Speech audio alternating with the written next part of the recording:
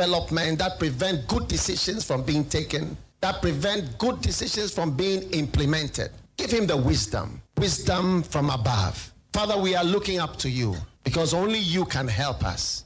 And now we thank you for those in authority, in every sphere, in every department, in every area. Grant them wisdom and deliver our nation from wicked people in authority.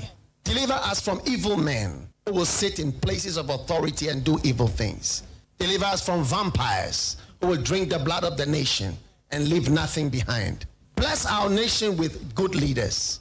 And for those that are there now, we thank you that you are helping them, that your grace and your wisdom is given to them to lead us forward into a good and a better situation. We give you thanks for your great wisdom that is now released into this nation. In Jesus' name, amen.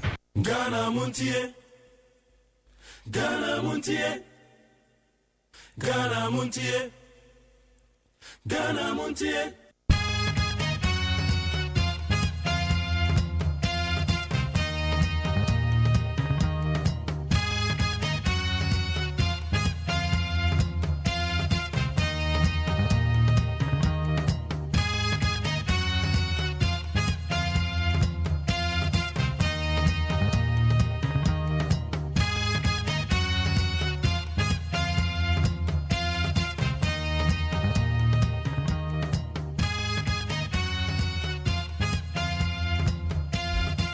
Anapa yamwakwaba ene eye yawada ene eye 29th May the year 2025 yede radio security aponyakopo ase wabo ye ho ban de na cheyen etena se aye ba be ye adwuma na de aboye my Ghana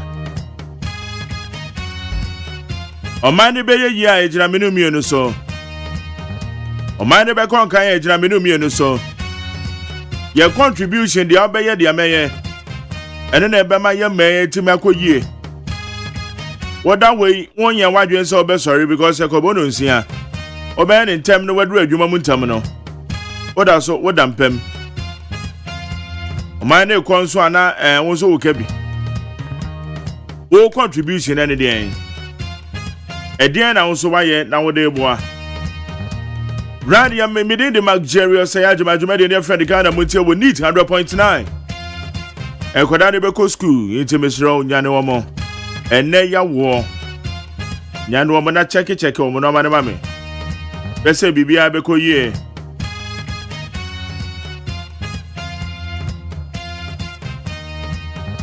womo school bag womo books no na wahwe wan akade a wonu besua de womo pencils ruler womo eraser sharpness na wa check uniform no so na wahwe when him say yeah what way may be a single parents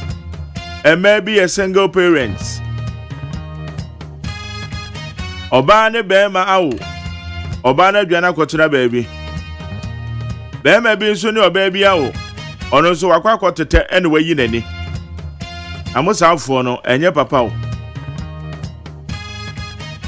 a single parents nyina ye chiamo ai nyame shamoden emema single parents oba single parent madam fubi one nikunu madam fo na ebe ma no mom ye jese be ma na yiri o ma o mienu ana be ma na bomodin a piska o pese na yiri ko na nimu nti wa bomodin a piska na odi abo obe me na o ka se oba no amanone a o sua de no Obana ka kire be ma ne so ntim ne ntina biem. Eti nkwadan ketewa mienu wagya na gu be ma ne so. We ase mu sam donso.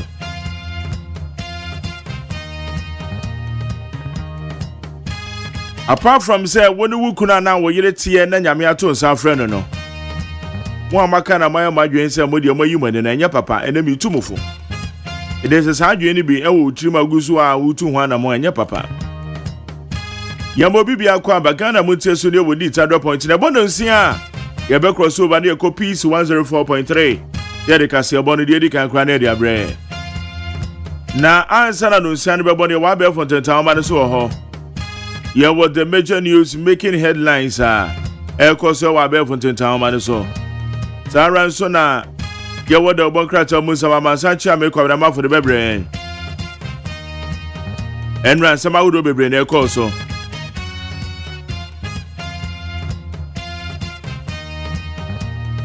Enra Chief Justice ne some of the akwadan Supreme Court. Efa ni probe ekoso injunction application of file ye no. Court na about to go. Bede asemi ebenya munya ise court sem no. Na Chief Justice ye wogidie se onye bibia. Meno mi hu se na asem ni die no court na de court na we de court na we de court me mo me de. Well, Emrana ma hokwan so de be ko but me wogwe ade minim se me nya hwe mu probu amu probu. Se mo betwa eye twachi anso a eno so ho. Bubu aten na aten no mubu a ye atenchi a. Na ya mfa atentere ni anya adwuma se no so nyankopon wo ho. Wiase ye nyina ya tim. Eti committee so omo se omo nya omo adwuma pepepe. That's why I'm so betwitwa no ma chia na say nka omo so ese omo. But I don't believe say they can do that. Me ni say gidie ni so betuma ensa. Hey, won betuma ensa dey say na ke ehu. Say chenchina. Ade no nipa no baabi odi bim kra na mashada akoka se odi for. Eti me Chief Justice probe na ne ho court nsem no. Me I disagree. Ade no Chief Justice no onye bibia. Committee be na djuma asa no ba bi e de wurawura mu na kwakwa bibie wo ho eti enra Supreme Court na about to wagu Evangelist King David dey arise and share djuma die de bre aseda ne dia abwane taka na mane akese ekodo na me ade na me producer bena frame abankro ne na nan ya osafo Women social media administrators. And a Dr. Faradexon now, executive producer, fully supported by my general manager Kennedy Asantio saying, Woman the bomb children made you media ye de bro. Engineers, Achuago, Nana Jare, Nana Boaje. Ada Sankromane in charge of the electrical. Woman Yana Kikando Mabumo. Ghana Muntia Sunia will need 100.9. Yet I have to tell man so bro. Yada Sadama Peace FMOnline.com, citynewsroom.com, myjoyonline.com, check out Ghana.com, Star FMG at classfmonline.com. Yada Befonte Town Manaso bro. Enra Honorable Brian Champon and the statement be about to abonte no say. Na statement ni mono normal ho. Okay, you back in kind statement na what the one you have for ho. Again, kind of out. Now, you say Ababa will be on your medical doctor, and a woman is representing who say, or your medical doctor. Woman in the call NHI board so, or my penny revoking appointment. Details the band of the bidding who come on.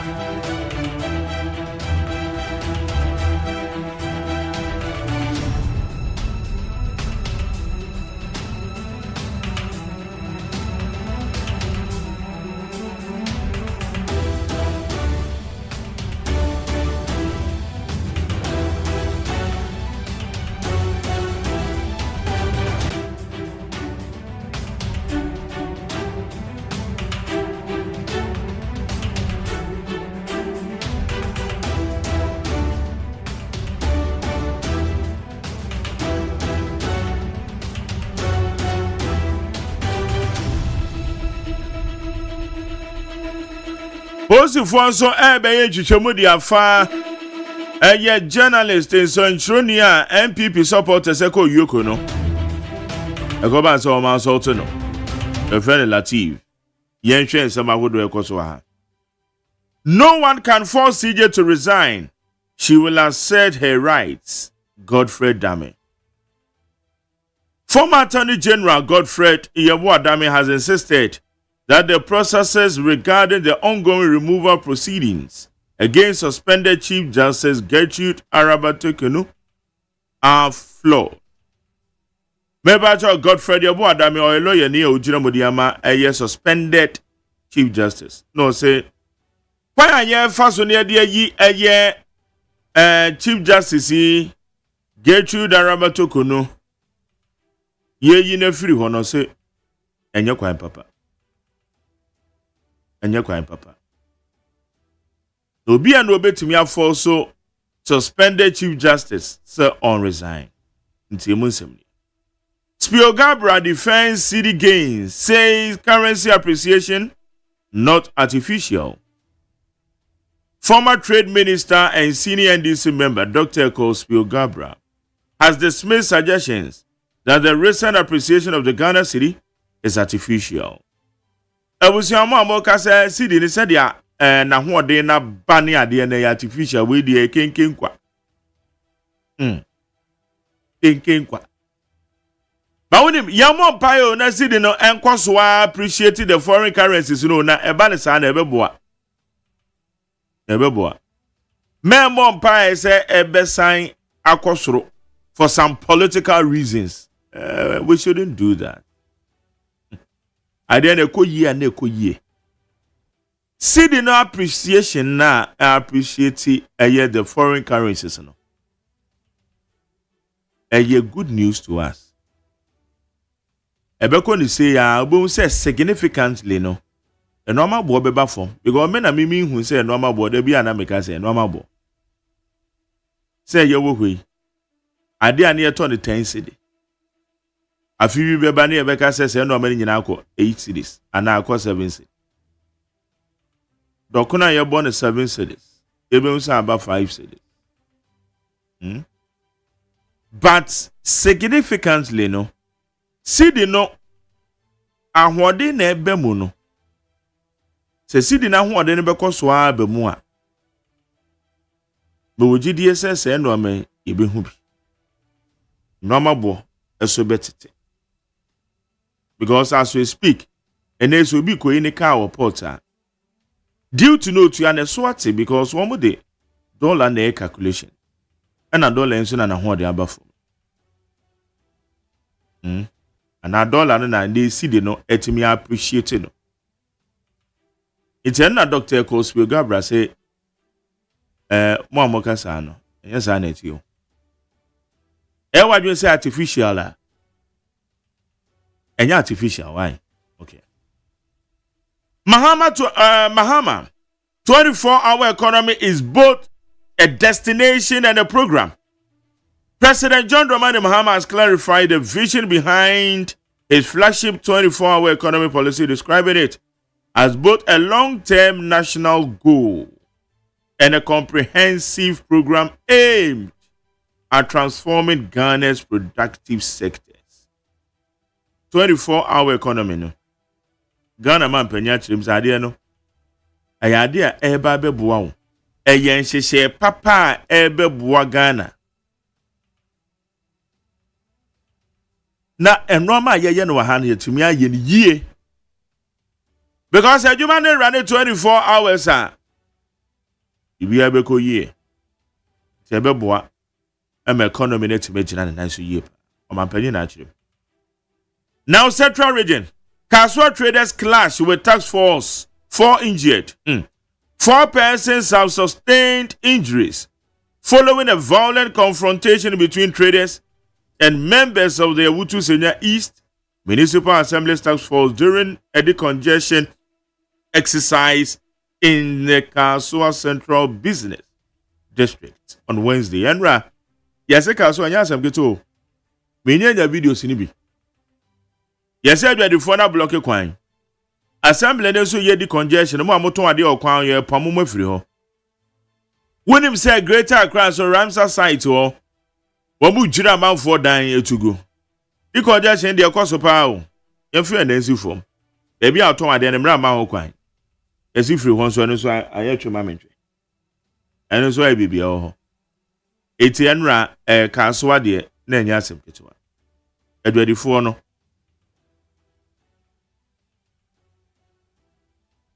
Adwadifo ni assembly no task force. Okaswa.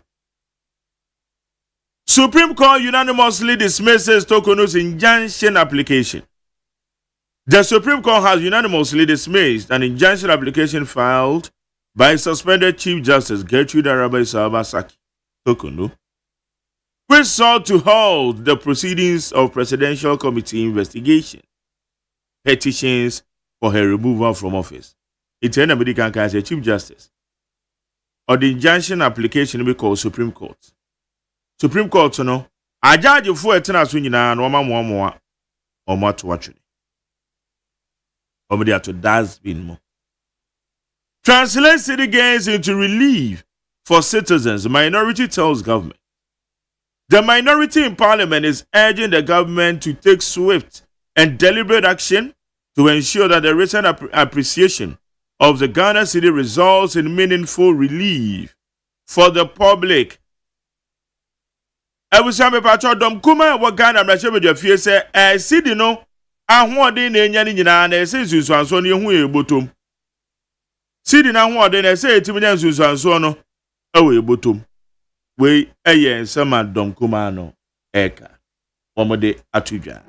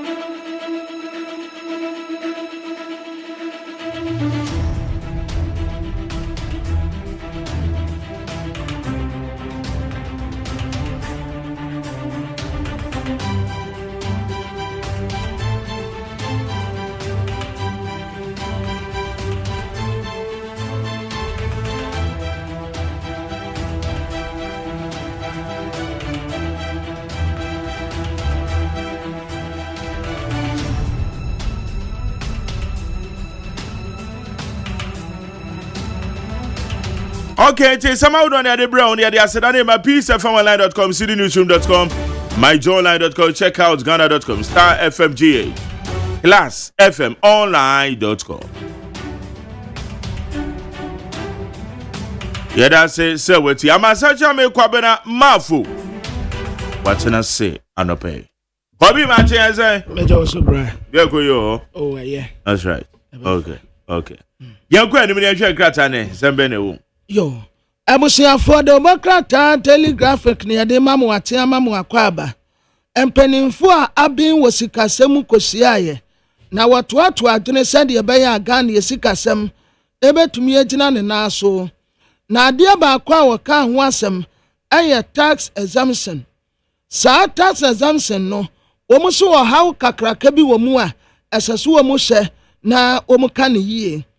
Afa public officials nso yen wodu wonu accountable etuma bi adia so obi ansa bia no asase obu hu akonta PWC senior partner en wadi asem ya tuja Chief Justice no ankasa di asem ko Supreme Court to say na asem wa wo mu atena so no ebi wo honum wa wonte enya ne de enti yan stop wo mu kura na sa atmedie no wo mu tie no wo mu nyai enso Supreme Court wa bona asem ni nyina to agu se tekpe en wo ka kire wo men se si ekwa besia ye mo besia nya ade ade mfaso wo bebre yen enya bosia ye kwagi abedi Professor Ekuya Britum National Media Commission 18 member board no wono en woda no ye de ne ho asem abade obokrata yi anim ha the obokrata Ghanaian Times anim ha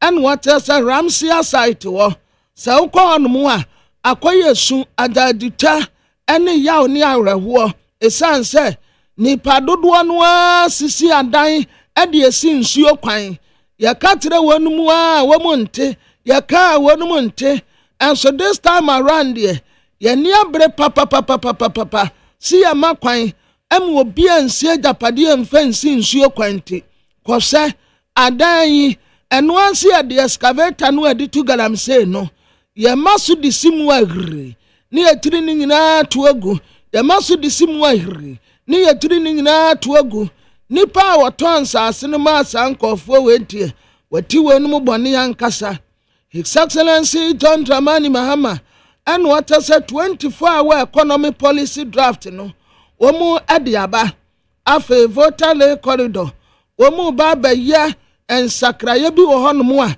e baba boa wo man puntuo pa Supreme Court kwa setena enra Chief Justice de nasam kodan wonum your friend is injunction application Supreme Court wa agba atu National Media Commission send your meeting katre mo no womu board no yaye foforo maami akua brichum krampo ena woda wonum wano a Ghanaian Times and so ba mane ena no pay na tebokrata your friend say Daily Post and was it tema wontumi ne di ankasa wa maami no papa de to no aya Benadenti Bosi ako yesi enra osan spend another night yo osan da ho ewo yokofu akate wode ne mfoni abeto anim se ya mfoni ne dia wo sha ne ho aye mobo pa na mfantefo se nyipa ye mobola ona na onyim University of Health and Allied Sciences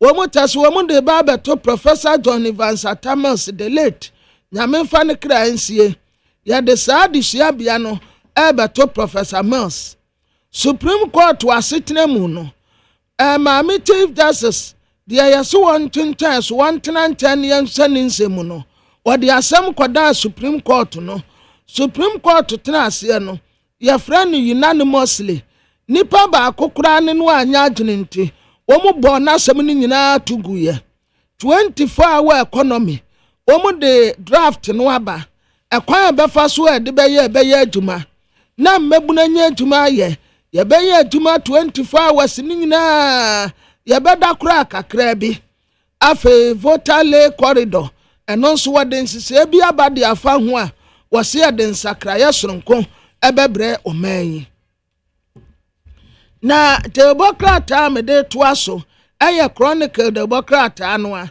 na chronicle nim ha wode maami Chief Justice Mfoni abetoa why suspended one no na wenu nanimu nya fakura as obi a weda line na senti a weda line ne say wode asam kodan Supreme Court say na asam a wo mo tena so a wo mu die no ebi wo hono mo ente ne de enti nka Supreme Court mu wo mo ntenten so ansa Supreme Court wa bona asam ni nyina to agu ba kokura ni wano mo a one no eya adwene the Democrat your friend is chronicle nim ha wode ononyamfo Brian na champon foni abetoa wasesi to abota kama waya krati ni pa waya mrashabete ni ma adese wo abetifi no one waka say wotre say aboa no bepim a wokonati ansa no wapim apim ni yie ono ankasa tenase one reflect wo say MPP amanyokom no womu hia wakanifo soronko womu hia watefo soronko na watefo a womu hia no wohye no ho pa wohunu se this time around ono na MPP amanyokuo ehia no enti wakọ ebisa aba am wesi no bo se urade ya adom na se MPP amanyokuo womu okọ akoto aba na womu akọ yiwo onum a wobeya akanifo a ono ne onyamfo Brian Tampon Brian obetina mu bi na wapre baba ne krata no wangazo obetina mu bi wo na ade ka ho krata no de me american wie na me ade mente krata na see you wo tese get obeko so for me exploratory committee obeko down obeko o sha krata no obetumi akaso wonko obeko krata ne me bo krata ne tofa me samraze krata na ni nyina ne so obeko oza oh yes obeko wonti ase wo mu no because krata no aso de adede yen se de hu say one say one to me nsinu pi because time on so ye enti asat now no we set up exploratory committee to engage stakeholders grassroots yes enti ababa set up exploratory committee to engage stakeholders to let Bernard Tampon lead the party. Bakata me kind of that. Na no be kwa kasa obekwa siso. There be Tamun so yent want to me. What is your coba? I bekan krata na tiefo etie dia ye ka no. Ne krata ne tietem wane say set up a exploratory committee to engage stakeholders. Brian. Yes, only. Okay. Na the Obokrata Chronicle nimu ha. Enu wade Dr. Alhaji Mahmood Bawumi amfoni abetua. Ni tietem wane say wase ade ayede yetema wuntumi no enya ne dakura enti aban wei wanhwe na one tema wuntumi eni ne yie daily guide yenim ha yokofo yeso ma grant tema wuntumi bill nanso akasa ne conditions yabata hu no mu bemitie na nko akofie enti wadaso awe yokofo akate daily guide yenim ha wadi ononyanfo Brian Tampon foni abetua ba kono ameka wo chronicle mu no eno aso no wasade abahe aya simple and short Brian Tampon trese wo so no ho ahye enti wo ba bete exploratory committee na sa exploratory committee no wo mu ni stakeholders bedi asia na ensem wo mu de beba no obedwendwene ho no wasade ne tietam ha ne se Brian Temple, Brian Temple. There he goes. Abusia, there we go. We go to Peace FM 104.3 FM. Mega hit. 104.3 mega hit. Young right. Na yakofo memu nsam ne ama wodo se de ba. Magdare was adamant atina coming. We will be right back. From so on can sign and number okay 101.7 of Nit FM 100.9. Yengina your ship house Abeka Junction and Crane. And hello 101.5 FM and Wokumase. And what your radio stations I would be and Omajika say a domu ties abre our Ghana any abrochia mindso. And some of your bekina will Peace FM online.com ne GhanaToday.com. Na kasie mu nsam wadi akotene bi ene say Dom kuma adiato electoral commission ni mi se na anu aba ye to ablekuma north akonwa no omfo sunsun sume todwa enimani ye aba be todwa se Ghana eban enwuma na se enwuma ye oman ne dia ye omoji adamudie anase bribe pa no Ghana Police Service din na edikan home biem na azamfu from no aba bede dwa se esi ade onunyanfo Alfred Okovandapoy a wo ye committee chairman foreign affairs say na anu onunyanfo kuja twabra kwatrankan edna no gu Ghana embassy e wo Washington no wo mu sa kwa ko biem nyame adme bia wo kine ho was South Africa mem what your button bia what on the badia Jessica akogina senibia Boba Ghana Premier League nso Kumasi Asante Kotoko ai na dwen se wo bagi double na Manchester na ka ba mienu na bibia be na wiye ebetimi abam ana etimi mbam House of Folk nso top 4 kro munya ntimi nwura mu eye ya mankwa mrekum tim no ene ye di Premier League no table no betum anim ma ba bi obi agina we ani nsemi ni akabo mu anopai a ye de ebedan mu sekase na enwuma kuo bi adaroma ana o maso ya sene de nsemu ibrahim oh se midimafo de Ukraine Dr. Time da so ore no doctor no obo watch mienu no o ma bre ma benkum na mfa ni fa de no befa na wo pokwa se mayira hwe se eyaw bi abeso wo ni pedue so mo payefo awo ba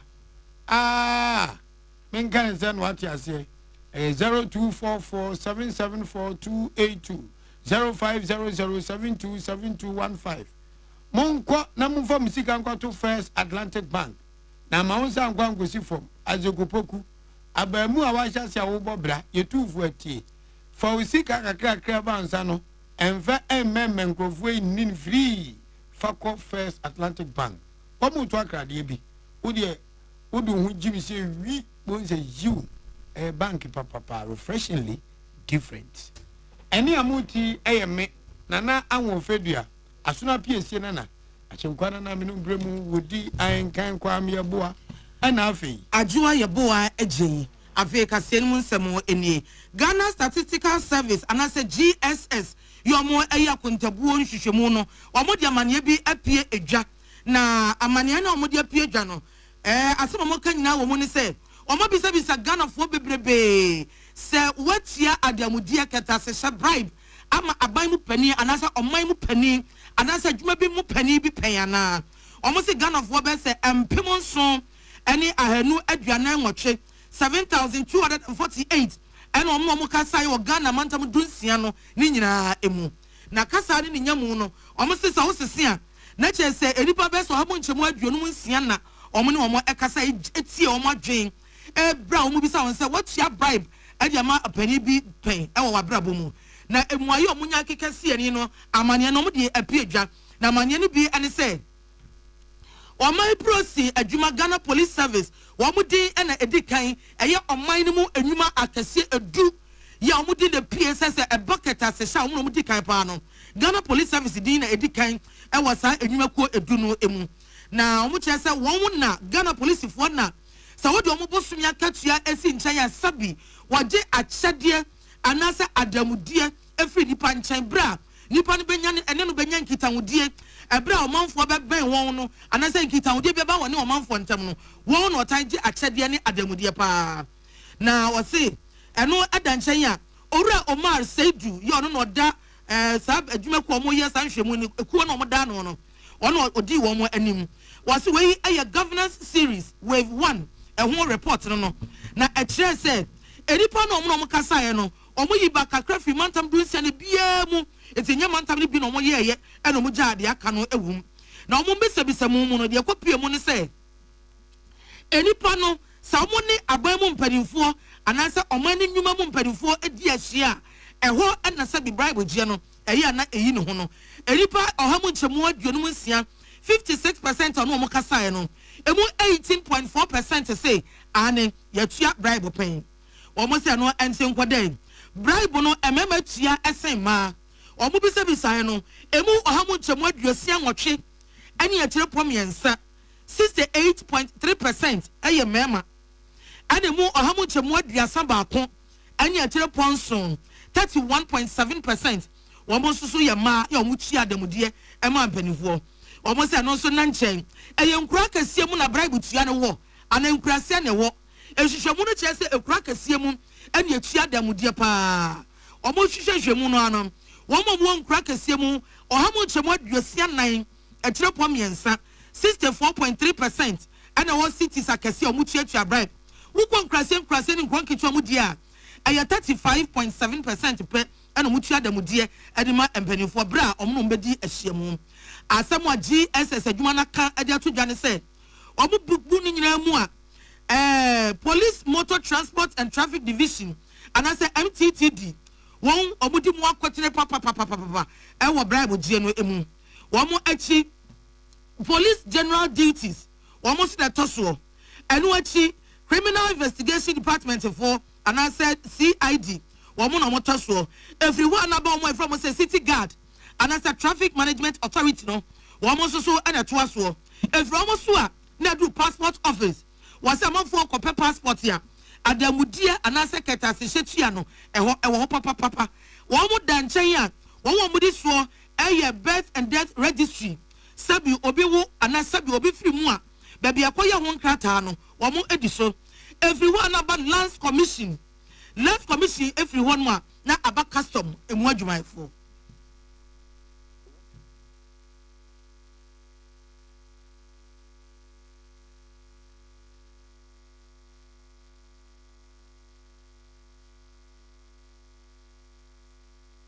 dinkita ho and after sa nipa 56% na omune public service institutions dinkita ho emu 18.4% say omutua bribe ema sa public officials na omune omu edi nkita ho no ye bisa about 50 different government institutions the edimu akotene pa na MTTD for other police CID, General Police, and other institutions to say customs, death and death registry, and a man from the HSA or more edgy bribe if you or more. And no echi or Penny Omar Seidu at one asano was the GSS for report no HSA. Gun of one or more Casano, and more how much more and 9% per. I don't see you as a media, you be some bribe man chia. One more nostril, crown you how much more and one. And your business say, now your Niponica Saman is Cansano, or reporting no man penny for so and over your how much more to 9. Nippon 14%, but no could draw a woman, yes, as mercy. Now you are warrior, make a companion cham one was in Jessica answer. One most wants some say now, okay.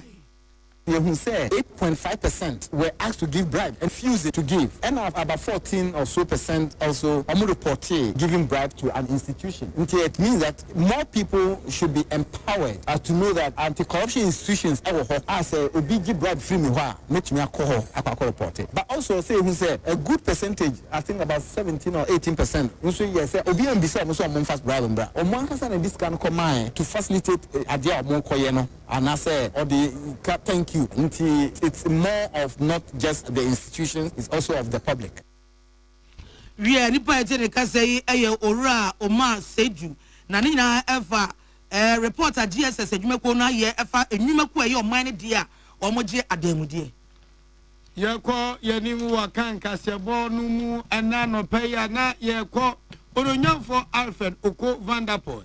Mobake mi bia besin ko na AMA Accra Metropolitan Assembly ono yo panipa odano mpremprendie oye mashebedwani ono so na ko mashebedwafia eye abedwako mo hwe Ghana ne ama hodo nkitan die nsem so meche Committee on Foreign Affairs eye titreni odano no eno no nyamfo Alfred Oko Vanderpool na enche bia yanto anka nkoso no nyamfo samokuje to abrakwa eye se ade bia koso Washington DC Ghana embassy embassy bi iti de oye ni se enesa embassy no atum twatwa bam edmufuo nyina nkofi ena nkara ko no mbenya di azempim so a munkonkodi de kasa ne ho ya kakra eba se na branche de wechiri church what tv kakra bi watumi tumi ahyemsa wa de ope da bi no so nya de ope no mani ye di nti eno tu sa na mo no menemo ka sei otitani oda foreign affairs committee da ba betu dwa sei wo be hia to adwema yakopon adoma ene de ya ama no gusu ameka sei Ghana de Japan kodi wonjuma ewo embassy ewo Washington DC United States of America wo betimi akọ sense eni omo kọ akọ na adwuma ahyase wo se betimi aboa pa ema pere yo ene fine ye de adwuma embassy wono so no adeda na kwam akontabuo papa so be niti na sabe bo ma Ghana ni onyam ni di mpa o men wo wa mansa nyina ni so no SCP esita wo se asem esi no Omabache de akoma auditor general and attorney general. So monhwe na nipa bia na momsa so nti e ma sanse mo ne ko so no. Sa so twen bi ho mra bi ho a ne aduomo afa so ka akum ya gine ko akunum nti agya ononyamfo Alfred Oko Vanderpool say eno de nsem to William Gentu and Emmanuel Akwali ni Parliament House. He made that decision to close the embassy to ensure that we reset activities at the embassy and to open it with the agenda to serving the public to the highest professional levels. Given the days that the embassy has been closed, the minister has ensured that all is set for the embassy to reopen to serve the public to the highest standard of satisfaction. Tomorrow, the embassy will reopen to serve the public. Tomorrow no can anyone walk and ya omubi. I know that they said ya to Ghana for enemy say, yan tai onunyam for okuja to black kwachi. Na branch no oni swadu pa wa kukudro a opeso boa na Ghana ni benyam na sebe enwoma bi e ketase ne proya ekoso embassy aye Ghana de owiasa mansa nyina ni so no yetimi ahwe na yesia no nti o se echitai pa na Samuel okuja to blakwa ohia African Ghana fo nyina ho. We must not, now I say again, we must not as Ghanaians, when we see corruption, when we see an act that is against the resetting of this country, that we will condone it. So we support the minister for all the actions that he has taken. And most importantly, we are happy that the embassy will reopen tomorrow. And when the embassy reopens, the public will be served, as I said, without an iota of corruption. William Gain to name and I call it in a journal so my spirit feeding as some way a money near Tifu. Yet why and some no eso. Ghana National Association of Small Scale Miners. One more Edward Monsa Secretary say, Edi Assembly Abe Eja. One more canon and say, na say a quobi babon team Bekasaye. Na say Kwomudi the Extraction Accountability Project. And I say tip who corners one Mabaka and say.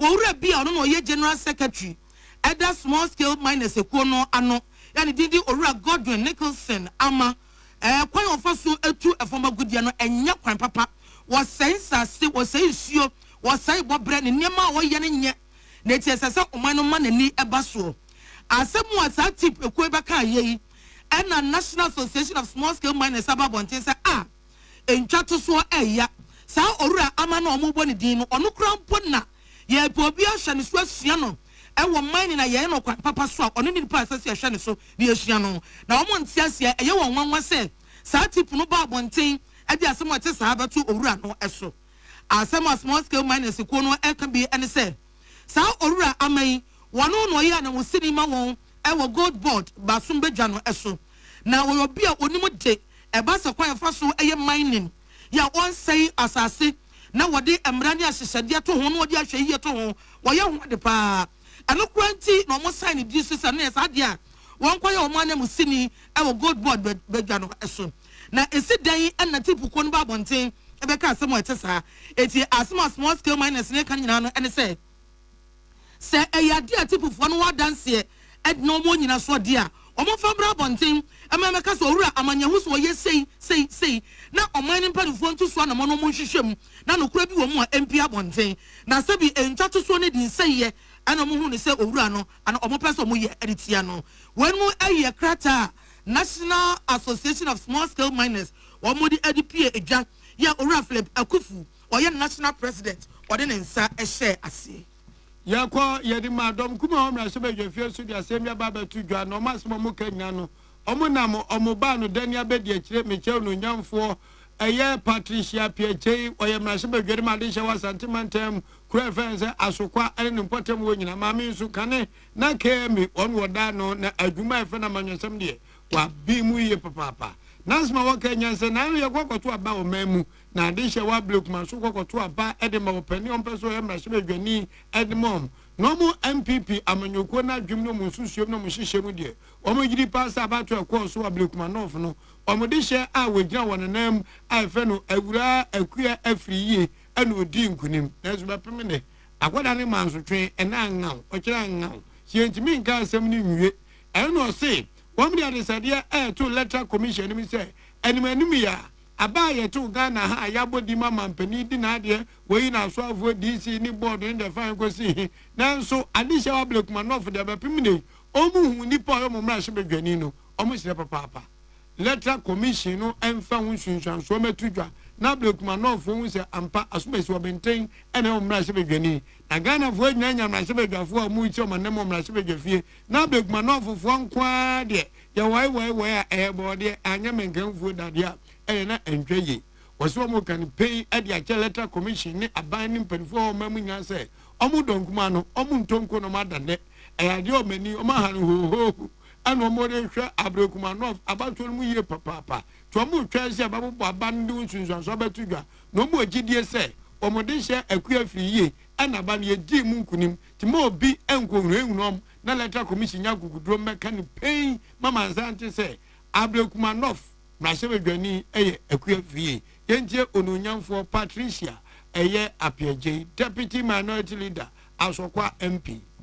We know for sure that the figures tells that the MPP candidate has won. All that is required is the security to come around and then the announcement made, and the representative can begin to represent the people in Parliament. And then our expectations going forward, we believe that Parliament must reassert its oversight role. The minority pledges to lead with vigilance and constitutional fidelity, challenge illegalities, and protect Ghana's democracy. Any amutie no nyafo patricia apiaje na obewie kwa no siga na fo muntie. Enya dia sabe eye minority edonkumo nipa 88 agufo so papa. Nipa 275 mu die 88 pe. E ba de say Odisa 88 no omubaki kan mu ho parliament pa na say ma me apiaje de na be kan na so kwa me nchemu nie.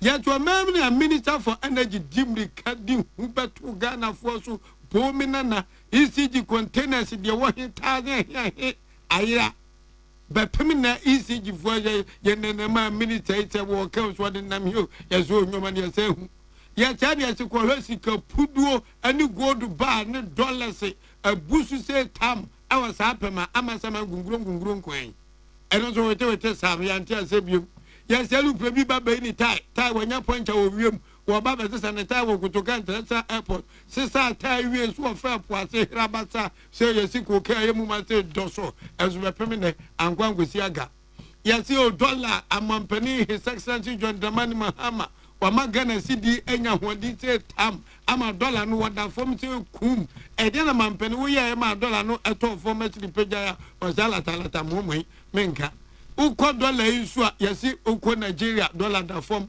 Gambia dollar da form Israel chesebe bia wo wi asamanyina dollar da form nya Ghana nko enti minority deputy minority leader say aba we anadwen say odi adanko be na da do but omo money chance no ensam wo kantre Ghana fo nyina na ECG containers ayira yehu dollars wa ha container we gold bar fine kosin ya agwaso obetu mfutrogu Ghana fo ni afei na domkuma no be bo aboso na obisa aban no any chiremu said the bear akuntabuonu pere yo ebedi hini wo men.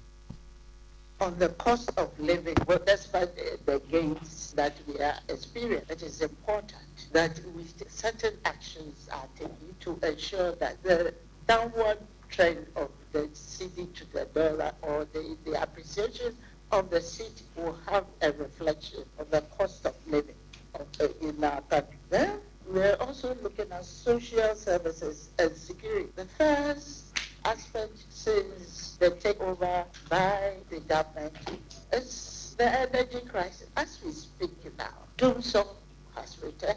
Doomsong is back. And the interesting thing is that one may look at it as maybe a political propaganda, but it is interesting to note that even on the social media, we came by footage or videos of our own NDC parliamentarians who were complaining and were concerned about how it is affecting the businesses of their citizens. Any amutie yo no nyamfo Patricia Piaje mrase we dwene made share wo asokwa wa santimantem ha ena osanhye dom kumano ba no dani abedi akire. Omadi shemutie kasebo efi Peace FM so won kran ya to nkra asanyaba.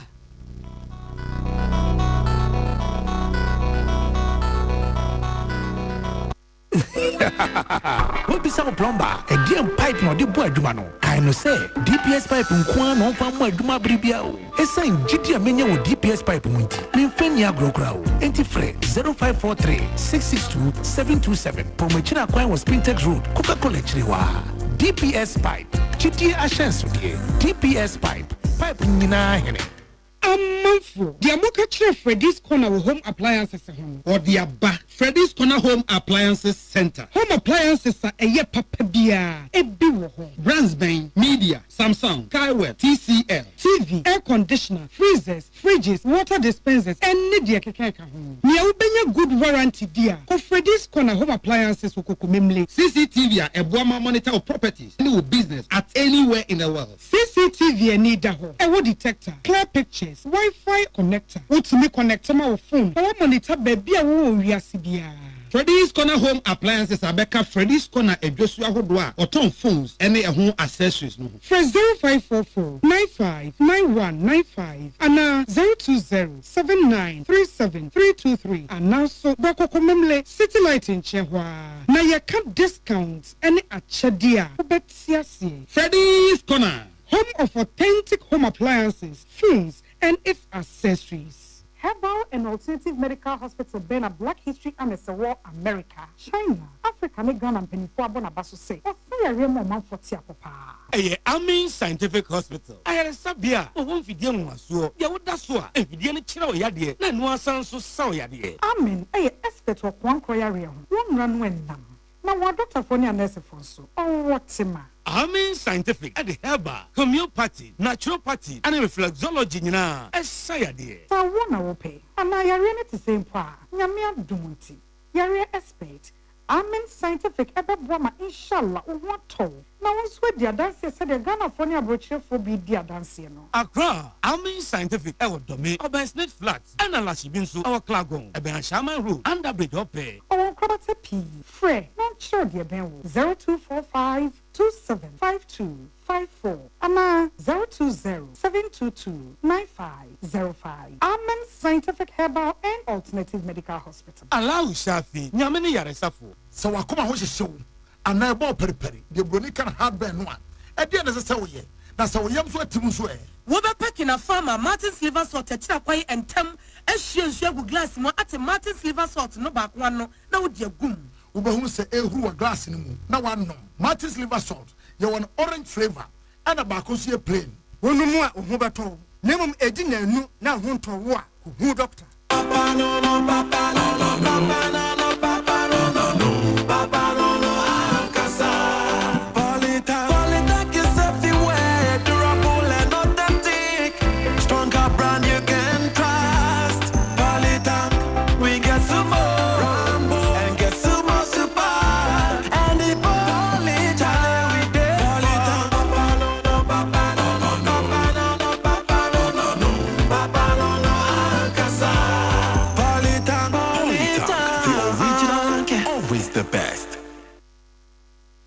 Tune it in, turn it up, Peace FM, and rip off the knobs. Yeah, Omadisia Mamo, Aquaba, Yatuaka so. Yakwa South Africa, and Maimum. Now, South Africa, need baby, when you fear a dear son, you had not in a court. The day Eddie Raquel Smith, and I said Kelly Smith, Nina, you did the friend on. One must say, one bonnet, papa, one boniama, a training for Nina, what the name. Now, no, the Baba, you are one year and Fiancia Ajira. Yes, she should know, yes, she should know, say what on a bano. What woman and son, and what on a banner barco. I did not more be so here, Sicadia idea. Now, Papa Bia, Oko South Africa memoir. One more year, sir, and no, you're from a set Sangoma. What on a Sangoma, ni be, say what the G. Sicabens America for $6 no a pim. And you are $1,100 and what they edge here. A draw run and say, one pair of crown and a day added Jocelyn, or what the Viens and one pen and ni Koshia, Edia ya draw, and one pair of and read the skin. Now, one wide skin on so Edia ya no, Edia Mancroft. And a mamma is a big one, watching that chillemeno, and a matome bano. Or so for this what is asked to me. A deeper beer could not quote a dear dance here, and was South Africa, Memory Cape Town. I'm a semi quote to them one more beer. A viti cracks in fossil, a concept of one fossil, a consequent one fossil, or beer soon is your mamma, pepan and him, or quote to them, or bra quadano, eche amani hunua, wakomu, a quadani teacher and into backcourt with the dance, yes, so go for the quadra Jocelyn, as some, to the Yomudus come upon Paimano, and my name, Papa de Biomoto, saying Uncle Pomfa quadano and Sambra. I think near quadana, I feel almost a sign a canon. I feel young call a good year moon somewhere. Ya no man Ghana blaster unity cap ye Bobby. I will land in a bridge mem. Na ya bonny ya near craft when you go share ogami. Ya knew ogami for Nakano, the company near the bunny and go ya my first half now, no would drive 2 goes. Yes, your own go back and no matter back on my Tia Coba, yes, you know, Ghana in Nigeria, a show to Tana, a friend of my children.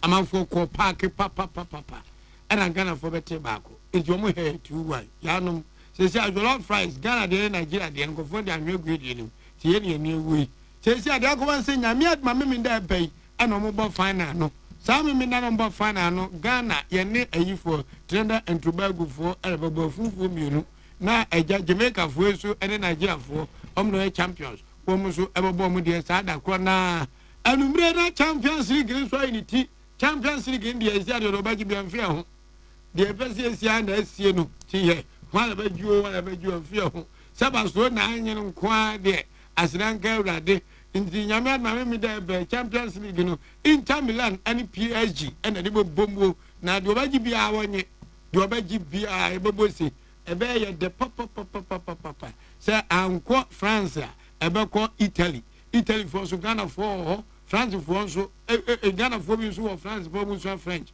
comprendre me so yo di samedi indi on so me dia eye de hia ne say eyi bata fo anye eno ane atadwe afeye wieba na ya no munim Ghana Premier League no aye de ewo impo Ghana Premier League na aye de no se obi anim se enche ne awie ka ba too much se de bibia na awie ye na kuma se na ntokotoko aye madwen so mbaji double etia ya amankwa mreku team friends phobia ya amankwa mreku papa no chetu akayo mu kaka na wode support phobia kana na oyo captain sahine Edema House of Folk and ye Oma Baji Champions League Africa do muji deeper and then Uri House or Ghana top for Kwanguno but we done what the chenu ankra.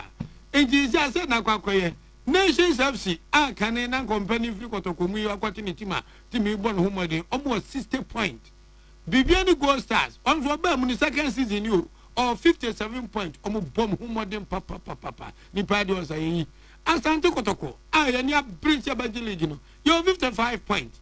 There's a nation service in Kotokono, and 5 points, and a TNT.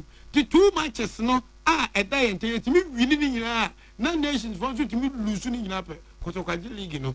Now be very good start for the informing account, so some home baby, and enjoy here, baby. House of Lions, and to 54 points, almost 9, on them Dakotokwechi. Phobia, Timmy, or Ghana, phobia. Omnom to sunu mu yanom top 4 komu ya bi mo has in the any ana media man so 50 points om to sunu sia Samantes etoso and so 48 points Dreams FC toso and 46 points Bechebi United toso and Kuno almost 44 points Adriana Stars ebuakam so mo toso edu almost 44 points Adriana Stars mo ka ba kwasema omo ba Ghana Premier League mu pe and beje kokura and omo de ko Vision FC etoso edu ba ko 42 points. And I also do me a Kum Chelsea or 41 points.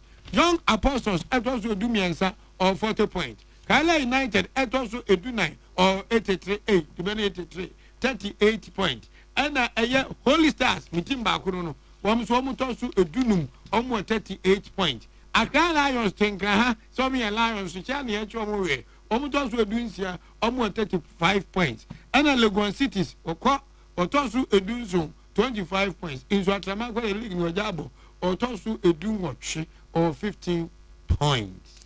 Yeah, Omadis Yakasebono SC. Yani Amoti and near Anopay, Yajua Yaboa, Ej, and Anna Amophedia. As soon as PSC Nana, a Chinkwana Naminum Bremu. Wadi, I am kind Kwame, Yaboa. Says ya dear, a Yamidima folk, and a Dima First Atlantic Bank, Edisicabo Hichidom, a Mamu, any tia Adeshe. Yeah, sorry, so ama eye yetien krato ye ba pe de bon krata. Thursday morning. Ghana muntie na mansanya so adawro kofiaman homene so ejiji tonton sansan e wo neat 100.9 FM. Ghana muntie Ghana muntie Nipa enyiro na nani ahoden ebafo empo emabunu bi ebre ewo anim nanso eni yade biara wo no mekanfo Optovision Eye Clinic ediamao Optovision Eye Clinic provides diagnosis and world-class affordable treatment for all eye diseases including glaucoma, cataract, any yade ahodo pi deɛ yɛ soronko koraa ne sɛ Optovision Eye Clinic wɔ quality designer spares ahodoɔ ɛbɛ fatal sɛnea wo penny biara.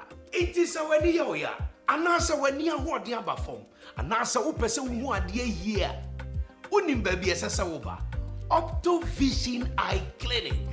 Call us on 0553 270806 or WhatsApp on 0558 517556. Optovision Eye Clinic. Ghana Muntie na mansanya so adawro kofiaman homene so ejiji tonton sansan ewo neat 100.9 FM. Ghana Muntie. Ghana Muntie. Ghana Muntie. Ghana Muntie.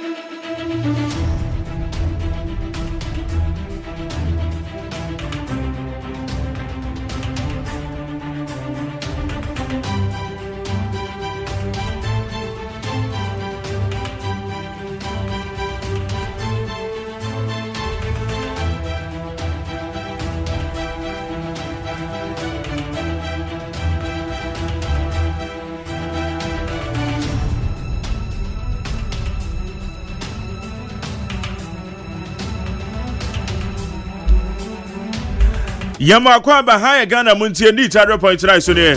And then Yawanda and 29th May the year 2025. Nemom kana shane so say bosome ne kwa na wie say ya baza ana yie do so pa ukrum. Bosome ekwe na yetu a ukana kwabra obenam na awo bonso ha baza nye ni nyina na betimi akọ. Kwabra we William Clement Boateng or the vice president de Maguta. Okay. Ne ma me da form okofrodia. Oh, okay. Inti eye guta omo vice president ne ma me da form okofrodia pa weekend yi. Enya asem keto anti. Weekend yi okofrodia kwan so be hye. Ba ko tutomu ho ana asante ahwim na ye de akopi mu kuma se na mate ahwim abadwawe. Hey. Me meko Rade Admotna. Anopa noa. Yeah. Empo ye befa wi mo say. Oh, okay. So na wo dey. Okay. We can do what we be share not. Yeah. Okay. But because of director program into so kwesiada no panoa na just say one land because it the first flight you know. Oh well, 4 days of baby. Yeah, 4 p.m. And then na me ntia krobia sante kotoko hene da. Yeah. Enti me pesa mechia. Obechia no. Okay. Okay. Na nanso pemasem. And now when so ye first automobile museum. Ye what the whole Africa. That's right. It being seed. Yeah. And to where ye to make historic. Yes. Historic. The Cassia pa. Yeah. Nti ekrom ha de me hu nipa won ko hobi obia beko but straight by invitation you invite wa mesrew don't go because all say titru nkwa ana ye beko ho yes nti wo be de pa yeah, we know I say about once. Once in a lifetime. I feel terms all guys yeah. Been a hand. Yeah, see na science no one in town. Yeah, one in town. Yeah, as the 2 days cross and 3 days in a year. And yes, Sabalant Museum. Oh. It's a very camera. Oh, nam here kase. Kwesi ada kromo abede. Abrofo wontade. Abrofo wontade ankasa. Nti isle gon honom no. Ede ko baabi a ebe program no de. Wo beche. That's right. Wo beche. Once in a blue moon. Ti ebe dipa but no for ni de ja pa die ya. Kakra. Yeah. Anya se kura de obeba no eja wanya kakra de betogare ni sichire na odi etuta ho okay ana wo de wo kwan atwa anya se wo kan o na me kwan ni nyina de me de kana me kobo eje kana me kobo na manhwe ni a meba na makatu ni nyina ansa Abam said Greater Accra had here because of noise no. Yeah, phone now the call. Yeah. That's some more. Okay, Kobe. Yanko anywhere na yanhwe nsema hodo a ekoso. Manjari. Anra minim se wanita so a. Na I think mama here good. Yes, Majari, I think Yambo President Abaso JDM. Okay. His Excellency John Dramani Mahama. I will say Obo Ewurabitin say Uncle NHI National Health Insurance Board Authority Board no so. You see a friend no Annie Sansa Dali. Yeah. Krata no kra say krata no wa ha. But see a nipa wo kwase we replacing no ye Professor Dr. Ernest York. Professor Dr. Ernest York. Yeah, or you be our bempa. Yes, first kra no ye Greater Accra Regional Chair. Emma Ghana Medical Association. Yes, so we need the pa.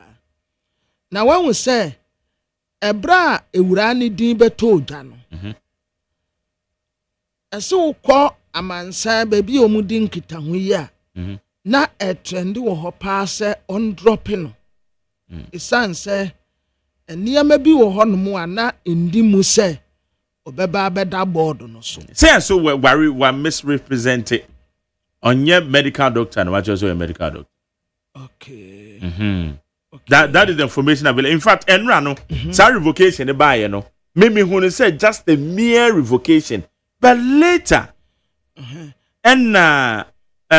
obi a brief me say makoso, nipa no e direct me links me ko ho a betimi ehu. I'm going to say mum na seminity. I didn't pay attention revocation of appointment yes. It men pay much attention. It mean I'm saying na ni die ni kwa no so familiar to me. Good. And na you say as a baby a oko school wo amanone. Na you say o lack valid license ya Obetuma operate as a medical practice doctor. Medicine ewo Ghana. Enti na wo de to so a enye yie. And me bona baso say bibi sa beto odwa no a omanfo no kire say na efa ewura no ho nti oya enye yie no entempa wo revoke ye. Entempa wo revoke ye. Okay. Tese omanfo no say nipa no problem wo no ho. Inti wada board no so a enye yie. But around say no maybe am I tete even though me no sa de no say me ni interest wo. So will be personal life. Will be personal life there. O say no man there enya de a na wo mu aya wo motewa wo mu keka na asumesi obi kura de sese obekwa akohye no kantama ene sine de eno no ana me ni interest say be discuss personal life de anyama personal life say depends on obeye we yo na legitimately the enhia mo mind now no yede na ba be shi mo mo kan no that's well but those personal life na dey fine na dey so no obi aye dey so no obi aye dey no me sa dey me ni interest me kra dey sa dey me ye me radio adwuma sense me no for be 20 years in my practice journalism me discuss sense no me program so that personal life and no ama personal and nipa no person one life and then there on one life it because infaminya ye no na most of them na kwa ye obi personal lives are on we are no I'm not interested ebia wodina so ye lack of valid license to practice medicine in Ghana no but say no kwabna me ba me interest one say enye revocation pe now we have to find out is it true we misrepresent na because we fake so a medical doctor ye crime me ekwana me interest wo so they say nti ye twetwe me bia baby okọ the medical school no or micro school no one do betimi operate but oba Ghana Medical Association on to me regularizing the fair enough na mom say onye medical doctor na wabechre so a medical doctor they no we DCV e kwani they criminal e kwani they say running it. That is where my interest is. I don't know much about her. Yeah, and I make me maintain it in crowd. It's only enra na wo call ya na trend but why ya dey say omanfo no kae no watie na wa revoke a or the Professor Dr. Ns York edino akwakose suntima Jerry why ya dey. Okay. All right.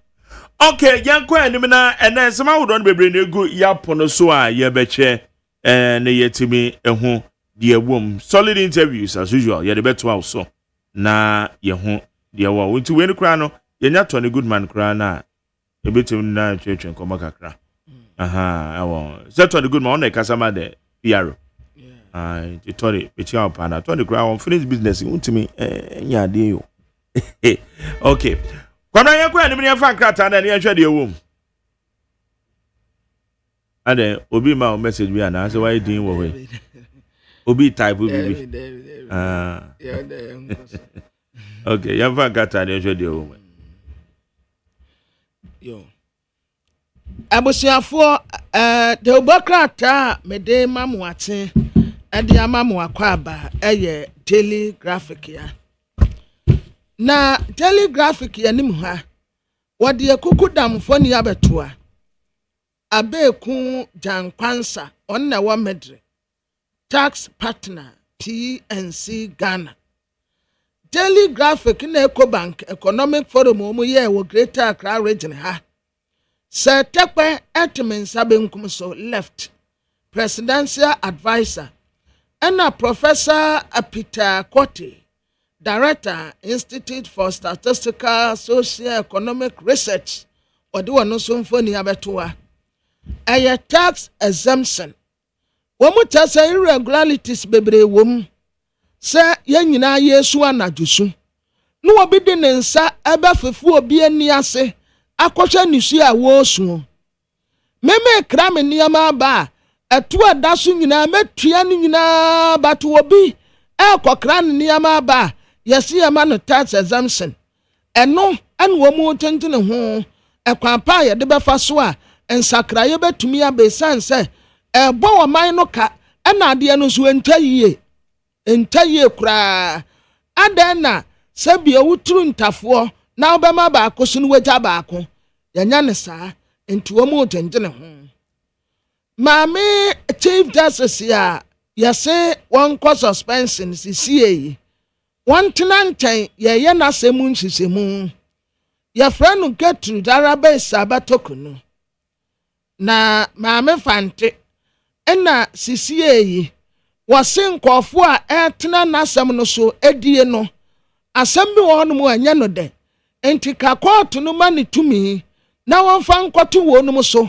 na asam no a wo mu die nko mo ntenten so kakra ebra Supreme Court kwa asetena no yesi unanimously yakasa bibi ya unanimously ya etresi wo mu nyina obia ne na nko agenkrom wo ma boni nyina toago entima ma de kwa court no wanye ye awanye ye tida san kona ekwadentene ho na anye wa lawyer fo won kwana wo ba fada wo ba sana bebio enti nkofo no wogudu a wodi wa asem no wo gudu odi enti tida san ye bibi asan ye application for the court ayada ma etawa no we o enti Chief Justice yo na asem no da batu egu ononyamfo se tepe kan no ya finance minister sisi edi oya presidential advisor on finance and what I say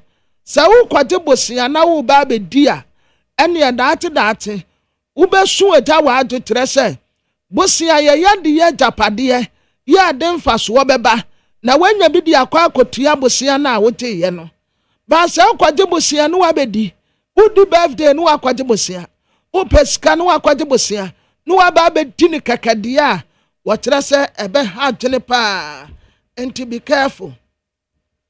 National Media Commission na wo ni board no de wo dada no yegu no enti no wo ni board bia ebe se National Media Commission eso sisi ade awurade adom wo manya board a Professor Ekuya Brichum ena wo ye chairperson a woda wo no mu ano na wo mu ye nipa dun woche 18 member NMC board ena sisi a wo mu ese wo mu adwuma se a wo mu eye na a Minister of Energy and Green Transition ononyamfo John Tinapo and worker say was say what the transformers yaba na transformers ni 200 na sa 200 no yentinsi kromu na yenhye baabi a ehonum esumwo transformer ni bi wo honum kra ni ahoden edi besin ne ECG4 de mekatra mo se woduma ase baabi wo honum a wo mu face ni nyina tre ni nyina ko off no still amunya yo enti munkose na munya mfama won assemblies na engage traditional leaders say ensase woman sotwe wo mu nse no wo mu nsolve na enya kama Ghanaian Times yanim ha yase papa bi enra kura na me tie wo UTV yase papa bi wono no wodi nkofo anim a wotonton sase e wo Ramsey site e de ma wonum ebranso a wo mu kobuo no sa nipa kro no anso na di anim ne a wotonton sase no betie ni interview ni bi o say enyo no a wotie amafo so eboni ni Omo se oye wono en wo so ntakrate wom na Ghana fo se mo ton sase wo baabi ensuo wa you have to be careful o say adan no mu twira tu ogu be careful it what adam bisa se wo a wo koto asase no due diligent ben na wo ye na wo ye and then one asase no wo hono akwa koto ne just like that yes so to the bia kwabna ya no ye tu ya mo na ne yakwa koto mu because me Jerry mente one city yan konkoto asase say asase no me ye due diligence bia na dache wo your property bi wo so obi aba eno aba betwe me se meto asase na me kwose ase adwuma me kwose adwuma e wo so na obi ba wo say asase na me dia ehwa wu nipa metu esika ma wo onche na meba because we need time to go and fight say nipa no wo na metu esika ma wo na indenture asase so ye nkrata you see itiana yen so use na ye dwuna manfo dan agui na manfo kam na say mesra wo o kosi dan na si ho no wa due diligence ben na wo ye ehun say baby ya mi kosi mi dan ye si na mra kwan so ekwa na mra ma ho kwan say mi si dan si kwabna nim say railways hwe se nyame ya adom na ye revampo eye ye railways a said ya wa bebu adan ya to agu no railways in sase na manfo atoto no masisi dan de so adwen be na wo tirim atore bia yen so ya dwen na adwen na dida ye tirim no da bia wasam na me adwen na kwakwa se mpaboa size o wo ana eyo boapayo adan nipa no ede na haw da chi bi sa ban bi aba ana ye railways ya ye ni yie ana hwe railway a every enkran ha kokumase pamna railways in sase no womaton te senche wie womaton te senche wie o emi ni mkran nkoko wudu nkoko a railway sensase amafo ato asisi dan asisi so because railway no ye wo meters bi wo kwa ente se wusi dan no sisi akura de bi asiasi railway no so why railway no so ababi bebu atu agusesi a won bekam eti wo so wo koto asase no hu What was say man tell you this time around no asi ya nsede nya kasa wo hu bebre kire say de wo mu ye no ha omanfo no a ete wo bat wo mu ntumi nka wahu anya se wanya skanti wo ye ya pe no akotam na odi esi baabi no akotam na odi esi baabi na sa na esi dan asi ya extra careful kakra usi dan na wabomadian na wahwe ne yie and we say baby and me say because I nye 1 cedi 2 cedi near the sidan yo as I be sidan kwabena me nipa won bubu o madan me yam hye me ma omo because I dance na fam dance who see 1 bedroom kra keka yeah how to ne sama tell you say scan kwa ma it amount for properties and one must say hundreds of thousands of Ghana cedis ye dwere to go no me yam hye ma omo but bisa say uni pay onso wu kosi dan si hwe baby an yesi dan si ana obi agini sika o oto asase no obi agini sika ediko disturbing obi ma jere wuni me say dano a womo start say womo pam nkofo wo kwan no I will say initially they say krom na da hwa na initially na abai na wo tu nkofo afrika sisi amajere wutie omu anum asem a womo say wow enti say krom betumi aye kama say isi atoto drivers ni bisa womo udu akra shim no wakwa ba besin driver ba ko no kama matie say koko board wanim ho no yes na wanim kura say kwan da ho say wonachi tese ekurom ate wan sisi a wo kwa akra ba ma jare wo bekwa be sisi a say yenya leader obetumi di ni nasi form sa de wei enye yan kwarete no a ma jare ye bebre and so leader no so hia ye support Ramsia site way eya but etise kuni wonnum nso a esa wo yare majari eya o sa wo besi wo beta wo foundation hwe cement e bekom sa anwanwro so e bekom but wo wade no a wo ye no nso it's not the right thing and necessary way entisi yenya obi a wode ne na besi fam say yanya the right thing anya se ya Majari na wo mpra bet te wo che anya se na wo mpra bet te wo che asi atumi di ya nan si fam. The right thing must be done. Do the right thing.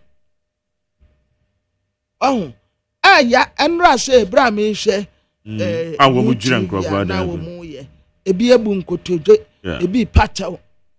But esese Majari nipa no a oton sase ne de ma wo mu sa papa na no mu bo no sobo no ese investigate akwa yeso wo ye duma wo forestry commission esese wo mu investigate no as quickly as possible. Edi atumi na wogina so a wode ton sase ne ma wo mu enya se bia wa ba bonten abedi nan ni yase ye no ano no yenja no no fa no hunko no. Esi ya investigate no me yam kura mpanka saa subuo ya wo mu boy ka national security fo akopek ne dadada ni ya bisa no sika dodo akodi ne ntan oton saase no ma wo mu ana se wo mu so a ye tiri wo mu agapade aguo no wo mu di petition betumi akoma national security ni yankofa no adaya ye buagu ho no millions of Ghana cedis adaya wo magu there say enkofu agapade enkofu sweat nipa we wan sha obi kura be fa hu atwa ahwe a ahwa no wan sori bio yeah a bit ma fa wadwen mo because wo bre pa na wanya kakra na wasi dan na ye dwira to agu Majari anya kokobo emfam obi ase and me adene wo blemu a assembly ne ka ho na nya assembly fuo yi obi ya ade a obo betena wanu mu asha enya assembly na nka hwan assembly members ni unit committee fu a wo wo empatem enya wo mo na esa wo mo hwe no mo report to the assembly na assembly ni take action assembly members ye to abama ma na ejeja om wonya ne moto wi ano no madam assembly member de mejeja no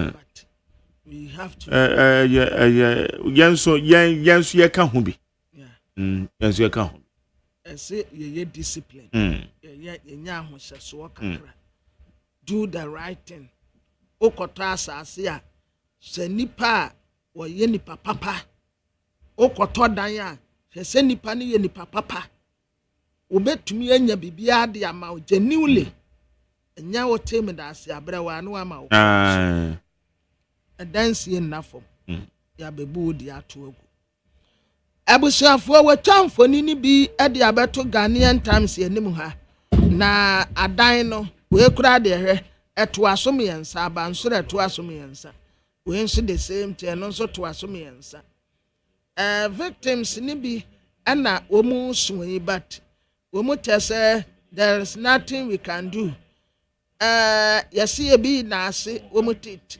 ebi ni mu charge ebi bobna ebi lamente but yesi adan ya so far yajiregu ohonom se be 100 houses has been bulldozed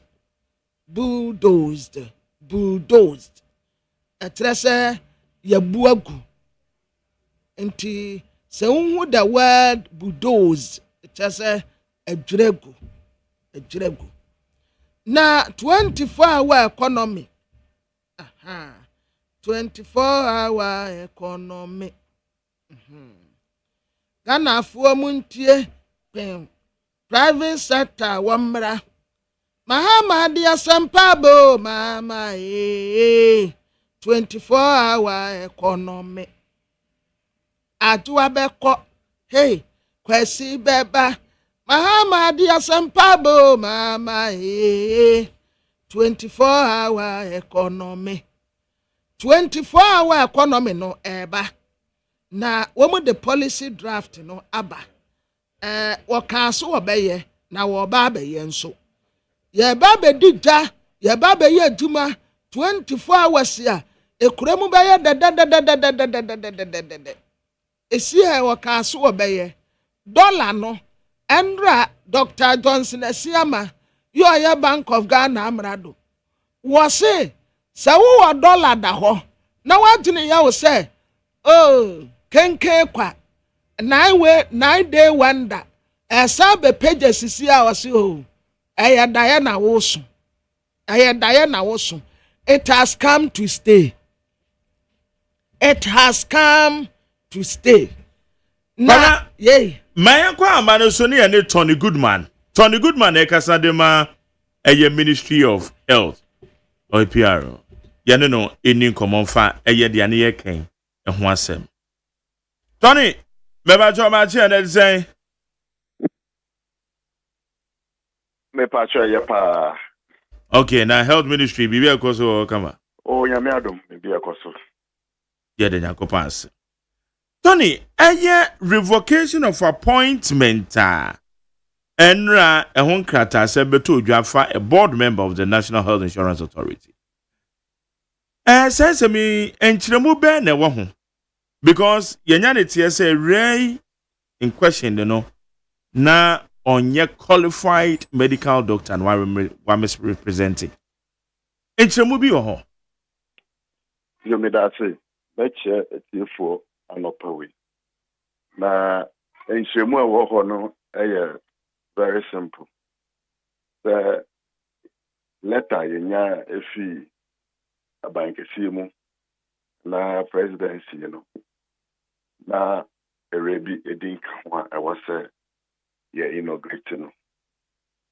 But before be sa adwuma na say be this adwuma another letter by replace into ya inaugurating inauguration na na on count into if you are no ka say di edin fufu aba replacing to the woman no. Okay. Na ye bisasa ni aye tete no montene so. Mo find it out. Say ewra no ade ana ose oye no.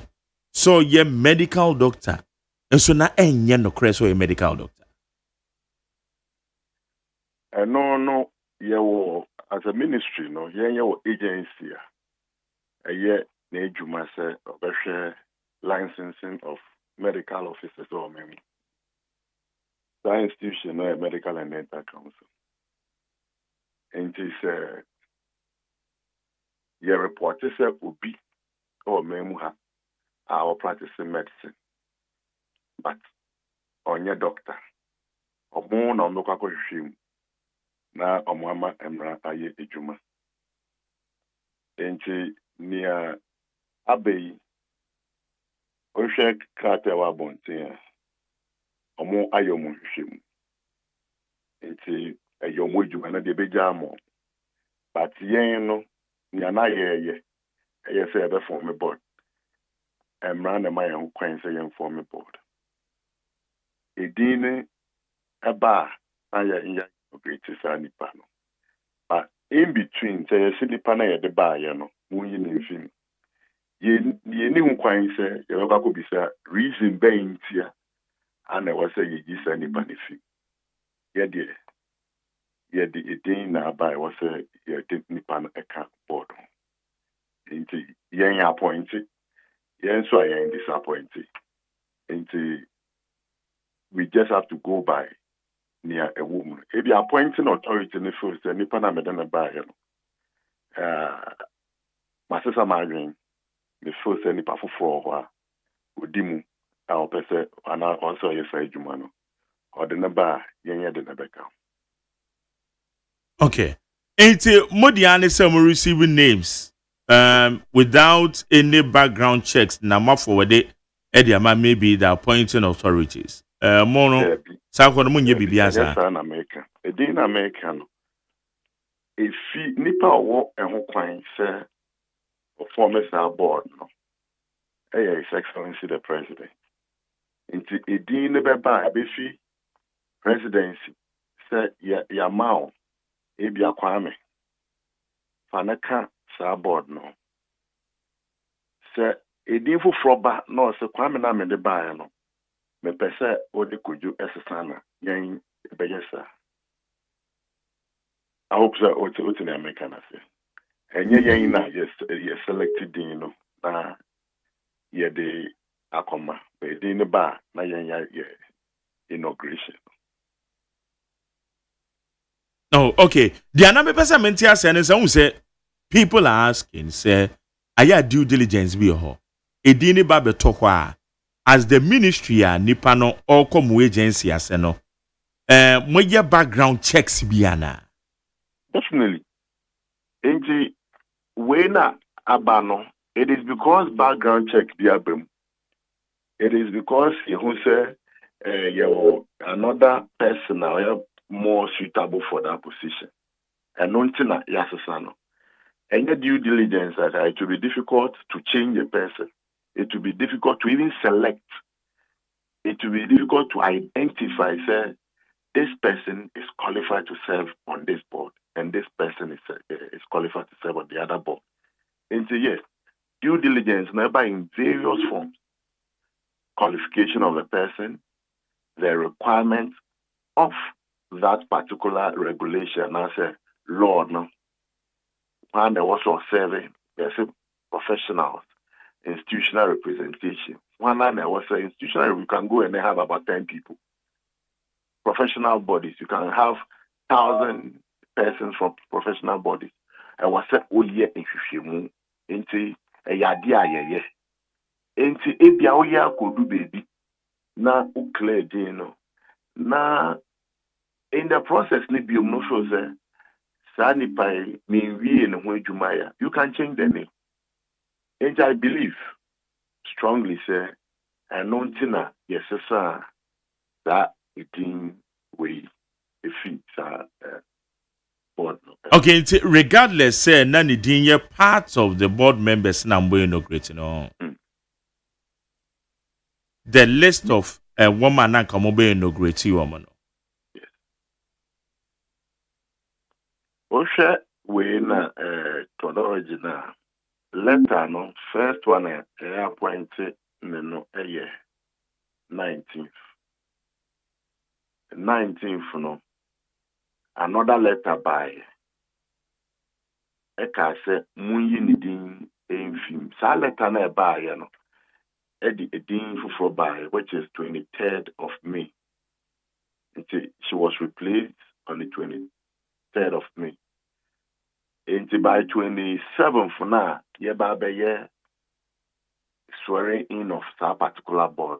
Not on count. Not the Dean Crown count from 23rd out to 27th, not on count. And for us, ye him said, yeah, no. She is not part. And one back for inauguration.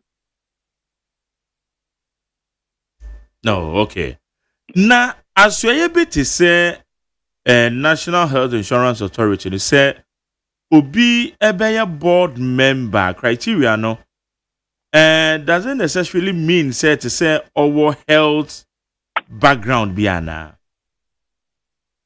Criteria, no, yeah, BBA, his friends, it's enshrined in law, yeah. Act Nangasa Aman Gofua was almost every that was our port no so. Osha Act no say there was one representation from Ministry of Health, not below the rank of director. I was saying one representative of the Ministry of Finance, not below the rank of a director. Of course, there are other ones from social worker, not below the rank of a director. There will be also for Ghana Health Service. There will other finance persons. There will National Health Insurance Commission, Nankasa, and other various bodies, pharmacy professionals. Which will do ABR. There's one person from a representative from ABR group Ayabo Dinia. Then you have to now do background check of that person. What you say? It's in the way the law law nangata are selecting the different. For you, there you only have to pick such person and put them in these positions. If there are others that are iron open, sir, if there is essential for back to our body. Into before will be our answer training. Or say if you have one is suitable for that position. As I did not come, but no any institutional representation. Oh, okay. Enti ye ken se ekoba said ya yetete no eye no kra. Na che say nye just a mere revocation of the appointment, but rather said our kind institution wo ha won be nhwehwemu de afa ho. Na no kra se wa be deceive as o man wa be kogina amrana no. No yet it's another institution, but me a conform na me na will be there. I'm not sure, say, police betchen. I'm a thief, all right, but meditating me, me young could be until, say, why, sir, at the end, then police are not running the BD. In medicine, practice, also, no, say, all practices, not only lines, now you say, oh, practice, then you'll be able to go and pick that person and question, say, then I will practice with that lancing. Into one I was say whether the person is practicing or will facility or memory happen who say a doctor or practicing without license. And in the same manner, was at the various authorities or memory heading branch or monster. So a monster, ya boom thing. Now I'm making sure that a bad regulation your mojuma. Now, me enyo. Alright, me bato na more information be fan ho. Answer number transmit a dino from the appointing authorities. Some of the names in the basa aya womo mamo background information for such people no home. Minim se mo bibi sa. We no me we the same criteria na your pet for the appointment, baby, I'm running cards. To health professionals with expertise in health insurance. A honor, you didn't a share. Say, will be in India or health insurance. A honor will be a medical doctor. Say, will be in India or health insurance. And to be Menowo Castle, or some expertise in health insurance. You need to meet the water. Oh, okay. And that is the information and they are available. Momo table so. That's all right. Okay, and you realize it. No, yeah, as a ministry, yeah, say the panel, or health insurance, because yeah, appointing authority. Yeah, nipa no yeah, that appointment, I am satisfied, they pay bit me abuano. But in the process, of course, there is another suitable person who be a bit me agyemana, yeah, buana, bit me as a son. Yeah, appointing you can I afford more than one junior, but you bet me you. Yeah, so say, you man, only year, you bet me you at any point in time now about your appointment can be revoked. Okay. It's a work case Sudia say she wasn't inaugurated. Oh, my pastor, thankfully, now we were inauguration, no, as it be, I can say for sure, sir, not on camp inauguration, no. Okay. Yedi anybody any I share the call. But quickly, yatis are nurse for one my hint is one more backward strike. I Sana and right, because not the new Asia and probably yeah, interest near money P health sector and your moving stuff here about World Health Assembly cry Mokoya money 9 minutes about Monday money on a call. And tonight there was no indication. You name crass surprise with the bar. on a Wednesday afternoon. Tuesday, now you know more our Ministry of Health. Because of the inauguration, they were there. The College of Nursing and Midwifery was celebrated. And so they were there. And so where they ban in film, I can say, now you now reason of what the ban, yes, on the condition of service and also implementing last year, someone approved last year, and also implemented. And they sure my minister says, okay, maybe I feel my bank in the person, when you be in and next for Ministry of Health, ebe unipa, na Ministry of Finance, so unipa. Now you are forming a committee to look at that document. Now you won't be there, the better. Because maybe I feel my back. Men count on a year in the business. Men count on a year be there. Unless a number informing the decision, because me I be our budget implication. Eventually, say our budget plan. Now it's me I implement it. And now I said there was a year before and then how much say I say now you're the air and trains and come back. Now I have formed a team. Only for us to see in the media say a press conference. I'm a roadmap to say my experience. You're very boring, but I am willing to the total withdrawal of service. So say a part fit in negotiation. Going to the relationship I in more Abuba meeting in a stance here going come on Ghana health sector and council. Now that's surprising you see it first again the best. Until that's right, said the young continued negotiation as a discussion I share here. And next next for me, eco striker. But no, your hospital at your bed brain. The omoko strike not will be at the end of the day. It means you the nipo muja and a bargain, which is not the best. And until I thought it means that Niamana demands na ya finance. But at the end of the day, about implementation of collective bargaining agreement here, a chips compound will be affected because and also would have to partake in that. Like I said, take care of your staff. The chips compound must be ready to take care of our own staff.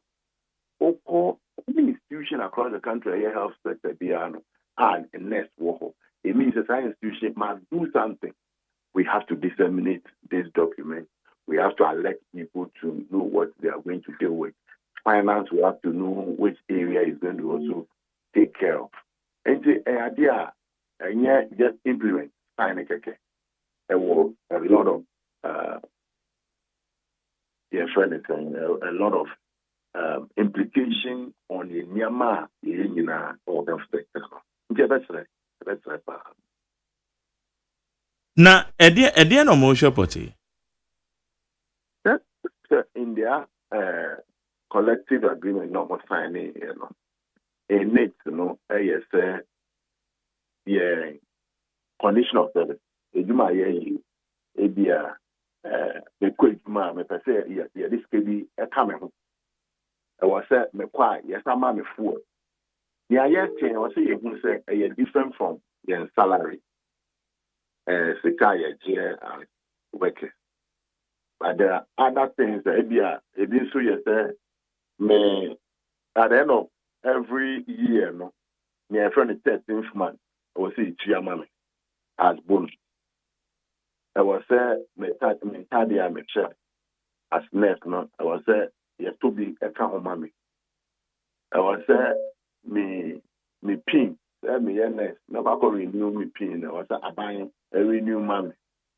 So me per car or start buying Thomas. A lot of implications. Internet that when you buy as minister now ordering such as also the implication. How is it going to change my agenda on building 500 health center and as a hospital for children of this country, how is it going to affect the health insurance? How is it going to affect the health infrastructure I want to put up? How is it going to affect the cardiology center I want to put up? How is it going to affect the whole sector? It's a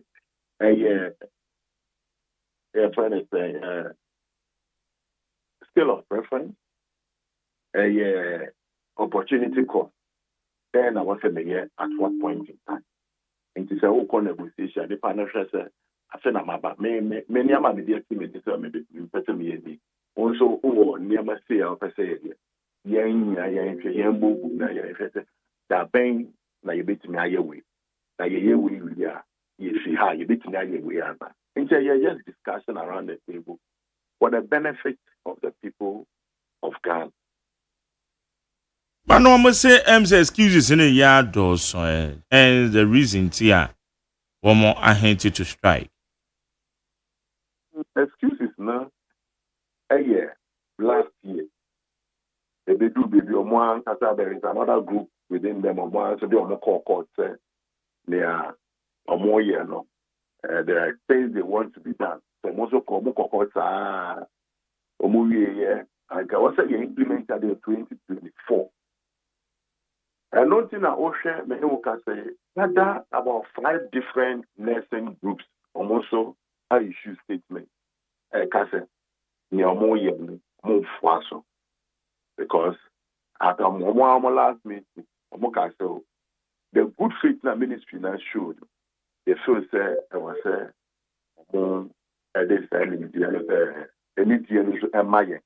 now continue with discussion.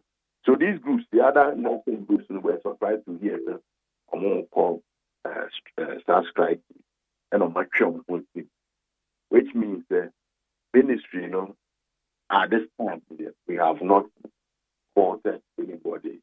We have not committed any sacrilege. Anytime be discussion, not even on this particular, on various issues. So they say rotation nurses who are almost last year, almost service, in Jomoka, pharmacists almost at Nefi, almost service last year, in Jomoka, Abandada in Jomoka, medical officers, 2 badges almost every year. I feel like what's that? Almost 2 portals. Nothing problem, not a dose.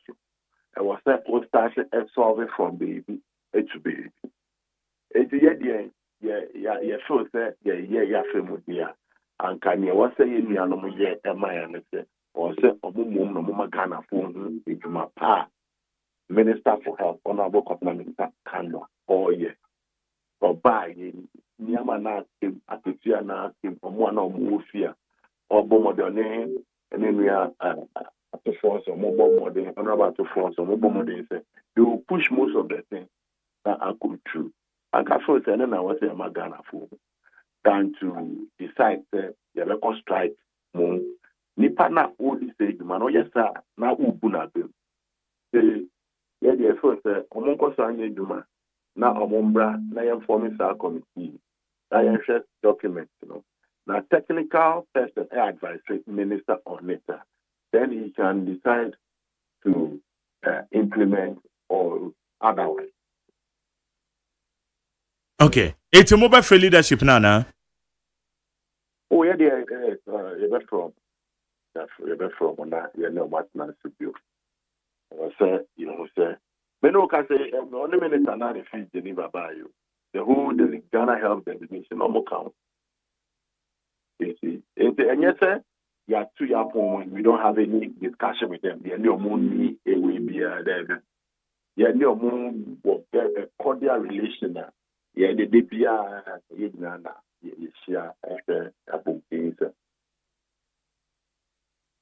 Okay, Tony, I don't pay you dance say into Mutu one one said our kind of very essential service. Banisana ne had into you dance say Yakopon cow. Tony Goodman, PR Redeemer Health Ministry. Ono ne yene no edi nkomo no na enkomodie ne mu nyina no efa eye enei ewraya ye mampanyin egbo ni din se onkoye board member National Health Insurance Authority your friend Ansansa Dali ekoba so mampanyin revoke an appointment eni mu nsema yeti ye wachirim anase for the midwife for say from conditions of service abani jutum so be yama no abani ye eninti also one more beko strike omunsem eno so wachirim mama ye hwe enim say womo no bedi nkuta ho NEET 100.9 Ghana Montie Ghana Montie Ghana Montie Ghana Montie Nipa enyiru na nani ahoden ebafo empo emabunu bi ebre ewo anim nanso eni yade biara wo no mekanfo Optovision Eye Clinic ediamao Optovision Eye Clinic provides diagnosis and world-class affordable treatment for all eye diseases including glaucoma, cataract, any yade ahodo pi dia yestronko kra ne say Optovision Eye Clinic wo quality designer space ahodo ebe fatal send ye wo penny biara it is a wani ya anasa wani ahoden abafom anasa wo pese wo hu ade here unim baby esesa wo ba Optovision Eye Clinic. Call us on 0553 270806 or WhatsApp on 0558 517556. Optovision Eye Clinic. Ghana Muntie na mansanya so adawroko fiaman homene so ejiji tonton sansan ewo NEET 100.9 FM.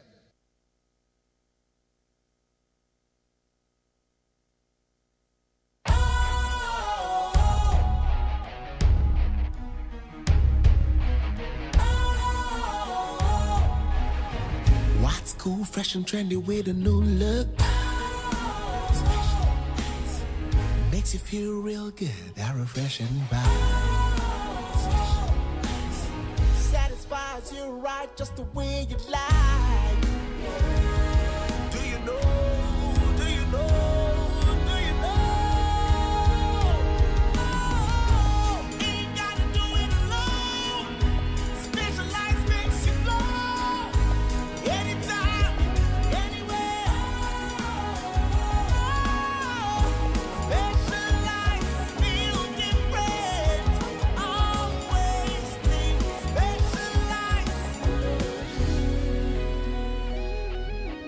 Special Ice Natural Mineral Water. Feel different. Think special. This advertisement has been vetted and approved by the FDA. Hey, catch it. Listen in here. And you ma beto to dia me baba no hwade no. Hwem so betumi a. Hey, asew. Hey, now beka. Ya John to mami and duku potomanto. This way chocolate drink. Na kan wo hwe afibian so beri ni waware ne a. This way chocolate drink. Na kan sia. Oh, asew. Udan kwanu tumu ho. Me be mo anu nso hye kura de aka ho. Uhade e wapi ho. Ukasa batete. Eda fom won. This way chocolate drink.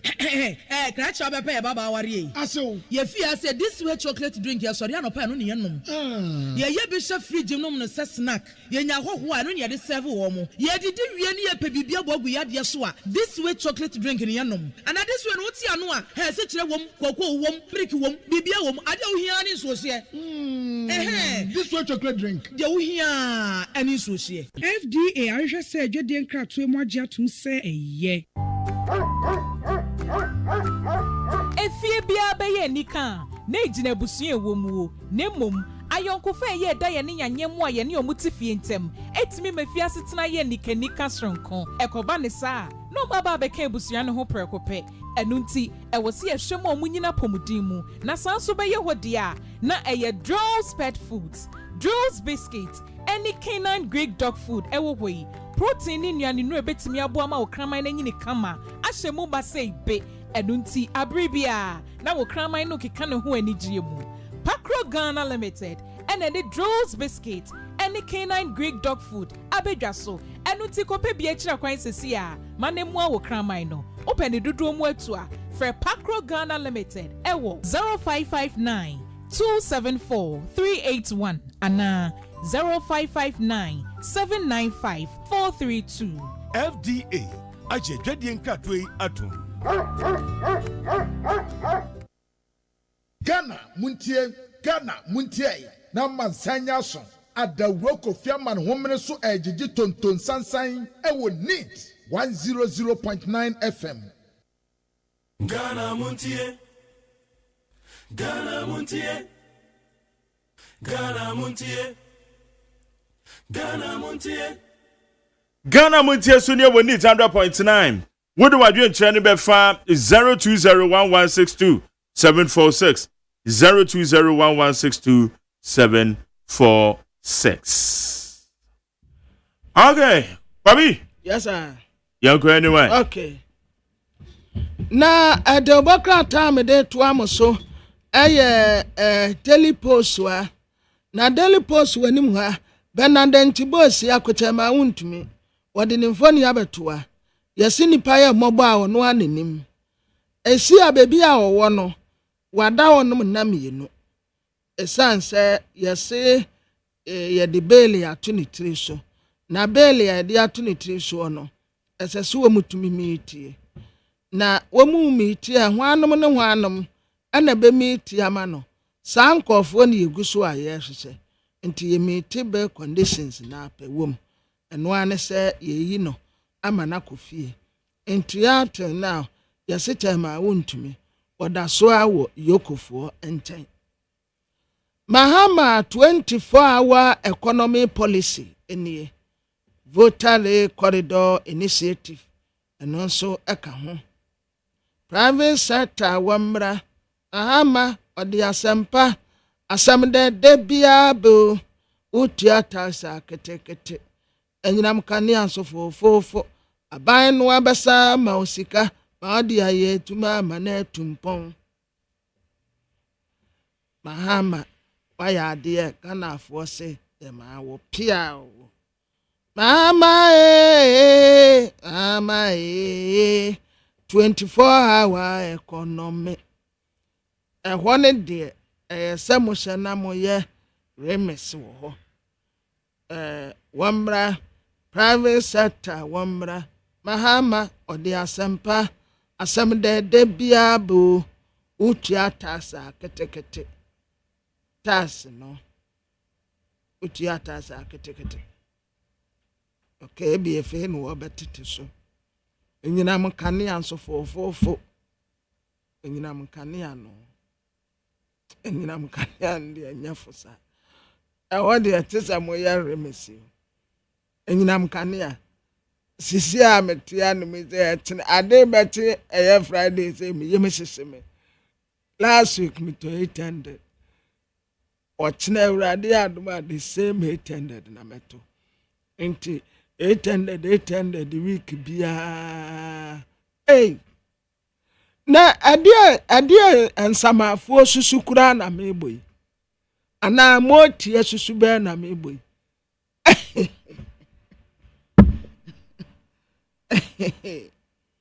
utiata sa ketekete tas ne de omo me sure say 24-hour economy ne sa se pe tas ne yabetete so enyina mkane anso fofofo enyina mkane ano enyina mkane ano ensada nyafosa enti monsa na emrafo ba 24-hour economy no eba neba eta wajo o memu be de ye ma yin ma memu o na a chief justice yo ana wodi asem ko Supreme Court na wo call ye no said ya ankofo di asem ba wo mu dinu a wo mu ye unanimous wa some time ago ye from unanimous FC no ye de bia di no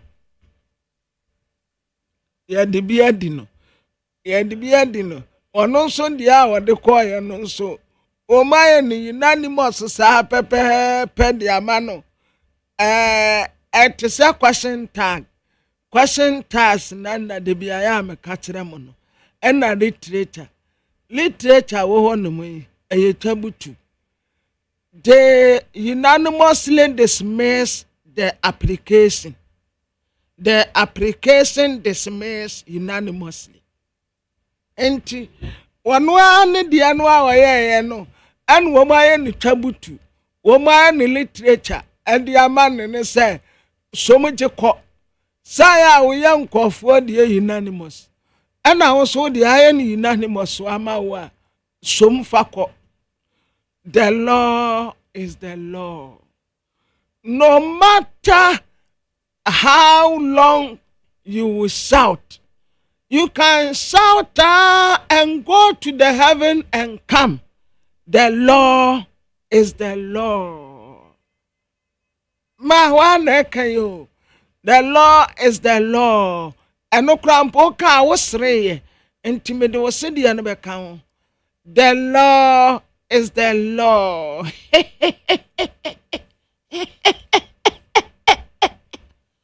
Now, University of Health and Allied Sciences, the Bible to Professor John Evans Atamas asumujehin. Emede me pia asumuje me teta wonyara se obi anu huye me de Ghana fo ya fe Professor Mercy ye na sisi ala Professor Mercy okọ nin creating yen senden ye bibia mfa nse na nyam nti ye de schoolie ye de bottom na tele guide ye nim ha o de chairman untumi mfoni abetua ye friend no Bernard Entibosi ako en what say enne de tie bia chairman untumi obekofie na ya mo say jamamu kum Yesu na nka na hinnie nyina to ata moboa modi nkuguo chama wuntumi wo pese wo kɔ national chairman na national chairman no a wo pese wo koro no se wonya beye national chairman se wom wo de MPP ba power na ade beye ye bia no aya na nsohwe wom ade beye ye bia no aya na nsohwe wom chama wuntumi what Metimu hu be manya me sumpa ebe daminti munia fa hu bra metimu hu be manya me sumpa tama untumi daminti munia fa hu bra enkrofa wasuma bosom nyimagwase na yante ya jinyamini jina pinti mete mo be ma nyame sompa daminti munia fa wo bra tama untumi obeya national chairman na wo ya national chairman say wom or the party ne ba power enkrofa wasuma bosom nyinogwase ayante ya dinyamini jina pinti mede mu be ma nyame sompa daminti munia fa wo bra na tama untumi enne ye be ma no bail ni ye ma no bail wie pe ye kuta pada ye koto agu no ho ye koto pada na agu no ho ama no so asi akonkon na ye de no ko Brian Tampon. Brian no ye soja ni. Enti ni bibia ye soja. First pa no say ye ko baabi na sa wo ka kira. Ye se ko soja nante. Nante soja nante no. Na wo nante te sa nanta. Wo ko say no I say speed bi sa wo ko soja nante. Mo Ghana Police Service and Ghana Armed Forces, prison officers and Ghana National Fire Service for sa security service ni nyina no mo ye ayepem editia nkofo adantina yani ayana ya akwankwa mimi say me nan akwankwa nti first pa na ya friend say ne nursingete but minim say yankran kaso saa ne ya kanwa wasinkete yani ayana ya sinkete no momfa yen ene wo mu so mu ya nantanso a momfa wo mu okoka na sojeni o ya nantade obede tesi obi mun intimu da maduma no enipa bronko ane nkofo etesi etensi nko a muni drobes wom drobes ananta wontumi nya drobeni obetumi atwika no obetumi atwi omu a asesa bomb de be hye ade no a moya no mapagya nani ahwewie mu a mudi semu a na motwom ho kwakire kakra na ato no obi ya nanta wontumi he ana se bia wa anyantem ebeto abo no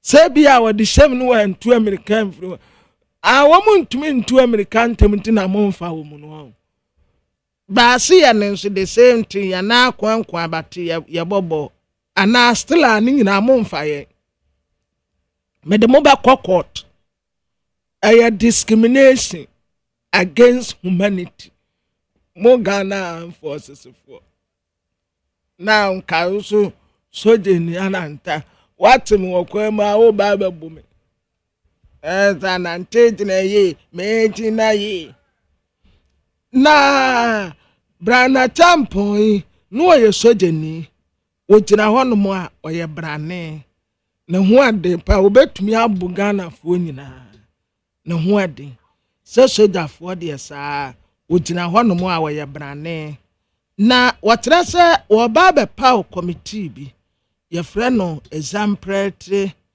there be aspiratory and exemplary brofidie me abam se ya de same kura amene kai chasa nyawo na magini ni wo kura se by force was will be wo no a na wa kambrofo a no wotia na ha no meme ye bibini me krom kasa na di first enti sa mo kope brofo ed mame se respiratory ade na ye di tua nkwala no akwala ho yesi ye mfentua no a ye friend respiratory no samo de mame se me mfentua se respiratory krampa stem mani ato atene anu binie Brian de no enye exemplary mpo a ubewi as what exemplary da exemplary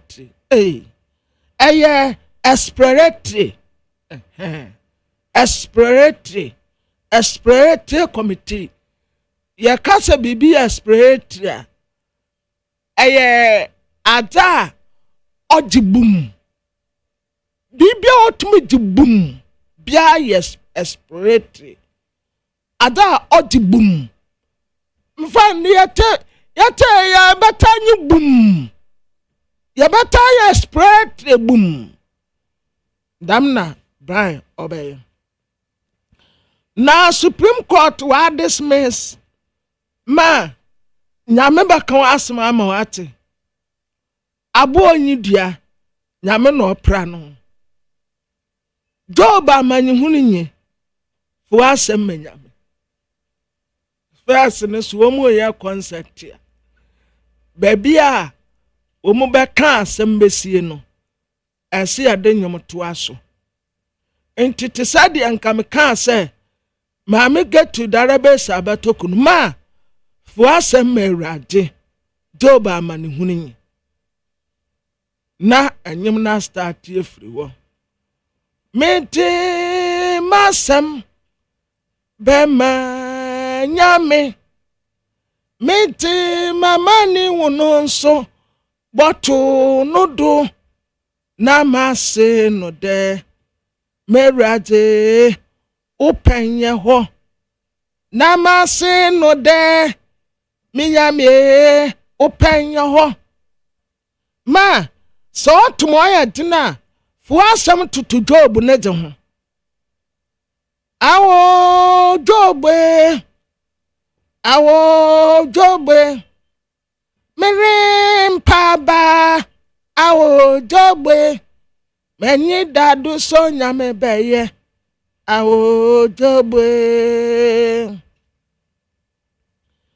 na makase baby ayedru ya be frɛ lawyer Kwame Adofo no abaka bi Adofo na ma wa ha ya si Supreme Court wa dismiss enra so na no hoafo me kura say na me hu na che nti enra na me hu no wo se ISSC tu a to say ma no a wo ma abaso no so wo mu dress ya no wo ma segu wo ma atade so no enu bi na na sema ma de no ese no hu na hu se obi a wa ben pa obi a wa kosku a wa ben saa no mu dress ma no konfante a wo mu akosku no wo mu aben no saa no mu dress wo dress no opie na ka cha ne sema ade a wa segu suoi emfata yi a o ka cha de em na ho ano epen wo mansa no wo wa wate onsesa eno ano obesako etese youngsters ya wo mu dress ni ya yi no na yasi complain ya eba wo haji ya wo mu etu kwa ko haji complain ketwa bebre no mu adwala pa yasi nipa dodo ankase so wo mu kɔ no ebi antumi ankɔ na protocols wo bem enti nkɔfo adwa yakɔ akɔche enipa 10 wo mu yɛ suspect cyber crime na yɛse cyber crime no yɛpɛse yɛ crack ni nyinaa down yɛnya cyber crime issue bia ɛwɔ Ghana nti monhwɛ the Chronicle the Bokrata nanim ha His Excellency Dr. Alhaji Mahmood Bawumia former Vice President MPP flag bearer adenti na majari ana bi o masesa no first ya nanado ya to abewie ya wolusu ye no first pa no wolusu ye ni aso still awe leader ni afre no opposition leader mpo eni yase party no ye leader adan na Dr. Alhaji Mahmood Bawumia de one dia yen kaso ye leader no anaso wasan opposition leader asi ya ne saa some time ago your friend and penny opposition leader as your friend Dr. Alhaji Mahmood Bawumia opposition leader. Okay. Kwabra, you catch him to me as a statement free a year Ashanti regional chairman caucus of the MPP. Now I'm secretary, your friend AK Chiramating Achuma Koma chairman on a secretary to MPP chairman na womo Asante Mantem. Yenu no ninkomo. Ege, maje. Ya me de minia. Na po me te say. Awade me hoya pa. Je de Nyankopon ase. Asante region Asante Mantem MPP chairman. Modern krata ba bonten a kwa akoye se chairman wuntumi eno ma ekoso no mani nye ho. Enchire mo na ne say. Yo minia beda ate pa ma memfa akwanya yiso na menche awo ne wabedwafo. Na menchia nita fema chiefo nyina ewo Ghana ene wiase afa na be bi otonka minia nokure ni Ghana ya shemrase said ye be ya obi antumi emfa tumi awo entity obi amfa tumi ehye ne nsam enkanimia enhye enti na ya ye mrafon na emra ne so na wo se ye fa eye bibia ye sabecha ma wuntumi omro mraso enti waye ade a etia oman ne mra na se ewose mra ne ni dia emra kro na kire kwan a yemfa so na ye ne se nipa no eni eno na chairman for ya hese ya bota ma ko wuntumi ko dubi se sabe waye enema etia oman no na code no enya ade a yesi so dia kasa ampa ade no waye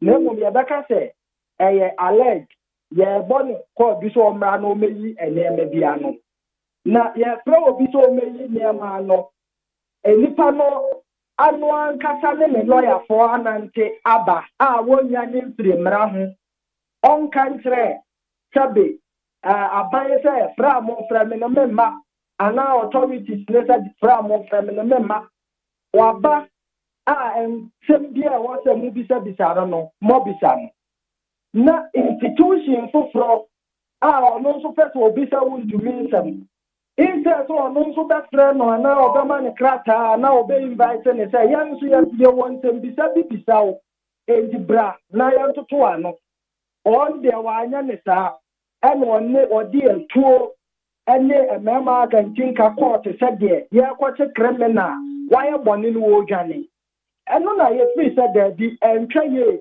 we ni afoforo be ye nan bi a di kan aba na o man fo nyina ka setia ene ye twi ye man panyina adwen si so ni se o man ni se ehya ne nsa ekoya ye de be se no ankoye nso a ono an ye de so bo ebebo no na de ekosu de sabi ye tietia o man fo efa ahudie so opani se wokọ amaya emra ye adwuma sabe aboa mpo ewo right a friend animal right wa ye wa boa wo pese oku ne wimpo emra ne kire wo kwan afaso ne ku no se wa mfasa akwan ne so a emra ti mi diu ene ye do court ekoboka na nka pese nipa ena ne right a wo eno de wo ti etietia so ana enti me fi se ye etietia kema wontumi right so wa ye boni etia o man na ye famra kwan so na onni ni yanka asa so wa ye bibia obro bra so die nya no na mo sa rumble dramatic style na ekoso sese no ene ye kre aban ne se entwaye enye sa na wo se ye tena wo benim efita se ye kre ye ma afeni ya wo mu amamu ene tibia ye ni partner na se ne de kre ye ma ne dia ene dan na ni da ache efita pia na wo ba wa wo dia wo ye obi nso sua ebedu kina no man pani mahama ni ho na wontumi ni ho na empanimfo a edi nsem ye nim sese wo mu ni ho na ye ma na ya wo mu hwe de ekoso yi ene ebesi ya nan enti de ya kiro mu sada ache wo mu nso be ye ni ana enti mesre ese ashanti chairman kokos ya sem ni ti awa nyina ne se sa ehunahuna intimidation ye beka ne kasa ahye ye mane nkasa wo kasa ye bechew no ye srese enye no na ya ji atum democracy na ye ji tum no enye na sekere no no endi se ye bese ye san go back to those days ye se obi to me nkasa wo kasa etia aban a ye bechew wo kasa etia aban ye beka wano atum se sabra ne ye bese ye san ko mu bi dia ene o mu nkankyere ani o mu se democracy no anya adwuma o Ghana. Okay. Na one semi said ya wo kan say democracy no kwa say yetietia democracy no eso kwa say nipa bi woman wa be mo intimidate wo mo. But the point is obi akasa mana ya che no ana say few instances and I would generalize kwa say o kaseti ya banya na ya baba becho no medasi je make nyina ne se enye adako asem ene bia ama wontumi de ye ne bia ye no e bia ye nsem bia etwam eno na me sere se you repeat the mistakes of yesterday na ade bia nu a wo aban mu no ebi a obi die bi a wo ka se da bi we de anya eni kwanza mo ya ne sa nyansa mu no nkadu wo so a wa na no a wo ka se enye no na wa ye miye amagana for wo say wo de wunimu ye you don't come and repeat the same thing and no ebi a obi ye ya wo ka se enye sabe wo ya ne sa de a na aye se wa fe na wo san ta fre wo fie enti enye obi a wakasa ama ya che no na mom de ya ka ne se Samrani da honi de mrane to nchen ye ne se de ye ne aye pede a ene na e kire se ya to o man ne mra na gu emrano na ema ye fancy and practicing democracy and if you are to mrani gu a it becomes easy for anybody who has authority and power to do it his own way. Na woka eye to say Yoko, for instance, Ebra aye chairman to me free CID headquarters are. Also the arrest warrant. It won't crank crata, HRS, it is all mobefa chairman to me. Many na lawyer for be a lawyer and the appeal could because also Wamukura arrest warrant on one of which I say Wamuniano. And accordingly, one more efa na one more deno a coin, and yet giddy bia. I then I say, Mom, where chill move painty picture and say BBS. Me patrol say wo share eyewitness account a journalist for ani gina ho e bi nsama ba abonten ama abrantie ba akokra de o se onu kra enye wono no he was traumatized onu a enye wono no gira ho no ohuru de course no o se onu mpo he was traumatized na wuntu mi na ye didi no ejide na mi bi sa ne se wuntu mi edi awu bi a wo dwane mra na na. So be a man say so be the bonnet. Now I say random for another police for inviting not always a state arrest and an invitation in the year. And yet the first back of fan, the 2 year a woman in the back of fan. Yadikan, Yoko, Dikan, flown to me now one quana. Sabi, Yamina, a dear me, Yoko, inviting me that. Or the letter by. Asem way enti ye hia wo ya office me ko ya me nso me ko kire asem ni mu de me nim fa ho de ya ka no se de me nim ne se tie me ya me nkrata de awota me de ko kire o mu bia me de ko kire o mu e kire o mu se oh okay ene de ye information nya ye no enti sa ye free se sa na nka wo se ye edi wontu me nso abone kura wa ye no. Say any criminal case dia any na your friend is oh want to me yes what asase want to me yes what kwaji loan yes what kwaye we enti ya pese wo ba na abekirekirim na okase memma e dia no nso de mrasha ne nsema na wan fa ni die ama o man ne mra na mom as long as we responding to the call of the state institution they must not arrest him like a criminal. Because we are nipa sabe, ono so so meyi na ho de ni nim die mu. Ono so obua amo meyi mpuntu akoso free say, o free na ho de mu bia nyuma ama nipa dodo ye bi. Want to me as a political party chairman, ono so obua in the formation of government. And ti say nipa no, say wayam fonso a, yemfa o man mra so ni. Am I enya ne say sabe they say the Obaya politics are not as yet made auto and crew. Obaya politics are a better the bedroom the politics, then you'll be a corner. Yenya and in before any uncle could do for beyond so is all movable. By Yanka will say a political parties and a making government. It is a political party new Yenya government, I'm a nation or minor. So we should also respect and honor politicians. The Amoke, the Nakwa say we know a political persecution.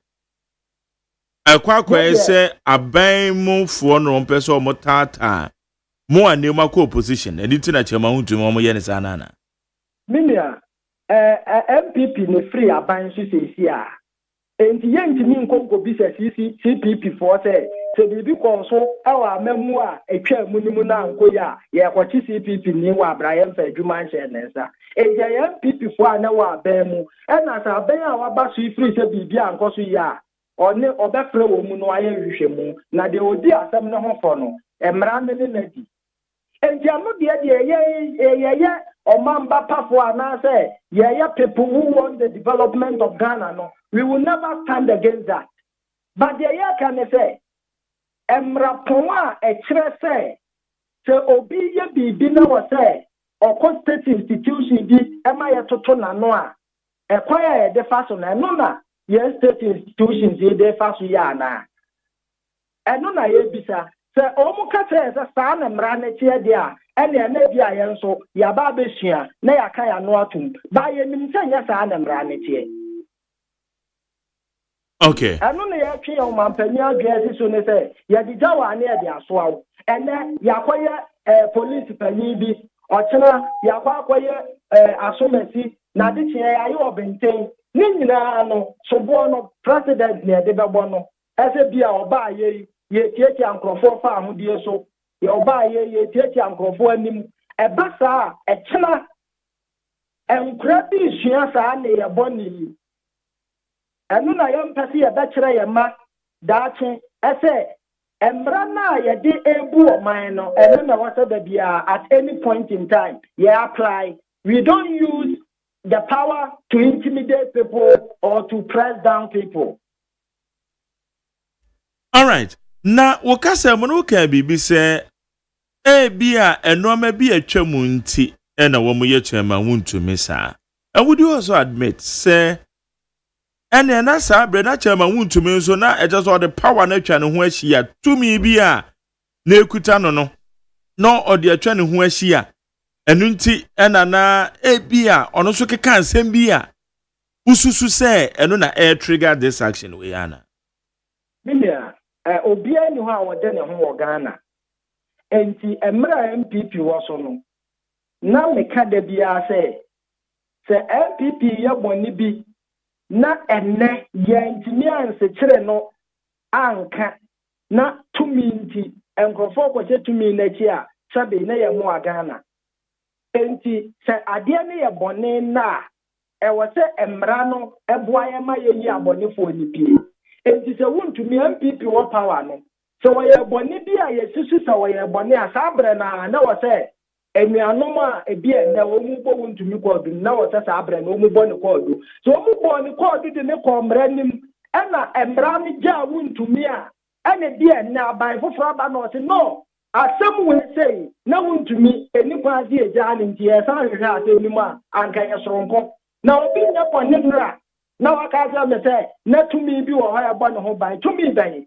ɔman ne mmara ne tumi bɛn na so kyerɛ ɔman ne mmara enti ɛnɛ yɛwura mahama sɛbe tuokokum nipa na adanseɛ nyinaa ba mu sɛ yɛwura mahama atwetuo abɔ obi tuo a yɛbɛka sɛ ɔyɛ president nti wɔni awu anaa sɛ nso tumi nyinaa ɔne na kuta no enti sɛ obi wɔ aban mu na ɔyɛ bɔne a ɛwɔ sɛ mmara ne ne di ɛhɔ a na sɛ wɔn na tumi wɔ nsɛm ne toto mmara n'ase a ɛne ɛkyena tumi foforɔ ba a wɔbɛtumi asan anyane asɛm no na yɛaka na wonka sɛ bia no a wontumi yɛ biribi mmara bia ni no obi a ama ne kɔɔdu obi amfa na nkɔgyina baabi sɛ wɔayɛ bɔne bi na ɛnnɛ woyɛ ne te sɛ asɛ ɛyɛ asɛm a ɛda hɔ dada ɛna sɛbe wɔdwane mmara no nti yɛkɔ akɔyere no afei na moinvite no afei na mofrɛ ne sɛ yɛsusu sɛ woayɛ wei enti bra na wo nso ɛbɛka wo side na sɛ asɛm na bi a mo arrange ne before court na sɛ court kɔdi asɛm no na bɔ ne di a ɛne na mmara no akyerɛ baabi a yɛmfa ɔman no mfa nyɛ no until then no you don't treat anybody as if so you're guilty of the allegation you are leveling against him. Maji mu no mususu sɛ chama wuntumi kwakwa so onye bɔne bia ne yɛn ha no ho. Dabi yɛnka so onye bɔne. Sabi wɔ chama wuntumi baabi a ɔnam nyɛ hɔ ne yɛnam. Ɛna ɛnyɛ nneɛma a wayɛ nyinaa ne yɛnim. Enti yɛntumi nka so onye bɔne. Na mmom yɛasɛm ne sɛ ade koro a wayɛ nti mmara no ɛfrɛ ne sɛ ɔmmara no ɛmfa mmara ne kwan naa so.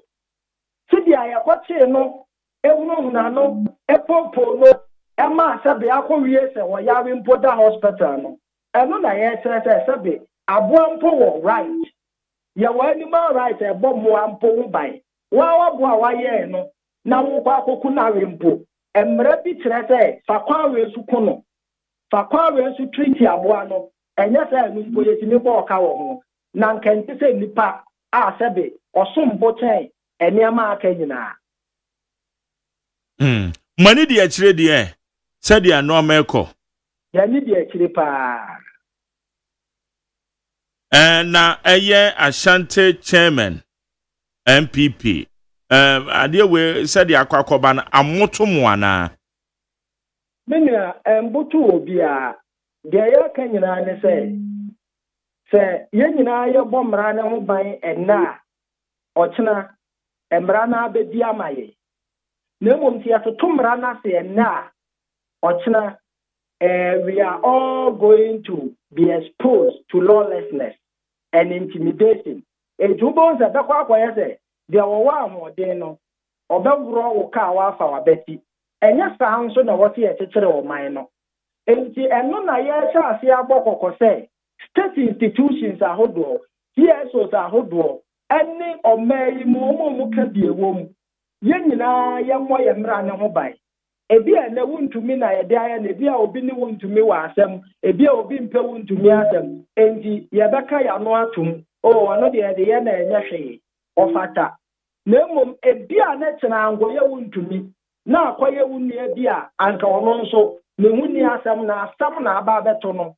Ɛna yɛtete no ɛyɛ na gye a ebi a ɛɛya. Edia no na yɛsrɛ sɛ yɛn nyinaa yɛmmɔ yɛn mmara ne ho ban. Na deɛ ɛkɔ so ɛnyɛ no yɛnyae state institutions ɛyɛ ɔman ne dea. Sɛ ɔman ne pɔne ne tumi ne bi hyɛ wɔn nsam ɛsɛ woyɛ panyin ɛwɔ adwuma bi mu public institution bi mu a kan mu sɛ wɔntra hɔ daa wobɛwie wɔ adwuma. Wanhwe ya ayakadeɛ ne atete a wode di obi nnɛ ɛkyena tumi ne firi wo nsa na obi bi a nakoma nte sɛ me a ɔbɛka sɛ gyaama ne nka na bi a ɔba abɛtaataw na sɛ yɛyɛ ne saa deɛ a ɛneɛ na yɛma ɔman ne daakye pa ɛfiri sɛ ne yɛkɔ akɔyɛ ne te sɛ mmara ne da hɔ ɛbɛtumi abɔ obi ho ban nanso tumi no ho ɔden kyɛn mmara no ɛno na yɛsrɛ sɛ yɛn nyinaa yɛmmɔ mmɔden sɛ saa adeɛ yi yɛma ne ntoa so. All right. So far, mo party restructuring na ɛkɔ so emu nsɛm sɛdeɛ nneɛma ɛkɔ Ashanti caucus. Nneɛma ɛkɔ sɛn so ɛwɔ Makachi nkotawudie no ɛkɔ sɛn.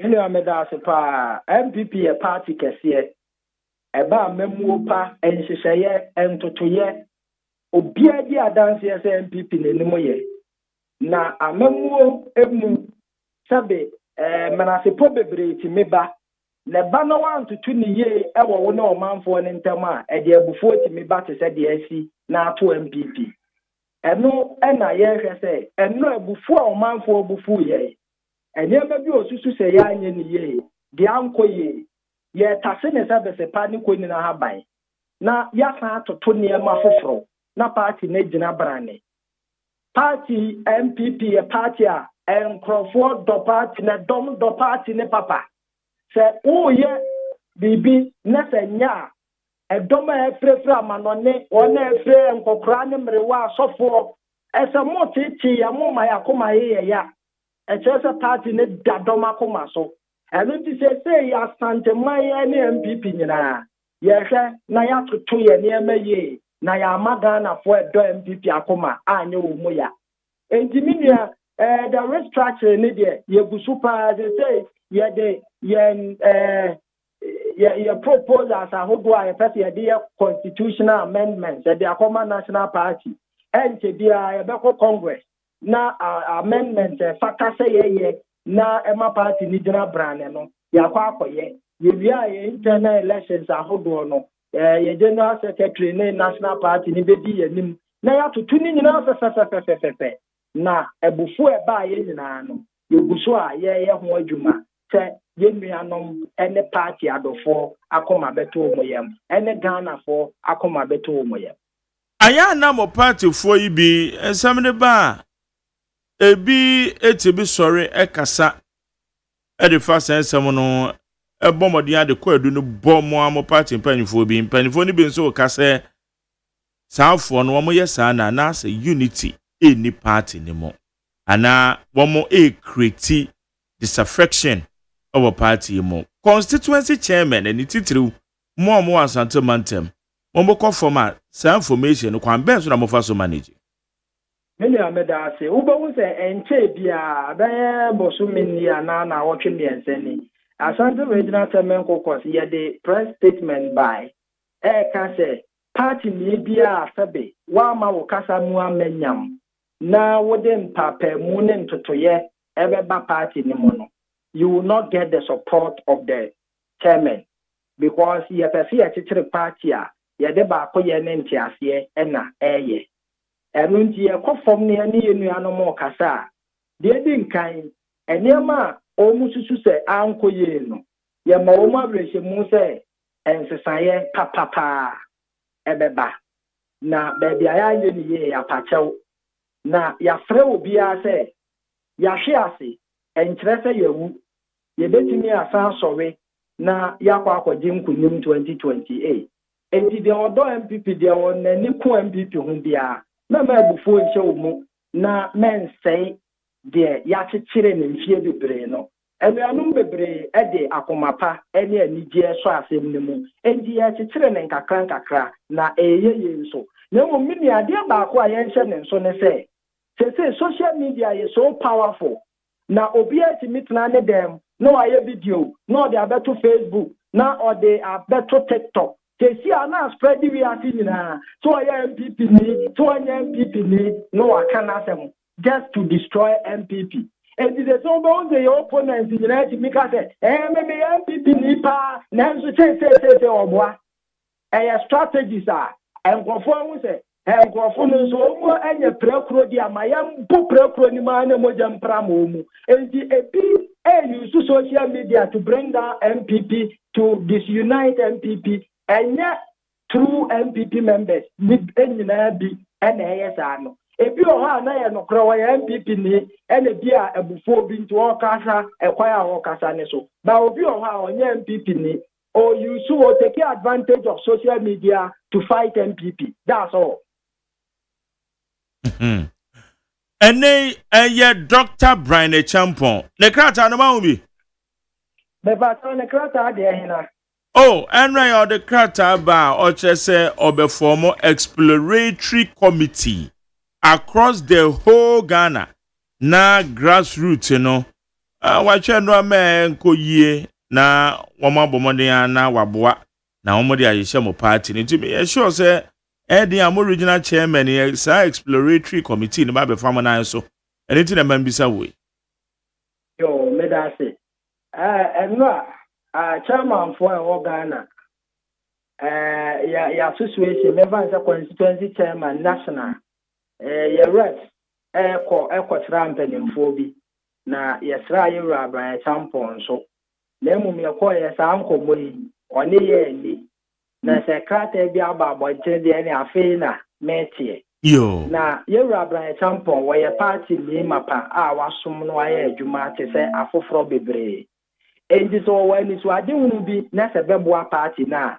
we welcome the vision na emum de beka ne se party no work it through the national hierarchy enti baby e wo se fa na nani so ade hunu no obetimi abeye de aboa party no onfamfa se de be de abotoye mo beba na yenyina ye betimi age ni so ade hunu ni nsusu ya o de ba no atum ono so minim se o te party nhise ya ase enti obego through the structures na de woken wayama aboa AK Oduro Chiramaten na AK ni ade Abraham Kofi Oduro Chiramaten. Abraham Kofi Oduro Chiramaten, Secretary Ashanti Regional MPP Caucus, Chairman Ewa Achoma Webuyeja Constituency. Achoma kwa ahoma. Kafra Achoma kwa ahoma Constituency MPP yada se Sony Akasa. Menso me damasi bebre samo frame. All right, let me shroud. Also.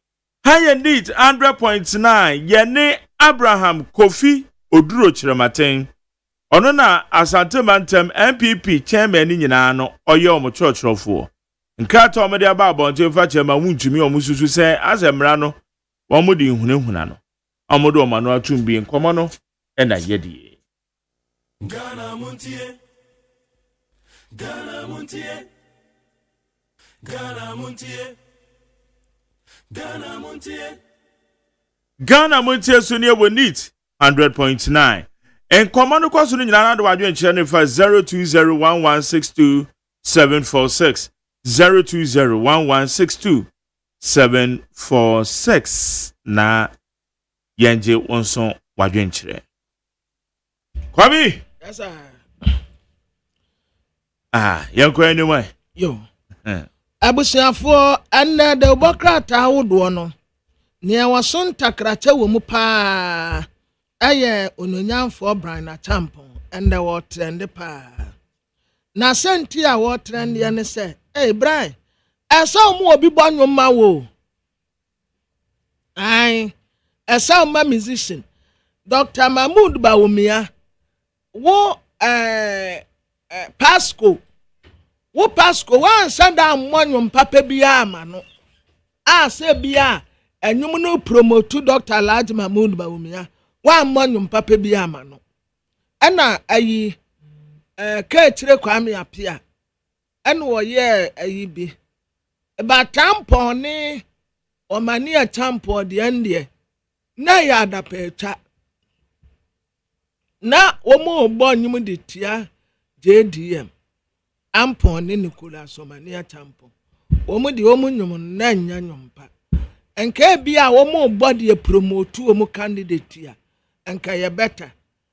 Ena eba no nyum nso a asa NDC fo enyum tire detain MPP fo nyum MPP de no aside ayi Daddy Lumba de na yerina o yerina en wasa ba ye remes bi wasa Lumba sa ye remes bi sad man na one district one factory one dream na na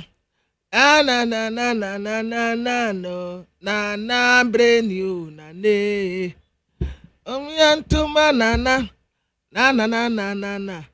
Yantuma na wa ya de sa enyum no ena de ampon so boma na Ekufuado no eno so na ede pa ai victory we are for victory victory we are for victory nana do afenedru no so we are for victory nana do afenedru no so enti muntuma nana do dankwa muntuma nana do kukurudu osono esi vote for nanado dankwa vote for nanado kukurudu osono esi mienu no ena na ede kakra seba no nyum de a NDC fo nyum no ebiti MPP fo de no bebre etese ba kuya na si eboy kwen Mahame ba kwen kwen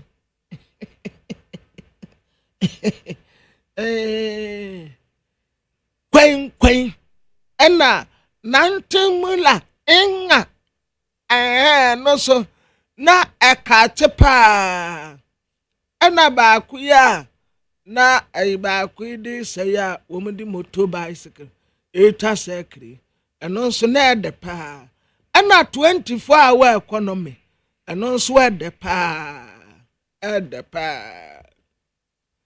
mumbra private sector wambra mahama odi asampa asamda debia bo utiata sa ketekete enyinam kane aso fofofo abanu abasa ma osika na odi aye tuba ma na etumpon mahama waya ade kana fo se ya ma wo piao 24-hour mama 24-hour economy etese Accra has folk for debia wo munyum adache Kumasi Asante Kotoko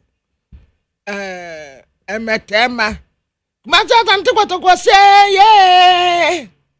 yeah enu paasa match the dinner boy Asante Kotoko say yeah enu asisi ya the sad wo si wo mu de say yo mentumi nhu enyom no de opese wo kire pa ba haso folk de no a rose, be quiet and don't be silly. We are the famous Aso folk. We never say die. Oh, Hasiemi is a mighty team. First, Pebusi and was near the O Jeffy Bubem. Ah, near venomous vapesia. Edenaya, abontia. Dwas abontia.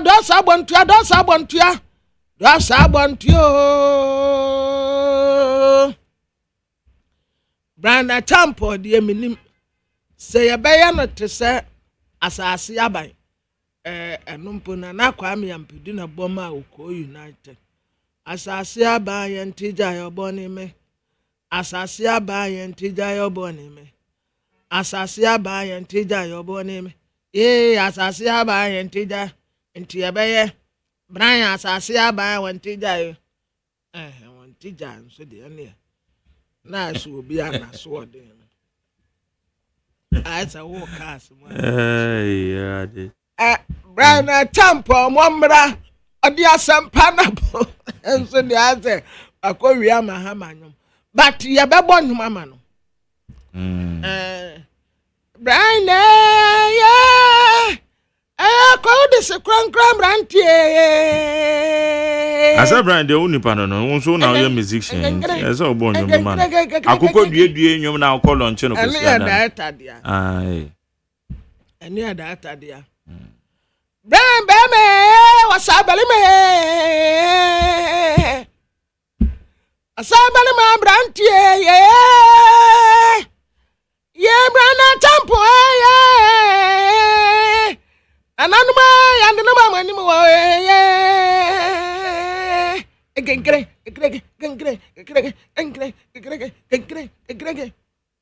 yeah, the name Grassafu. I the name Grassafu. Aquamina, yeah. And I saw the former for the penny, no, yeah. Crabbias and Tokotoko, yeah. And there be a wedding number two. Now, Crabbias and Tokotoko, number two class. Medaswa, me person that's we payment him 1 1. I want to boy and question, and yeah. Yeah, Bran, yeah, Brana Champo, yeah, Bamabe. Momonum Papa Mano. Na mo boy bia. Oh, Sisifiani bi. Where do you need Sisifia? Where do you wear you pa? Oh, Tinana Naso. Waya brane na ma toko no wa ha asisi a wonim se Brian de o kasa man for now no wa hu ni pakro Dr. Adumaku Kisi. Dr. Adumaku Kisi oya me doctor nso oya me doctor so many apa oya me doctor wan se bano ayaresa wabin just that what a friend to me answer bedroom na nefra kukwantuwa enka obedi MP ate enso na maame no mpenasem nti maame no ana fight no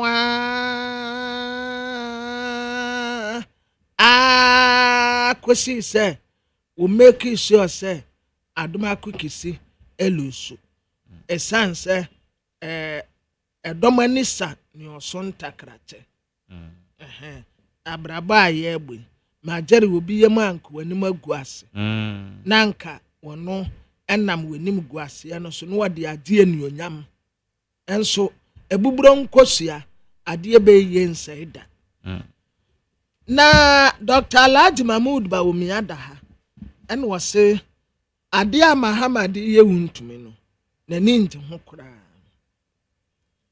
na yokofo say mo respect teacher ma wuntumi mo respect no se baby a wo no kura no a chama ubedi den yama unsuo yama we ɛna chairman se ne ho mfa no nti owondro ya onom saa ndro ni nyina sɛ bebi ɔwɔ no mo ma ndro ni bi bɛn no na busuafo ɛpɛsɛ ɛbɛhwɛ no mo nyina mɛhwɛ no kama yokofo kora ɛna anɔpɛ ɛna mehu bebi a mo dan si ma jari saa wo mo dan kora esi dwom mo yokofo saa mo dan esi dwom esi Accra Central ho okọ enele honom no a bebi a na samye oku wono no mu twaloto no wo mu dan no si traffic light no ase wo mponya traffic light ye left turn utumi turn fa left na wo de kọ enele ho honom na mo office no esie yoko menim se wo mu san wo office nso wo police headquarters ya there be there be some of the office never mo office ya na si wo mumpenti mo dan no mumpenti kama mumbati monsan penti mumpenti no foforo na nya sensensen na sadi wo ma penti ni yellow no ma jare edan ni nyehu enyehu kura edan ni nyehu eni kwan se edan ni ya friendly sa eze yehu aha so mo pe kale bi ehu black bi ne mo penti dan no black tum nesi wo asa wansre na mo yellow ya obia light yellow obia di penti ni fia eno na ye edan no kra friendly no ena mo di penti mo dan nesi wo yokofo pa mo nsesa mo kala no mo kala ni nyehu me kra metumi abentina wa abedi agro metumi aba mo premise wa be bobo na me sa akọ because dan ni friendly mbegyina anim wono mo kra mpo a metumi entina wa ye dede yoko ne metwam kom muntumi mpo ntime omo ye no te se tum no mo de red bi abia wo ma drodro nsamafo atoto ho well do na abo sa bonsam bi no da ho ne madro jatebru wa bulldog akasie ne bi no mo de da ho well do say well you kwa say we de o man na say ye to nkwala baby kwafo kura tumi gyina fence wo no to nsue enya hu kura moda ni nyehu moda say nkwala di birthday wo enya hu kura but my jealousy e di wuwura mu a ena bo say dan nyehu ana say enya hu ukọ national security wa uduru hanu ma obehu say yes waduru baby wa uduru wa na hu abo minim senti a aso mo ya ne saa no aso mo ye wo mo de ne te sa national security de no uduru hanu mo apẹ na bibi yoko de ante saa gate no kra ni yebie miduru wa me say na gate na bie na me say saa de metumi ya wure mu asa apie na Democrat kura me Manchester United ya de afidi ebe ene da wo mu huro yen ewo Malaysia ya ne Malaysia team bi boy ye wie no no wo mu ahye wo mu hye yen wie na supporters ni nyina ehuro yen wo Manchester United ya sa de kan se afefufure be kwa akosim ni de o eye urade pa bibia be kama enso be hu ansa ne ya sa da fom team this time around yes I did this all players na ne go ye be start season no wo be say man sha ye be call relegation na Rashford yes omune Barcelona kasa tre se ye betumi enya Rashford no akwa akosi akan ediama Barcelona fo a Carlos Ancelotti Real Madrid coach no a okono ne ba mu ano a okochi bia ya no wogina ne nkyɛn no ono enie ne ba mu ano a okochi a wogina ne nkyɛn no wo kwa kokochi Rangers na gusu a ne Rangers fo ka abrantie bi ye freno Zubimenti oko Arsenal fo ani abre obi a top players Manchester ye ne ye ntobio ye de na be manage na bu aboye na the insight yanim ha na health ministry employ nurses and midwives say etuana omatie no omunyai odi adesrede ma leadership da Ghana Registered Nurses and Midwives Association say etuano a omopese omutie industrial strike no omunsana omunkole no off senate for yesi omudi new virtual branch bi aba a modern adenta branch adenta and mo senate for mo we japade bebre nso mo de agoro medamase enka one of the best institutions ya Ghana betumi anya aye senate nso omo tutu omo sika basa investment bi wo hono a enya papa omo asisi adan bebre nso saa adan ni nyina menim omo de goro medamase ebi tumi ton no fofofo no ono afetire no ato na ono nso akoton na boden de amankofo senate ejapade we nyina ko mu betumi ahwe so kama Supreme Court ma asem a wode koye no unanimously uma boni nyina to egu Russia for na threat US President Donald Trump say wode okon atoso miensa edeba World War 3 na wo se ne suban a woda ne di no a asantokwa na wo pe enya amemwo papa bi na wo pese obebuo afi 24-hour economy His Excellency John Dramani Mahama wo mo the draft no aba wo de ba be ye adwuma ekwan obefa so a obe implement 24-hour economy no sana owura gusitando na na eda no won gusitando ena na oda no sa papa ni din no na nke ya se Miami gusi ganda minim se wono no mo de no bo nyum no Miami gusi ganda wa sararenda up west and down west imaletri chemba obewa nwofe osuban obuwase brasie na ne nkomo de yede Miami gusi tando enye gusi tando no wode no to oni ye gusi ganda na gusi tando we no wono we ye broni menim se majari ne papa ya half cars won ana ma me na ya half cars ana wa ya mfantini yeah good central yeah ani ogwa broni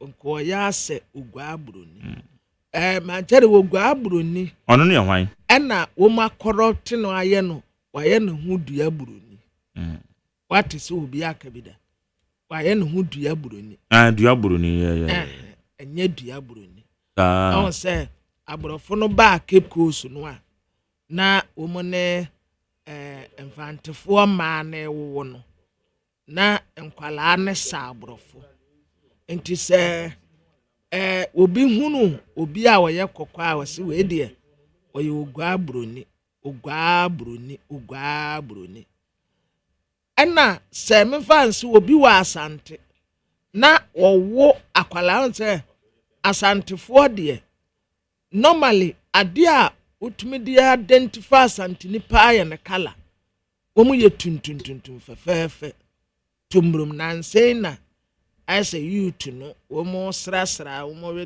no eye kokko kakra but in cafe se pass asantini debi enti asantefo ni bi wo na se akoda ne ye kokko a ne ye se akoda de wo ya ye ugwa broni akwada de ko ya ase wogwa abroni ɛna ɛyɛ ogwa abroni no wo maye no dua abroni enye dua nye broni gositando minim sane papa ya half caste ya was broni pa even after na akura ne triwi no ɛda so yɛ troka ɛna ne ho nso ɛfɛ pa papa no ho ɛfɛ wanyini but still ne ho ɛfɛ he's so beautiful ne ho ɛfɛ pa na 24-hour economy no ono ɛne yɛ kaa so wɔmfa ho nsesɛ mfa mmra na bɛm sɛ wawie nti wɔde draft no aba ɛkwan a wɔn bɛfa so wɔn bɛ implement no ɛwɔ mpanimfoɔ nsɛm na saa 24 hours majari si yɛde yɛ adwuma a wɔn ho ke yɛ ho bɛtɔ yɛ papa kwamra me yentie yɛ ma mpanye ne kasafa ɛyɛ 24-hour economy no kwan on bɛfa so a wɔn bɛhyɛ ase nsɛm ni bi ɔde to odwa no ayentie presidency this morning. I know you're all busy, accomplished leaders in your respective sectors, and your time is very valuable. I therefore sincerely thank you for honoring this invitation, and I promise to be brief and focused in my remarks. This meeting is a crucial part of our national reset.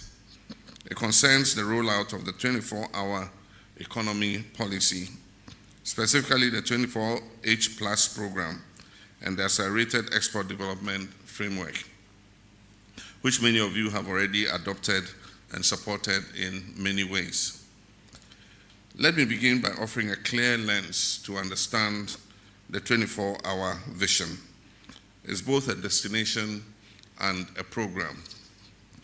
As a destination, the 24-hour economy policy reflects a state where Ghana's productivity and capital utilization will become so high that we'll have to operate in multiple shifts across day and night, maximizing the return on infrastructure, on human resources, and innovation. This idea captured the public imagination during the 2024 campaign, and it remains at the core of our drive towards full employment and inclusive economic growth. As a program, the 24-hour economy demands a deep and deliberate restructuring of our productive economy. We must re-engineer our production systems from top to bottom, boosting volumes and diversity and shifting from reliance on raw materials towards the export of value-added products, wholesome foods, pharmaceuticals, garments, industrial inputs, and digital services. Earlier this month, I received the complete draft of the 24-hour economic policy from my advisor, Mr. Guzitano. I have reviewed it, and I'm confident we now have a coherent and actionable framework with which to deliver the results. An effective catalyst for the 24-hour economy policy is a stable macroeconomic environment, which we are achieving through close coordination between the monetary and fiscal authorities. But the program goes beyond macroeconomic stability, which already, like I said, is being pursued by the Ministry of Finance and the Bank of Ghana, and focuses sharply on production, enterprise, jobs, and exports. At its core is an integrated value chain transformation approach. This approach addresses structural bottlenecks not in isolation, but comprehensively through infrastructure, finance, land systems, logistics, and skills development. One of its boldest proposals is the development of the Volta Lake Economic Corridor. This corridor, centered on the Volta Lake and the Volta Basin, will become a national production zone and logistics span. The plan envisions cultivating over 2 million hectares of arable lakeside land, revitalizing the fisheries sector on the lake, and creating a chain of industrial parks that produce goods for domestic and regional markets. To support this corridor, the lake will be activated as a transport highway, moving food, people, and goods more efficiently than our congested roads allow us to do currently. New floating assets, lake ports, and long-term investment partnerships will be developed in coordination with the Volta River Authority and the private sector.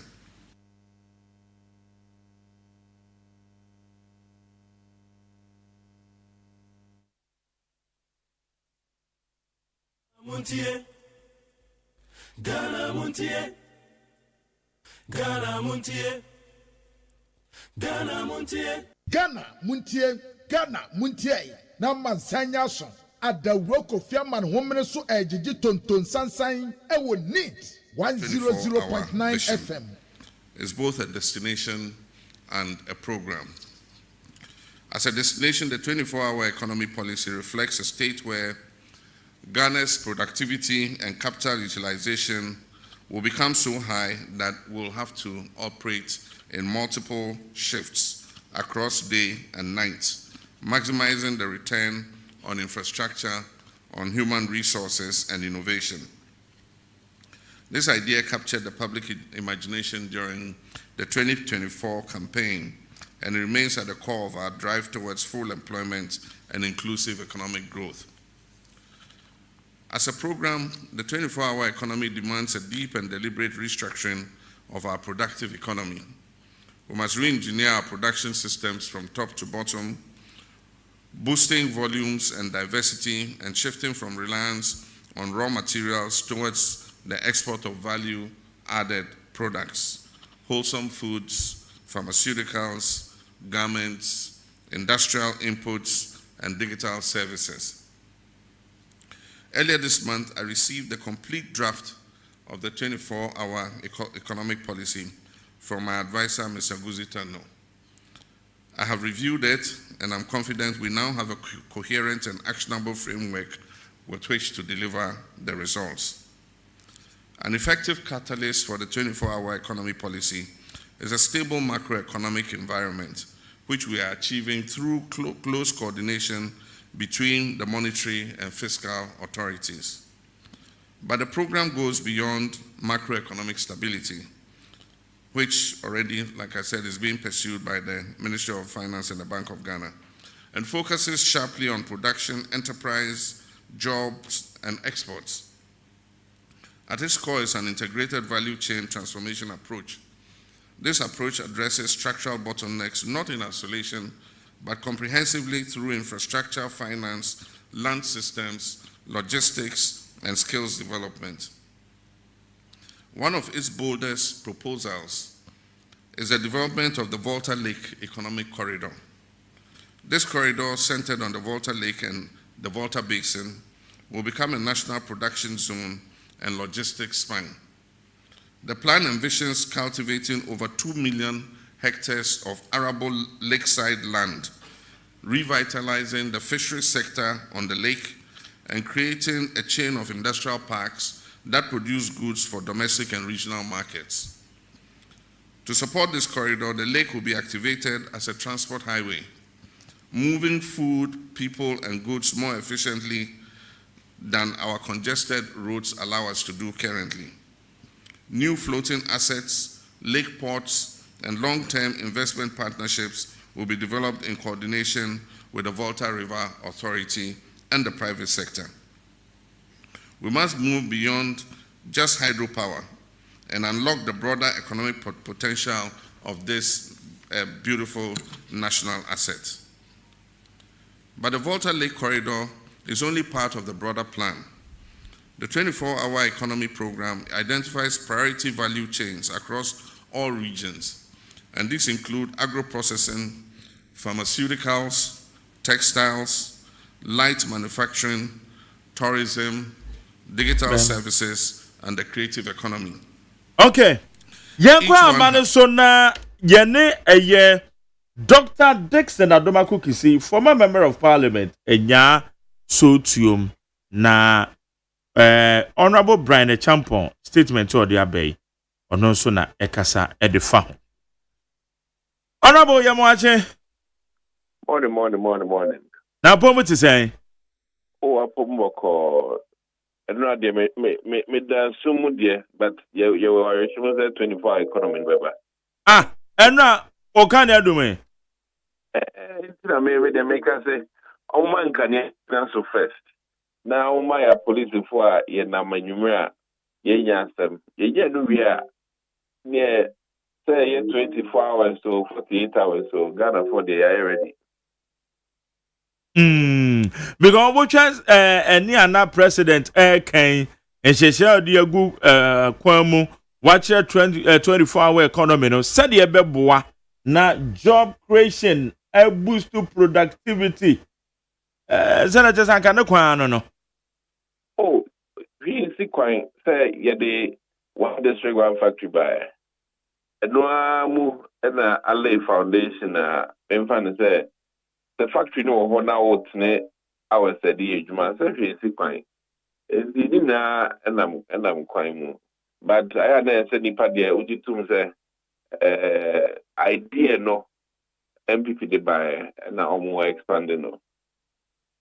Okay, internet say 24-hour economy no ye ideas be a ye mabine no edebine na ebeboa na etimi aye vehicle ma aye JDM the 24-hour economy no what you implement it. Say factory or now we increase in hours. Factory no how increase in hours. Anyways, I'm so friendly for era Brian. Oh yeah. Na ne about 24-hour economy in come kakra substantively. Yabaso. Exploratory committee. Yeah. No, one more bad eh. Yo, the kind of things that money is media houses. The woman is MPP, one minute here, your co-election, no, and Koya Mayasa. For so many reasons. I Kobasa, the era bride champion doctor, also I just say, Kofupi Freno, you know what Timun Sem Supi, the moment Sana Obestimono, a pound of Fokaka, our money, mine Ghana for everything come on, no my say. Ne what I say Obama Mabunjuma na wa party no in terms of your discipline and in how I woman no and they Ghana for Mbobra in the I think that I should say in about 4 weeks I call so for traditional leaders and the other stakeholders I mean party pending for polling station for nyoma kudin komono omdi mboye ba na omo ejitum ze party no at any point in time based on in nyema kosono we need a new direction na what we still now about to the opposition as a candidate for president because they know the importance you better share candidate mining abegina atumu and yet just for the party. It's very important. And you hear candidate vegetumino amaying and no very important. Inti also power for na omonko he say you may very crucial there na fall in line with your person there. Then in about a month, you better. Enti weye onwa ne exploratory committee a opese wo mkoye adwuma emfama ono in person whether or not say opese odi party name. Sometimes we are very serious about BBA. We here an independent body. Na umakoyesa amao. If you're no crano, Bushan Force no can Bushan Force na kasa say Ojina the mom he thinks based on injument Pia why you're mining no yeno pano. BBA kwesi really crowd your say feasibility study.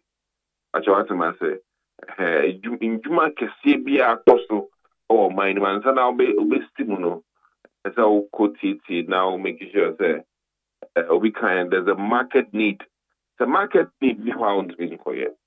I think is in the right order. I know they are ready. Nemum no say utie na I'll make sure say consultation akoso. Omwa nimde betumi akabi no akyerɛ modern na wahwɛ sɛ na montoi ɛbɛboa mabum party ne ɔman na nti I think that era Dr. Brian Champon me waboa party no for so many years of experience from Jake Emerso, Jacob Bichebi Emerso, Abain Pipre Aba. Ono crowd yes ye can oboa ɔman na mu demom eku a wadom a osom ɛyɛ oku ɛyɛ MPP party nti I think it's in the right order. Na ina so na emphasize omunim era Brian Champon. They know his early beginnings is up to date. And he has the embodiment of the youth in the party. I think Anka, but here 1 month, a serious decision to make. Nti yamano sa na ochi nai na obia so bibi kafa ho a I think there's a time I also ode udo anobe tum na omo support omo reasons na the omo hiama so ba obeyama party no na omo emfantuja na I think obetini na or asu pemu and yeah, quite be funny afa kumpa unyobia yeah so ba or they are funny afan bebone to me a kobosha so they are not he might be the most suitable candidate. Yeah ma onchina yeah died in Wabo party in for money officially. In fact, the young campo I bimpona a piano say on Simo. So as I say, Nemo, I think in the crack on Pese, on my power, Omudin, the year debate to Jana, after no crown and go for super. In the cum party pinning for mu, so for Makuku dam for mu, yes, a disargument, ye, mano. But those officially National Executive Committee wo party crowd and crowd by say a mo bi anko engage party executives bia ana obetu anamon bi without party ni say bring bedroom bi e dia to ho. Oh we dey say campaign no okoyo. Za titi. What was na the crowd no party elections are yen winning.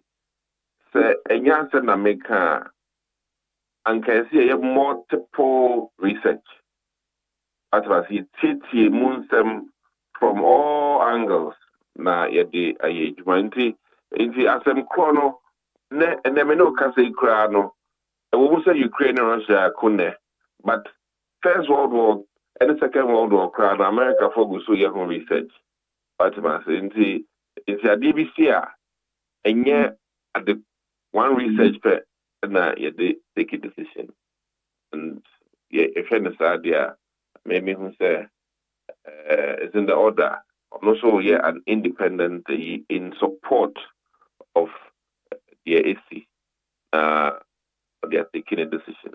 I agree with you, but party in penny for ho sound to me for much in ye baby. Oh no Mr. And then University of Ghana can some more year research into MPP. Yeah, lost partner you to in the coin. But then away na yes a campaign the party in some of the buy no. On the man go a campaign in the account, but the wood tea go for how they are. I don't think that Obi Arena could see anyhow. I know maybe anywhere still quite. And same piece and go for also. I think that Bibiano, Ebia, Eliakasa, Yense, biso ideas ebi kra na impinifo call kind no nya akonya ready sobeka and then no bi de betudwa na wetini na we so beboa papa na why you sure the vision now krano a solution to your current problem as a party in crisis. So Indiana vision no krano so a solid beba your situation as a country and as a party elections on my end. Okay. It's every constituency. Oh, no credit. We think that anymore. Or say, in fact, for all you know, I mean, you might not even know, but it can be through phone call, interactions, focus groups, and then you Ghana and party, and your party in so that's what I say. Mining Utias and Sihina, or the new beer. Yes, for mining not just MPP party. So as I say, see, we'll see how it goes. Back with the when you was something like and you send it, away there was something crow. And it's a very brilliant idea. I think it be young also him, but we know opposite OTT. Na or making sure vision for discipline in the party na ne krakra no mabum sombenye juma very important for him inti opeso he bibia ampa Ghana for ebesomwa and say if you see the coin into the targets ye party ma bewa in your mind. The party you ban no mind and you want to man na your call. And it's in a member house because na ke one my baby says a party manage you to me na so o memuno so empe wa be ne de nti na dem member say o mind na the party no. Yeah. Enti per results na be ba na be inform ni decision say o person o call ana onko. Although there no credit, I think so I am very ready. He's been ready for ages, but this is the time I think it's a opportune time. The man find out but I ready. I think it's a very serious decision to take. So as I say, even young cry a Parliament and yes, small decision to take. And we know to stand for the entire country, my goodness. And see, I think it's in order. I am fully be everybody now say, so for be or no other person cry. We are working and for pure more other ideas. Sure, sir, Obronibeka, they will seek audience with him. Now, so the own voice about them. And in my party, I come. Okay. Ene yan hwe de be kwanti de besi bia no. Yan so ye de ni be di akire. Nti e be chance e bre ben. Oh, I think that no dey in Qatar the two. Nti been strong car by end of June the say era Dr. Brian Champo Enka. Okay. Ene ya dan se enti bibia ni a yes ye de ni be di akire na bra no say de be kono no. Ya hu de be free mo aba. Say we ni de one more be use wo mo committee de wa power wie. Batcho. Oh, okay. Okay. And that just one no. Yeah. Okay. All right. Enti ya da say ni mani mi ya wo mo e ba be ye adwuma. Ya da say ya me kan. All right. On council. Yeni Honorable Dixon Adomako Kisi or your former member of parliament and also tuum na ono and Honorable Brian Echampon. Kwara na branda say can be say ono the position here there. For now Brian Camp no. For now no na kasa edema edema Dr. Brian Champo. But so mobile be no no say we need there. Wabo no ho awie. Yeah. Okay. Ghana Montie. Ghana Montie. Ghana Montie. Ghana Montie. Okay, Kobi fa we be to us one of you making kind messages in the kakra.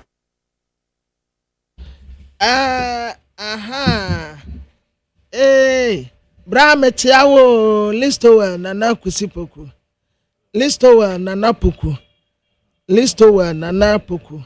Bra metiawo. Sa kotokonyum no pa Thomas mom na boy. Oh, okay. Okay, thank you. Ha se dia no supo ha mo na boy. Anaye jama. Bem se jama fo no na boy. She jama fo no kura enyuma e de chen. Ifo mu die. Atante kotoko ye be sa mamu. Arose. Be quiet and don't be silly. We are the famous Aso folk. We never say that. Na Alan Sonum Ned. Alan Tremantia na yinim. Ubia fan on your mumra.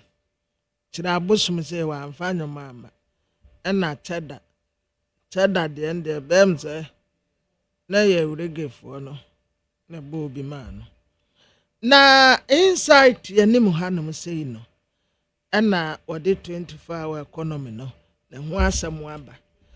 But ante mantere was agyeman ebeje na kunwa. But mesra national security for anase Ghana Police Services say. Na me say TVCC a. Forestry Commission. A man where the mao na omo boss bo e wo TV so say sa papa no wo Forestry Commission wono ono oton Ramsey science ase no e de ma wo mu eni kwan say ye kasi yakobubu adehie sika akokam enti anya kwa sa papa no a oton sase no de ma wo num no esi ye holding accountable. Chief, Satam wa woton sa asenema wo mu na wonim se ho asem meba wo. Na nkofu agya pade adan be 100 wadi anim akotonton sa ase de ama wo mu. No way. Esa papa no yenkwate no. Ada na o man nkofu ogbonyanya sei. O man nkofu kwa unyehia mu sei. Ebi dia wawie window level lentil abansoro etuasom yensa ebi dia 9 ebi dia num now and the cement ni ayon ross abo tipa truck kura wade ade ne beko kura mpo unim sika wo moje mesinfo labor and eka share debi no way yantena wanum say enkofo agya pade bebrebe ente se wakotonton sase ama wo mu no abetena wo no abeka se enya no kurantini agya na wafa wo adi dabi ase ya chi no ni yebisa no nsam efa ho dabi no way wo papa na wo sa na yetena wi ase wakoton ade ama wo mu awie wa san di wo manim asa kono wasa akobubu ni nyina ato agu o ka say why are the papas the boys in my own the be investigate opa na National Media Commission board no omo ho asem wa say ma men hye enipa a constitute omo dodo na womu na womu bɛhye ensam kyerɛfo kwan a hefa so a yedi adwuma regularize womu be regularize ye bibia ye bia na adwumadie no aye kama na Professor Ekuya Brichum na tase wa bin o oba wa ye professor wow wa bin na odi professor no every intenya Professor Britum is one of two representatives of the office of the president on National Media Commission. And na other rep was so Richard Mawuli Kwasiga. Richard Kwasiga. Metin nka to Richard Kwasiga. Afe members na ka ho bie sports journalist or say lawyer Eva Ochre. Hey, Sister Eva. Wow. Yes, Eva Ochre eka ho. One so or representing Ghana Bar Association. NS Ousuado. Publishers and owners private press. Anthony Obey Afrane or representing Ghana Association of Writers and Ghana Library Association. Reverend Ruby Amable Christian Group. Our Sentinel Woman National Catholic Secretariat. Afe Christian Council and a Ghana Pentecostal Council. Hard and so the Muhammad Amin Gapo Ado or representing Federation of Muslims Council. Ahmadiyya Muslim Mission. Woman can be a Professor Isaac Abekum Blankson, Training Institution of Journalists and Communication. Esther Amba Nimuba Koba. Esther Koba ye Chachichi Kata Ireno. Ghana Advertising Association and Institute of Public Relations of Ghana. Reverend Isaac Ousu. Nkaya Isaac Bempa. Ghana National Association of Teachers. Ena Kobi Asma. Kobi Asma. Yania ya Kobi Asma inso kaho. Ena Kofi Yabua. Omu nyina jine muma Ghana Journalists Association. Omu account biye Mahama Saibu. Philip Fifi Backman. Koko Larate Asante. Omu jine muama Parliament. Abina Anobia Asari, National Council of Women Development. Joseph Yahuhoto, Traders Union Congress, Ghana. Anna Soso Sunkwamos, Ojinemu Diama Association of Private Broadcasters. Okay. Yeah. Pamela, mameke ka messages, but ansana no. I am a man for one or my friend of Jerry per Jumana way may hairdress and my way me pachotie me ma quick information. We will be we ye nails utimi ye tre ubotre we sua bibia dada saloon bi penipa no no ma ye adwuma ye ne ye utimi ye wigs all types and we chire no just a hairstyle bia utimi ye hairstyle bia I just say, we a hairdresser, we a stylist, we a nails, we a pedicure, no manicure.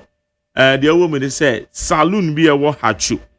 Here no why you juma anti fre, or Frau St. Jerry, Samin Fro, or more here no why you juma anti the woods here media, a jumana na media ma on a young pet, did be a fret 0244 571 468.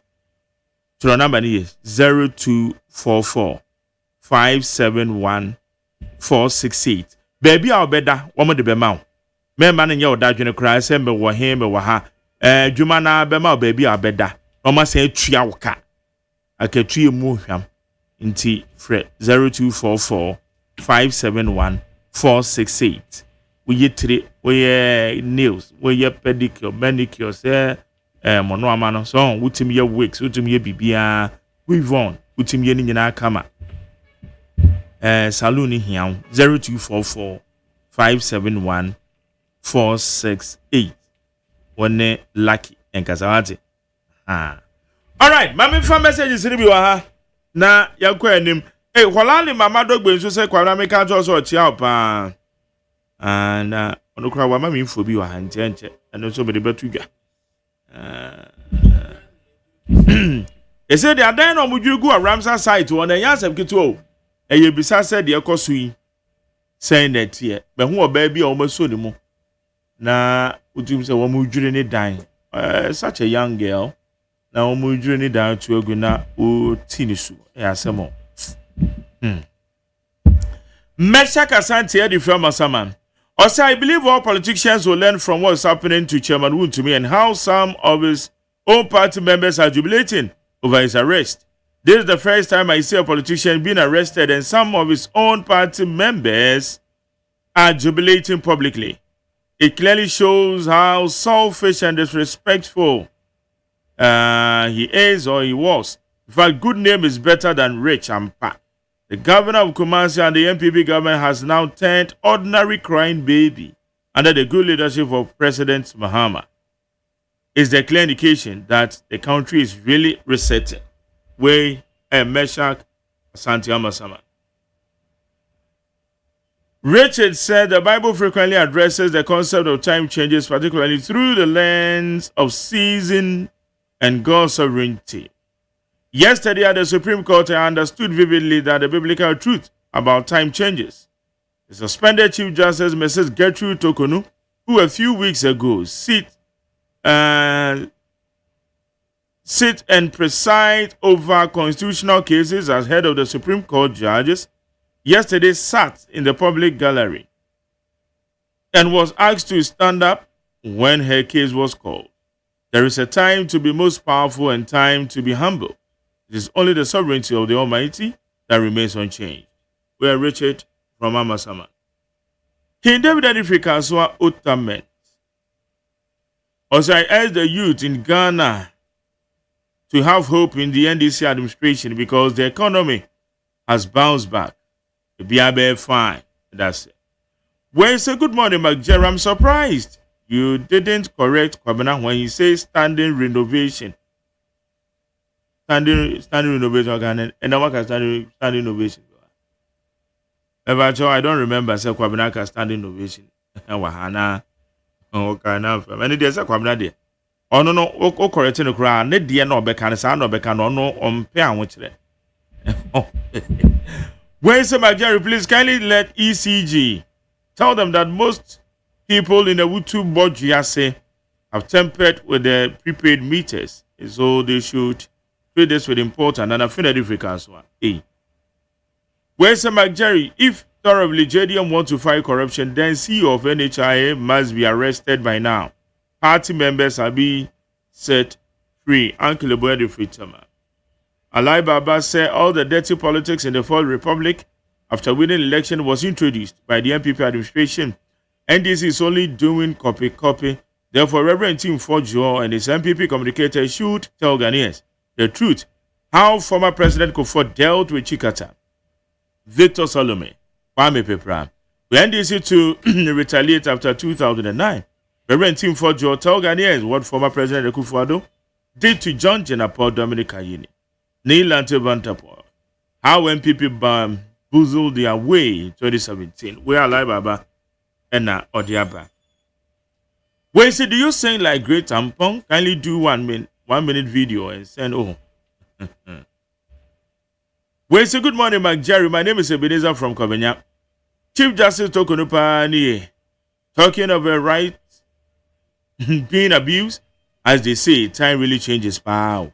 So soon she has forgotten being among judges. That said, our birth certificate can't prove one citizen.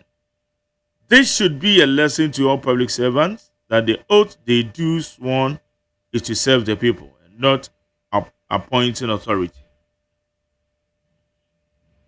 Eric Kwekubwedi said, since NDC assumed office, nothing is working under this government. Sacking of top public officials without any justification.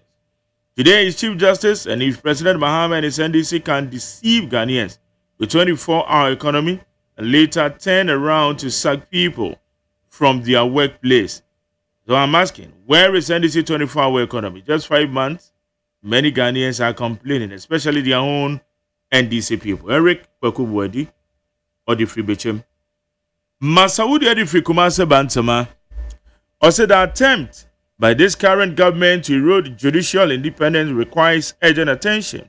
The justification for such a move remains unclear and appears to be an outright attack on the judiciary. It's dangerous and a threat to our democracy. positive change at the free Madina. I'll say the good news is that the arrest warrant has been issued to the former Bank of Ghana governor, Ernest Addison, to face the law for messing up with our economy. Amisko Spelele, the free Kaswa. I'll say it is unbelievable for the president to appoint a fake doctor to NHI board without due diligence, but revoked some public sector workers' appointments who passed through the due process with genuine credentials like masters and PhDs. This is so sad.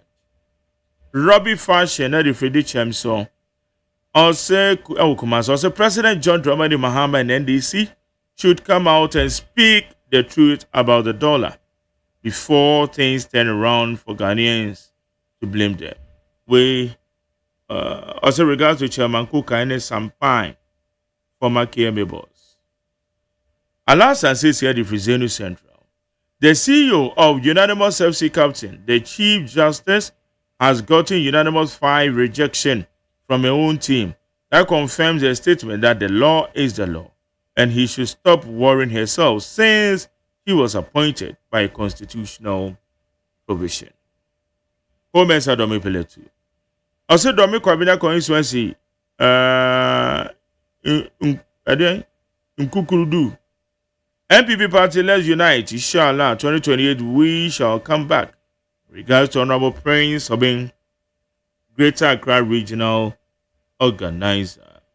We say good morning to you, Mark Jerry. From the look of things, it is likely the military will take over the country, and I will be happy to see that the country is bleeding. Are you kind?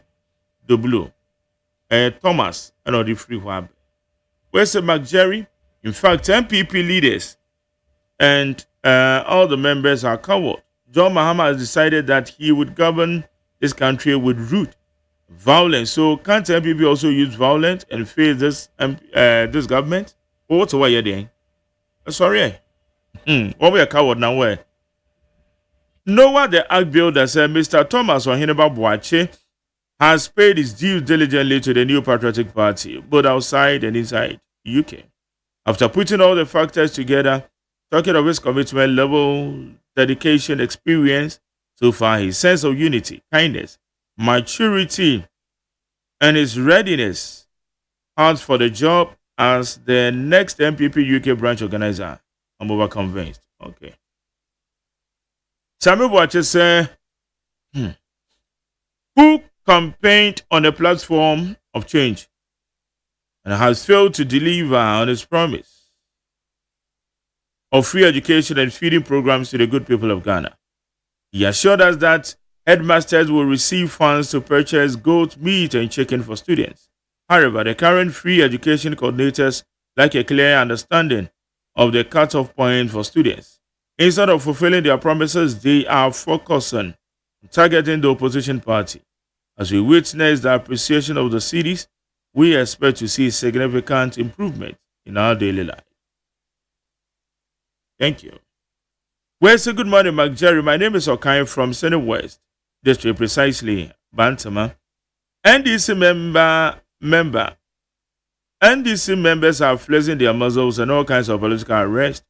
4 years is not far. We are calculating 1,460 days. In account, we say, Abba yedibebo techino and one yediboba. Just remember that every action has a consequence.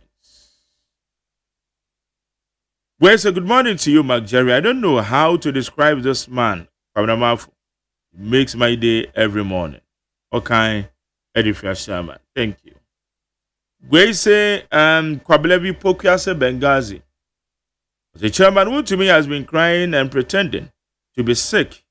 He should know that crying and sickness won't save him. Whether he's crying or not, he'll be jailed because he has destroyed so many things. Kwabelevi Pokiase Benghazi. Where's the Don McJerry? Dr. Mahmoud Bamia welcome all persons who want to contest him, but still he will beat them hands down. Abele, what if you don't go? Our parade presumes Honorable Dr. Brian Champon, next presidential candidate for MPP and next president for Ghana. The arrest of Chairman Wontumi in Rambo style is bad and must be condemned by all and sundry. The NDC members who are happy must know that power is transient, so they must be very careful of what they are doing. Power can turn at any time. Obari, Edifiso. We say good morning, Jerry. Tell Kwabena that Ghanaians are watching him from afar. If he comes back later to complain about NDC government, you will see. We are waiting for his post. Okay, I need 100.9. So where am I? Naeva.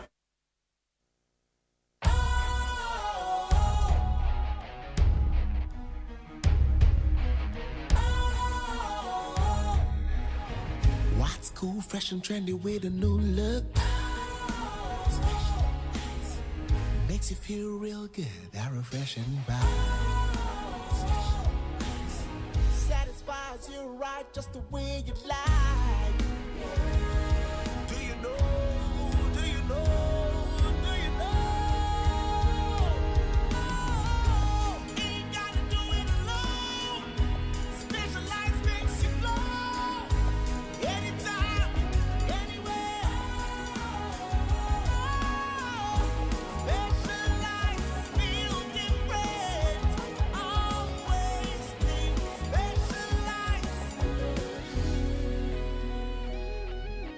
Special Ice Natural Mineral Water. Feel different. Think special. This advertisement has been vetted and approved by the FDA. Hey, catch it. Listen in here. And you ma beto to dia me baba no hwade no. Twem so betumi a. Hey, ashew. Hey, now beka. Ya John to mami ensa duku portmanteau. This way chocolate drink. Na kan wo hwe afibia nso beri ni waware ne a. This way chocolate drink. Na kan sia. Oh, ashew. Wo den kan no ntumu ho. Me be mo anu nso wo hye kwa dia ka ho. Wo hwade a wapi ho. Wo ka sa batete. Eda fom wo. This way chocolate drink.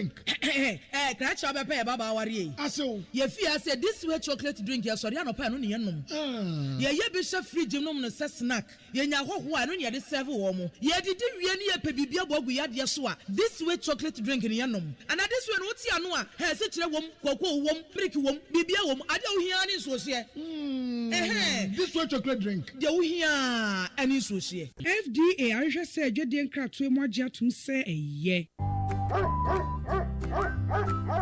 Efie bia beye nika na ejina busue womuo na mom ayonkofa ye da ye ne nyanyemu a ye ne omutifie ntem etimi mafia setena ye nikanika sronko ekoba ne saa no baba beka ebusua ne ho prekope enunti ewose ehwem omunyina pomudin mu na sanso beye hodi a na eye Drill's pet foods, Drill's biscuits, any canine Greek dog food ewo hoi protein ni nuane nu ebetimi aboama okraman na nyini kama ahyemu ba sei be Edunti abribia na wo kraman no keka ne ho anigye mu Pakro Ghana Limited and any Drill's biscuit any canine Greek dog food abedwa so enunti kope bia kira kwan sesi a manemu a wo kraman no open the dodo mu atua for Pakro Ghana Limited ewo 0559 274 381 ana 0559 795 432 FDA aje dwedie nkatwe atum.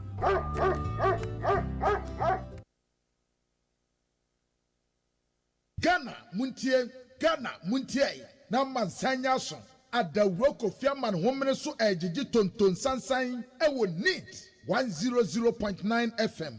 Ghana muntie. Ghana muntie.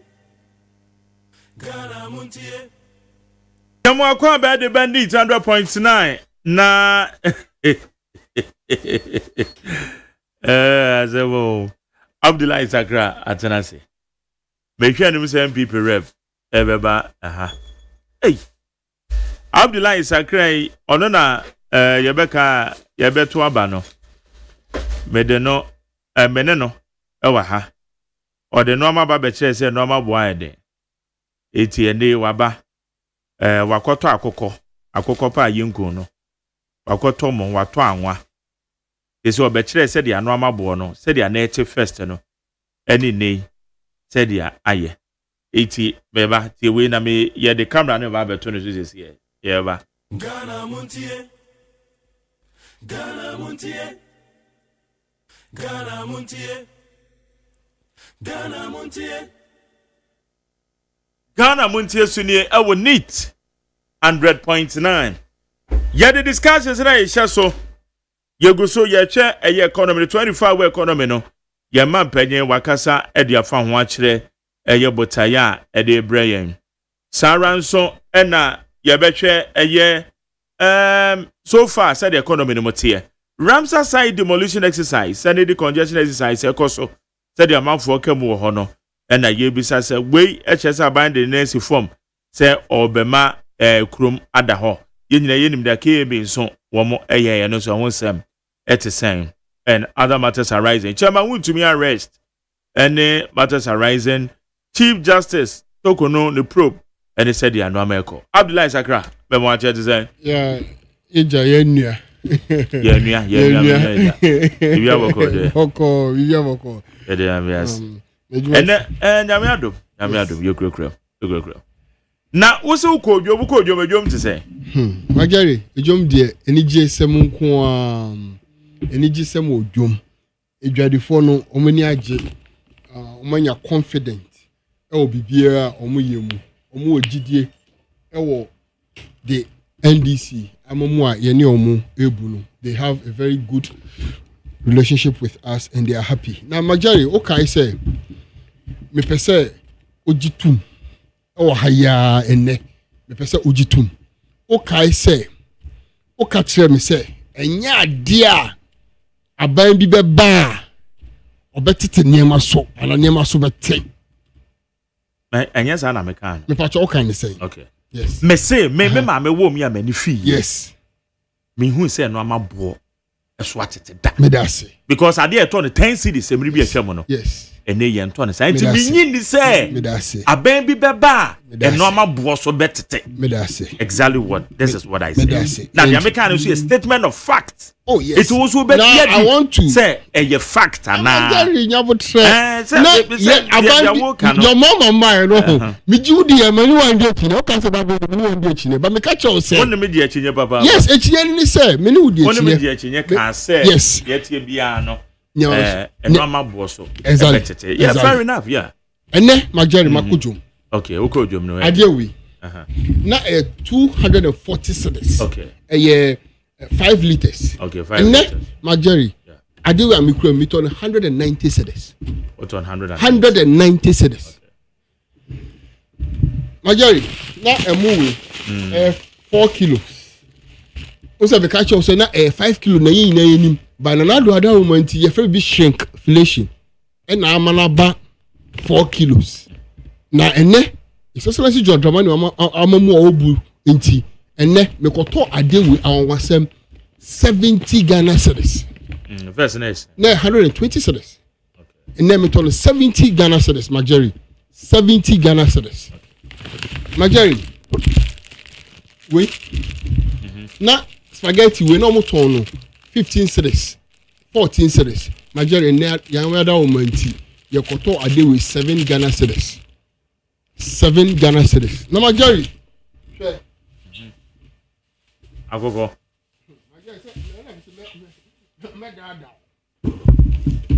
And we are confirm. I confirm. So I confirm we oko to a 350 cedis. Ene nyamada uma aban papa ba ama ne I confirm we konya 240 cedis. 240 cedis. Yes, nice. Ne 350 cedis 400. Ene 240 cedis. Akoko ene 100 cedis. Abra na akoko o kan se me de ba ene 170 cedis. Ene aban papa nti ni na eso ate. Nti Majari me catch your plane say enya ade a na aban dada no ne mo no ho ye no. Eno na ma na Ghana ye ho kire yen. Na omuntimi nye ni yie. Ene aban papa nti nyama nyina akofo na Majari ade ba ko na mesre custom officers a omo port Majari onim de omo de market people air from then e cost importer kra ne nyama ba na enemrem dollar free 17 cedis free 14 cedis about 10 cedis na se o kra ne nyama automatically no dollar rate na port wo ye use inti se yate so dollar above for ma. How will a custom officer be demanding say importers and a clearing agent omuntua the same duty a omuntua we enya aban ene se omunye ne sa eye omo abra omudi na a custom officer and say now utua duty of maybe like I said utua duty of 100,000 now dollar aba for my ne you're working with that same dollar rate now ukotua duty of 70,000 now or no custom officer no etibika yourself you have to by all means pay 100,000 or else or more short collection or else or my own clear oniema ama agents no omusu agents no omusuro. That is what we have to look up to. It's yesra by all man in inko or moho airport or custom officers no making sure say agents no or move to a high duty and no ma abide ding and na amount for doing say abide policy and ya abide policy dollar na abba form automatically no CRF any BBR or all other charges at the port so should come down automatically. Into one thing can change if I can say dollar number from into one sound to it doesn't work that way. Into ye na sorry ni engineer ni enkambom ni fighting the system. The system not is such a way whereby abambe ye juma ope bia abambe ye bibia now so nipa ebe ya ma aban luku say onye she dollar number from duty no definitely no automatically no as a reflected na a dreadful so enye jide no mo titi omo niema so because Ghana this is what we all want na ye abant mi nye adwuma enye adwuma na duty na say aba from because only say amount for you am no amount port no duty no aba from yes nti say ba say custom official be yeah no omo insist say and I'm say na ucha duty of 100,000 no so duty that about for year first the dollar is about for automatically no you should still be paying the 100,000 it doesn't make sense exactly ridiculous. And that is what they are passing through and you fair that is what they are passing through because what previous way your friend is saying be importation out here yes na dia wetu ene na ode no na and once say I don't know exactly so dollar exactly dollar calculation no so what I say it's extra custom officers no ye mpese e beka say omu ye amayosem ho there be omu a professional and they should deal with the people professionally importer ed ni nemaba na previously no the record no chese duty no tua 200,000 now exchange rate no and the calculative duties report into automatically no there should be reduction there into member agents no who am and whereby they are frustrating the agents at the port. They are frustrating them to make sure and I own the agent also eja or PBBA in term. He has to be begging and begging and begging. That is not fair to the government. Abina bomoding I'm making sure say what to do in ye I'm a dollar now but former. We should see it. We should feel it. What is it? It's custom officers no more and my enkase omu dia bro there be we shouldn't do that. We should be fair to the importers. The importers should be treated very well. Because omo no mama on my sick asem no ekoye enu na ye ba ye typical market eko because wait say importer no o clear na say because to say yes it is just a fresh from the port into clear na port no e bibia eba form a enu na ono so di baba marketer e beba form into say wanya ne sa na omo konya issue e port a enu na omo di ebe ka ho e amanfo feeling into say okọ na amanfo feel the atmosphere every port the importers are crying at the port the custom officers are frustrating them at the port they are telling them that they should still increase or they should still pay high duty which is not fair and yet fair at all. So I'm begging the custom officers because the work that they are doing there should be professional work. They shouldn't do any partisan work over there. They should be professional.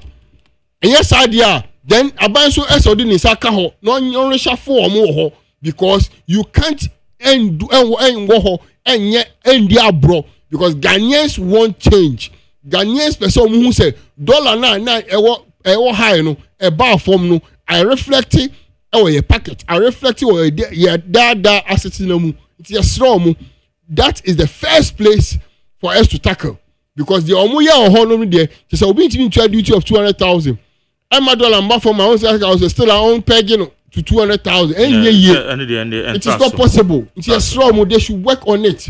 And yes, sir, a buying a ordinary port because all custom officers be on more port on no omu ya ade bia mana ye say enyo omo aban ne wo so they will do everything. Oh yeah, how will on earth will you think again?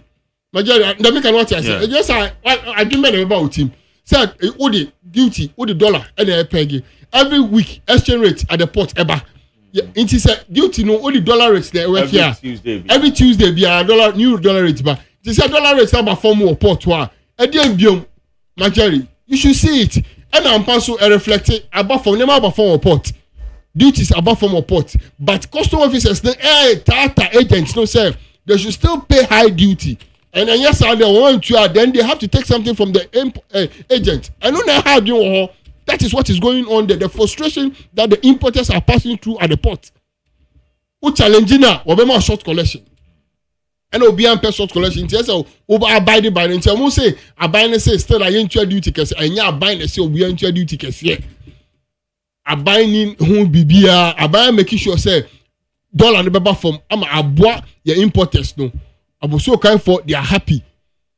Oko Kumasi magazine omo ye happy because omo di nema aba magazine no omo di 40 feet aba no omo tua unse say wo hwe sama na ye campaign na talking about fixed rate any flat rate okay all these things comes with responsibility nti aban man ani incorporate ho na if a customer officers no more honum no omo say ni din customer officers no say aban ni din e wo port ho because omo hear everything to frustrate the importers and the agents over there. And I think this is a time buying any co omo so they are destroying the goodwill and the image of the government, and we have to make sure they do everything right.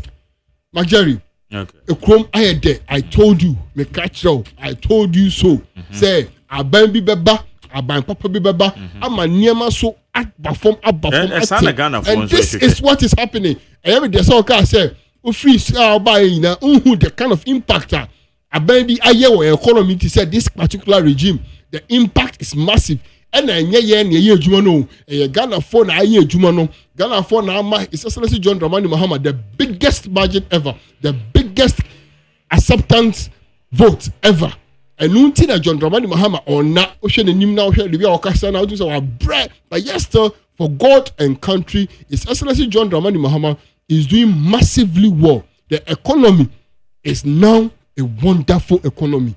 Obi Ghana ni bia beja tum say economy we no ekoyie and what the name bia ehihye na kwamu ama ye Ghana fo nyina afa omontuma pa afra nti de ebe kan ni say Excellency John Dramani Mahama ye ma wayi ko we enene ye hwehwe we enene ya fe and we will appreciate you ene yetimi ko to ekodwom e de nsesa eba fie first ni ekodwom a na e bosia na de ko ene ye nko nti ma je hwehwe a sa de we keke no must save how much? Here, when no must save over 50 cedis. Yeah.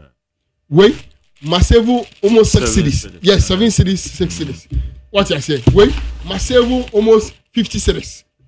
I confirm where I am crazy. Must save almost 150 cedis. What I say? It's back where I've saved almost 500 cedis. Because I have 500, no, I've been born in the Nigeria free means some.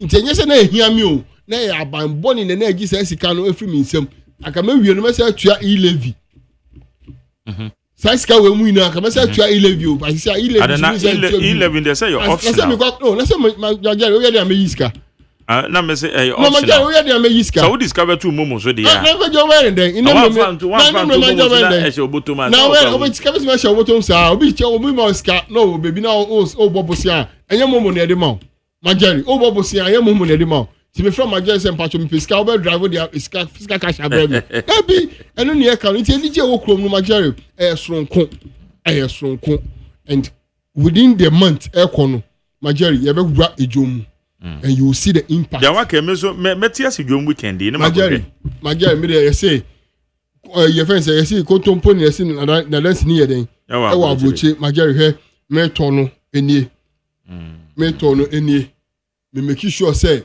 me manu hui say yes I say I went there myself and I was able to do everything possible. Okay. Inti Bagari nije and our back room amafoni aje na me say o 24-hour economy and who say no na o bo now bo yes it is the best 24-hour economy no moon. By the end of this year we will roll it out and they will be shocked of the impact that it will bring. Now 24-hour client starting and put $1 for me. Yeah,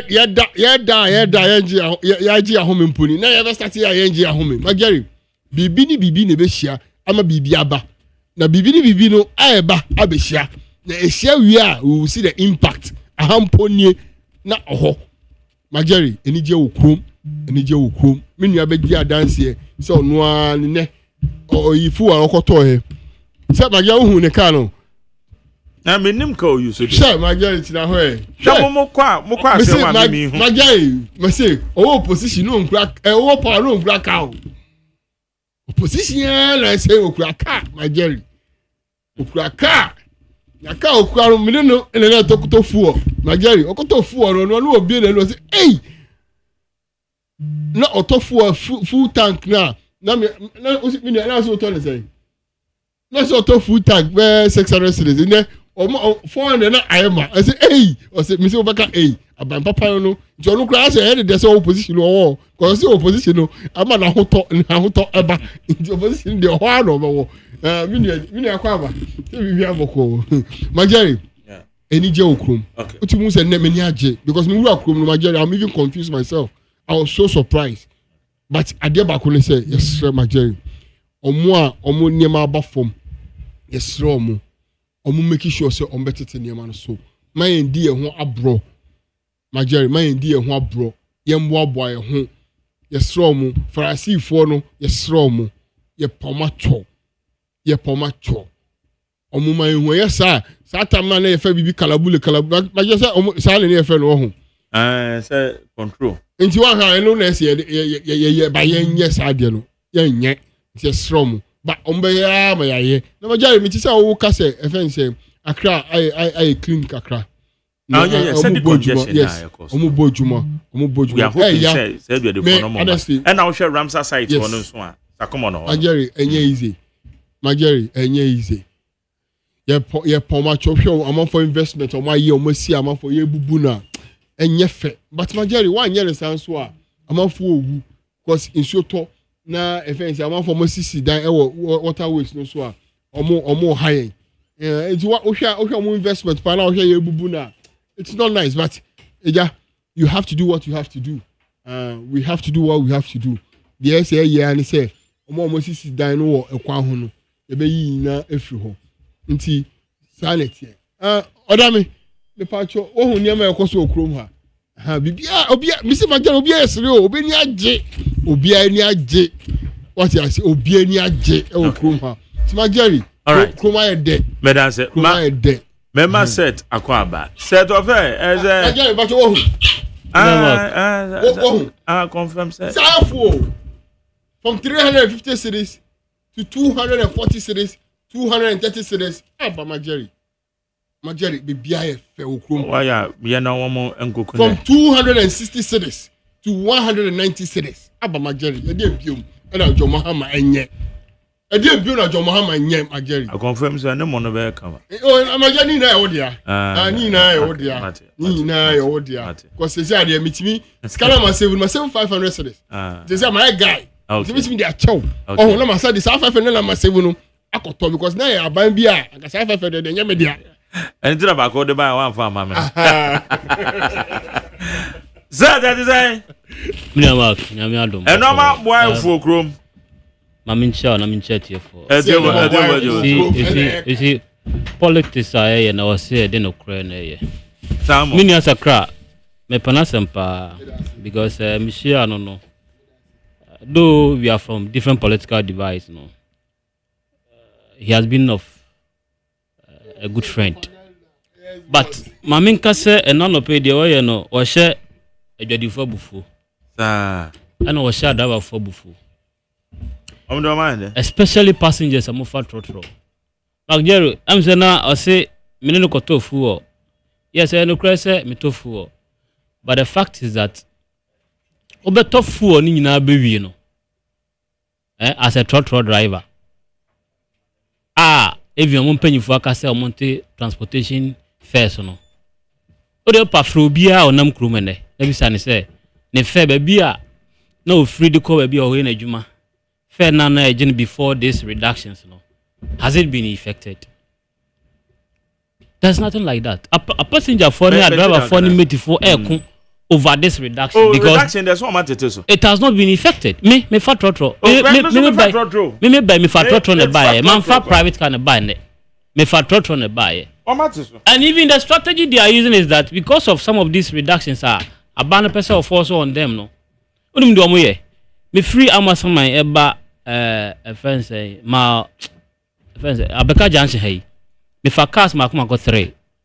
But and the sales will there were so strategically, even though it is being said transportation first, no, it is of no effect. And I want to feel it, and not this kind of rhetoric. You see, baku for akuhu adansini ewa infa. Many as a crime say baby okofa ni man e wholesale ni man okofa. And he is not speaking from the the retail point of view. Ntu pa obo de opa bio phone lines to me ne. Na they make obenyan kofa ombe collaborate with. What I am saying is that the effect, is not being felt on the ground because you see, so you have to give them that assurance. Say, things have been. We are pleading with the people. Say these kinds of gains against with the dollar and the CD exchange rate. You should rather plead to the conscience of these traders to reduce their goods because Obi discover $10,000 a coffee in Maba and then the dollar no. And I'm say price number for and I rate number for no. What in your man as well? It be affecting the capital. Who is obey? So that's not what we are feeling in our pockets. Mammy Fair no see what I am called the substantive issue. Mark Jerry answer the best no. Let me draw paying for attention to something that is happening in our party, which they must take immediate actions against it. You see, I was born into NPP. I was not just born into it. I understood the philosophy behind NPP party no and until na me imagine say me wo mu dia and ya wo matum kura still am ekoso atrem unu so bi wo ha ni papa ni mama na ndi for but because of bibi ohun wo NPP hu nti otimi jai ko just the vice versa etimi see but so tie and I will see party be philosophy now who say it aligns with your vision in the long run now what you do is you stay within it and also champion your vision alongside the party's philosophy. Share your general secretary and national executives.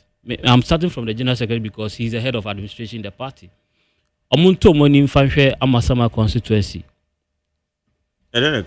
Because the happenings within the constituency, say me be can or hand my best me see me to my gofin or abonte. So I just want to cover it. Me say me kasa no me can work kasa kwam.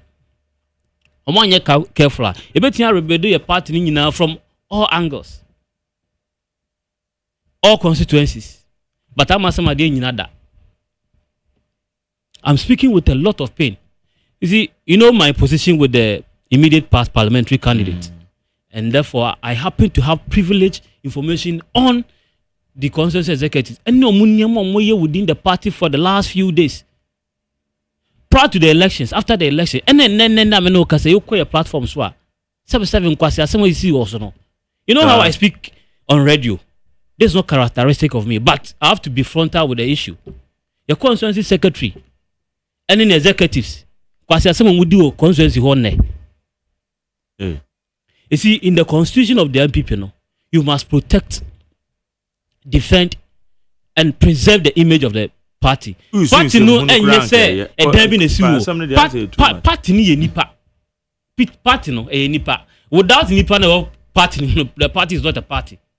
So if you pitch heads against each other, now at the end of the day, you hold on to your position.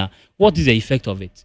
You jit to me because you say you crow ye man for ye. But how jit to me now the sell on crop for okay come on for T-boom.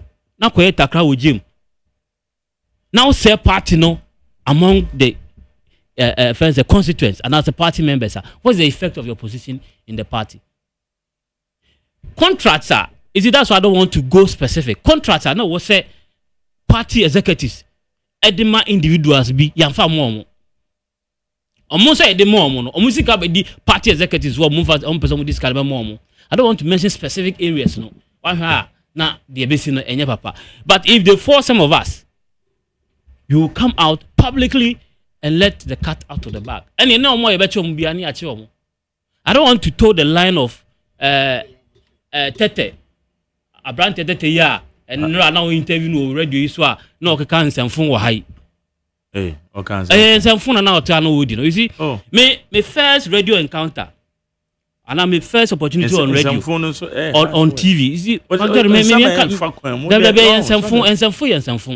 first encounter on TV and radio, meaning the then some of Kakafa Dr. Mahmoud Bawumia, all because he supported Canadian Japan. Canadian Japan, and you be a person will say Dr. Mahmoud Bawumia and son of the flag bearer. And then some of Bekaka are negative about your opponent in the Bema for Abama. Sanka, any Danka or Sanka. Obi winning over Dr. Mahmoud Bawumia. What is Dr. Mahmoud Bawumia no deal be atemda. But he won the elections internally 61%. As against someone no mototo and then some of the bobo or more opponents. We are here to group as individuals championing the agenda of the NPP. In Tuba Tanhala Kachem say, Samawun to me, you gave a hint to state security to go and pick him up. It means you are a traitor. Magjer won't do any problem with your management. Munya problem yada. Yeah, but they say Obetina radio so can answer any biafa or management order. That makes you a mature person. I am happy say Canada Japan one kasa Obetina radio so catch say he is not in support of the Abrante and Kayano. And I think you see say Kennedy boa na sankrofo mu ehwete dia also hwe omuyi. Also hwe omuyi because these are the people who are causing disaffection to him. And winning the flag bearer. Let me tell you, the base of the party, but some of these things from the supporters, and in 2023, a call for internal contest, one winner. So I'm winning punk and against the better than what he had. And this Sylvester Tete, in some of better Hanmunra, no catcher say, on the man Alex Tete, or better say, a new on the man himself, copy wound to me. I think he must be re-examined psychologically. Psychologically, he must be re-examined. Because here, won't be a criminal. Obia court indicting is a court be indicting is a criminal. But what the kinds of adjectives are they describe? Won't to me. She anya she cry 2016. Sit two pe NNDC enyawo Ashanti region under the leadership. What tell you no in miracle. Obien who perfect me am ti ha no mu obetia praise me about work set ni bibi we die mani nje ho saa na magjeru ti ha obi bia beti ha correct ba niam ba ko me ni binti obeka se o magjeru ni saa de we die mani nje ho nipa bia won na so na ma wo ye nipa Yesu Kristo mpo ba ye no edu ba bi no ya mo na san nuam how much more a human being na odi Yesu Kristo anamochi you are not a perfect human being. So people like that former MP, the chairman, former chairman, I will better radio so can answer who we basa all in the name of I am against chairman to me. Share offer. Eternity ranka no just a baby from the family. Won't be one yen or that the biggest region the largest votes are not. And he has paid his dues. Me o mama wan see that. Me no nisha one on one enyan kutangude bia ba sebe okoto se akutu ni aso de na offer also support no. Because when you careful if it's only the boss, the party leadership must take up the ruler. They are sure Monsano. Anna, me zero into my own constituency. I'm my constituency. Me say, Mark, if you program the WhatsApp messages, and in sense, my so our constituency better. A woman organizer happened to be a contractor, a man of school feeding program. You be so on ye because or a caterer. Kona kuhwe in some party executives within the constituency and in the AD.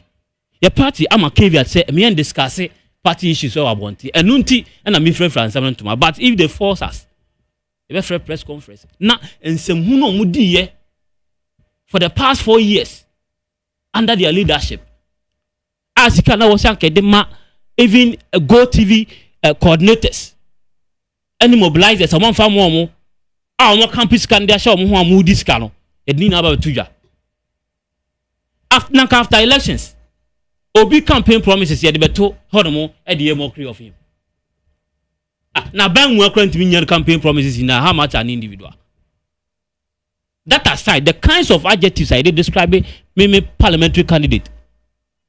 Offer. Ensure and name you muja and name you know conscious, you will feel it. So say the young kuna say pedia omunya careful no man find you because some of us will not sit down for them to run the party down because running individuals down, you're running the party down. I'm thinking say individuals only make up the party. Mark Jeremy Dibesia. Now next time Biano, I'm only watching what is going to happen after this my advocacy from the national executives and then through the regional executives. Now say FNC and to be on Betty and can radio so TV so. But I say higher needs 100.9 a year set of fair and out in Kano. The congestion exercise a coso. Zagra, I'm just said that now work on once. Dear Bianche, Greater Accra Regional Minister said you are back. MMDC is in the Binswania Brea, one more decongested. Sure. One more areas. Sana Monto here and the Montua. Oh, yeah, now man for a day about to Hunihuna. Would you say saying a war party when I'm more manager? Magari, honestly, we say make a assembly for the first time. Say Magari, hey, yeah, say Obi a Kukuni building at all. Yeah, in cement board, iron rods board, as I said board. Now, why projecting all these projects away? Now, you for one day, be boo everything that we see. Magari, and a queer woman say, hey, yeah, but we share the impact. Edema or minor, and now say everything that HSA amount for the moment in Suberton amount for a yeah, a property say. Now we have to take a drastic issue. Yen once and for all. Now you say yes. Ghana, you say Accra, Ghana, and then you mountain no ate. Majority, Eddie. But this is the right time we have to do it. We shouldn't think about losing election. We shouldn't think about election. I promise I demand Ghana for say we'll make sure say your baby be a pepe. And emra any dibu Ghana. Inti yes Gina emra no so. You make sure say be a pepe. Inti Magari ya enye de. Enye promise I say baby bubu amount for dime. The baby say amount for nyema or my build it. But Magari, crime is a crime. Emra, the law is the law. Inti the SAA and say yes we be ye emra no ama yenko ye obi adia obi Philippines. On one the pakolo news said this place, especially that Ramsey site, me say everybody there knows that say the Ramsey site is not a safer place to buy. And moreover no obi anton emomo ahemfo na omo ton no you be making sure say you need omo bekasa amomo put stop to it. And forestry for no so omoko ho a no makoji kakra no ma momo opportunity say omun koso na munye major me amiti hey me cause I'm into real estate me here assassin me here building and construction and stuff. Yes Ramsey site no major me ti hey I'm not for me offer bebre o Ramsey site but me share I know the man me for na ni the consequence amenya na chire na I don't go for it. So Majeri, interest the SAA no but Ghana for no insuo no start yi na ye fe nadmo for na ye fa amount for abaya na ye be fe no nti abaya no sometimes so make I say na former minister I fin say Eriko to start here ko honum ko bubu edan bi wo ho Ramsey site ko bubu no obu wie ya 2 months almost sidan na biom Majeri 2 months exactly. Almost says Sidan is subium. Oko honum na say minister if it's been a while ma fa ho. But Majeri, I go to ko bubu e dan no ho. I go to free or gata no pay o free or 2 months per Majeri. Almost say 3-story building the same place.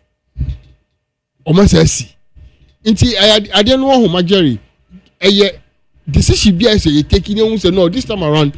Nye mo bi nsan ko fa le chi nsan ko jisika se omunda omunsi ena ko fo no se so mo ti asese se obi ba ho no obeji usika enya ban na asoma no ena le ba ko no ye bebubu na there is no only authority bi o ka se ma ye bubu no obeyi nani ama nti amafo hu se bebi a ya tro na me atro aban no so this is the time se waka se ho site ayen ko ho a aban so nye bibi wo ho Now, no on lie ho, no bibi, onye bibi ho, no mu say the boundary ni enie. After this boundary, no nobody. Any bit me see bibi ho. And no beboa. I'm a man for who say because obi wo ha ofri baby na aba. Onim say ya for okra Ramsey site. Onim bibi afa ho. Ye dey na site, akọ church no. And I to asasina ma no no osi. And moreover, Majeri, bisa who say municipal assemblies for no. I don't know what amount for permit or some particular places.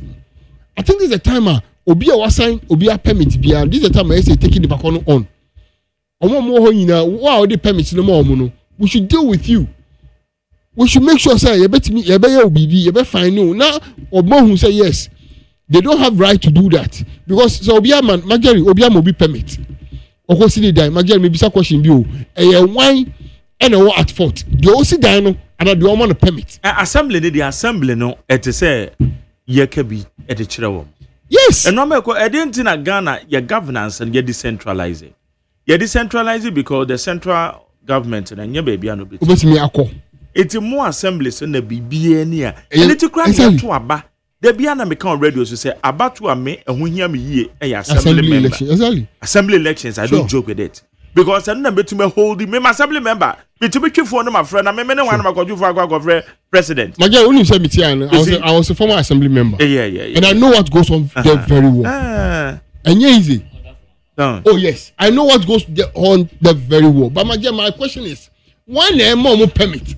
Now be a Ramsey site, what man the permit? What's in the dime? But assembly being so can say on your executive powers of the assembly headed by the MC or DC so who? Or the bill so bad or no so at the end of it. Majority so it's why never permit no order from above never permit no. So what you do is say, oh, I can't do it. Order from above no one sign mount. Okay. Because the moment no. So Ghana no. Majority, you know, majority assembly me call one so. Yeah. Assembly member, me one time assembly member. Only me I want oh crow nungwa. Like be a phone line, maybe some me our Black SL West electoral area. Majority, me call one time only the here. Me the assembly hall.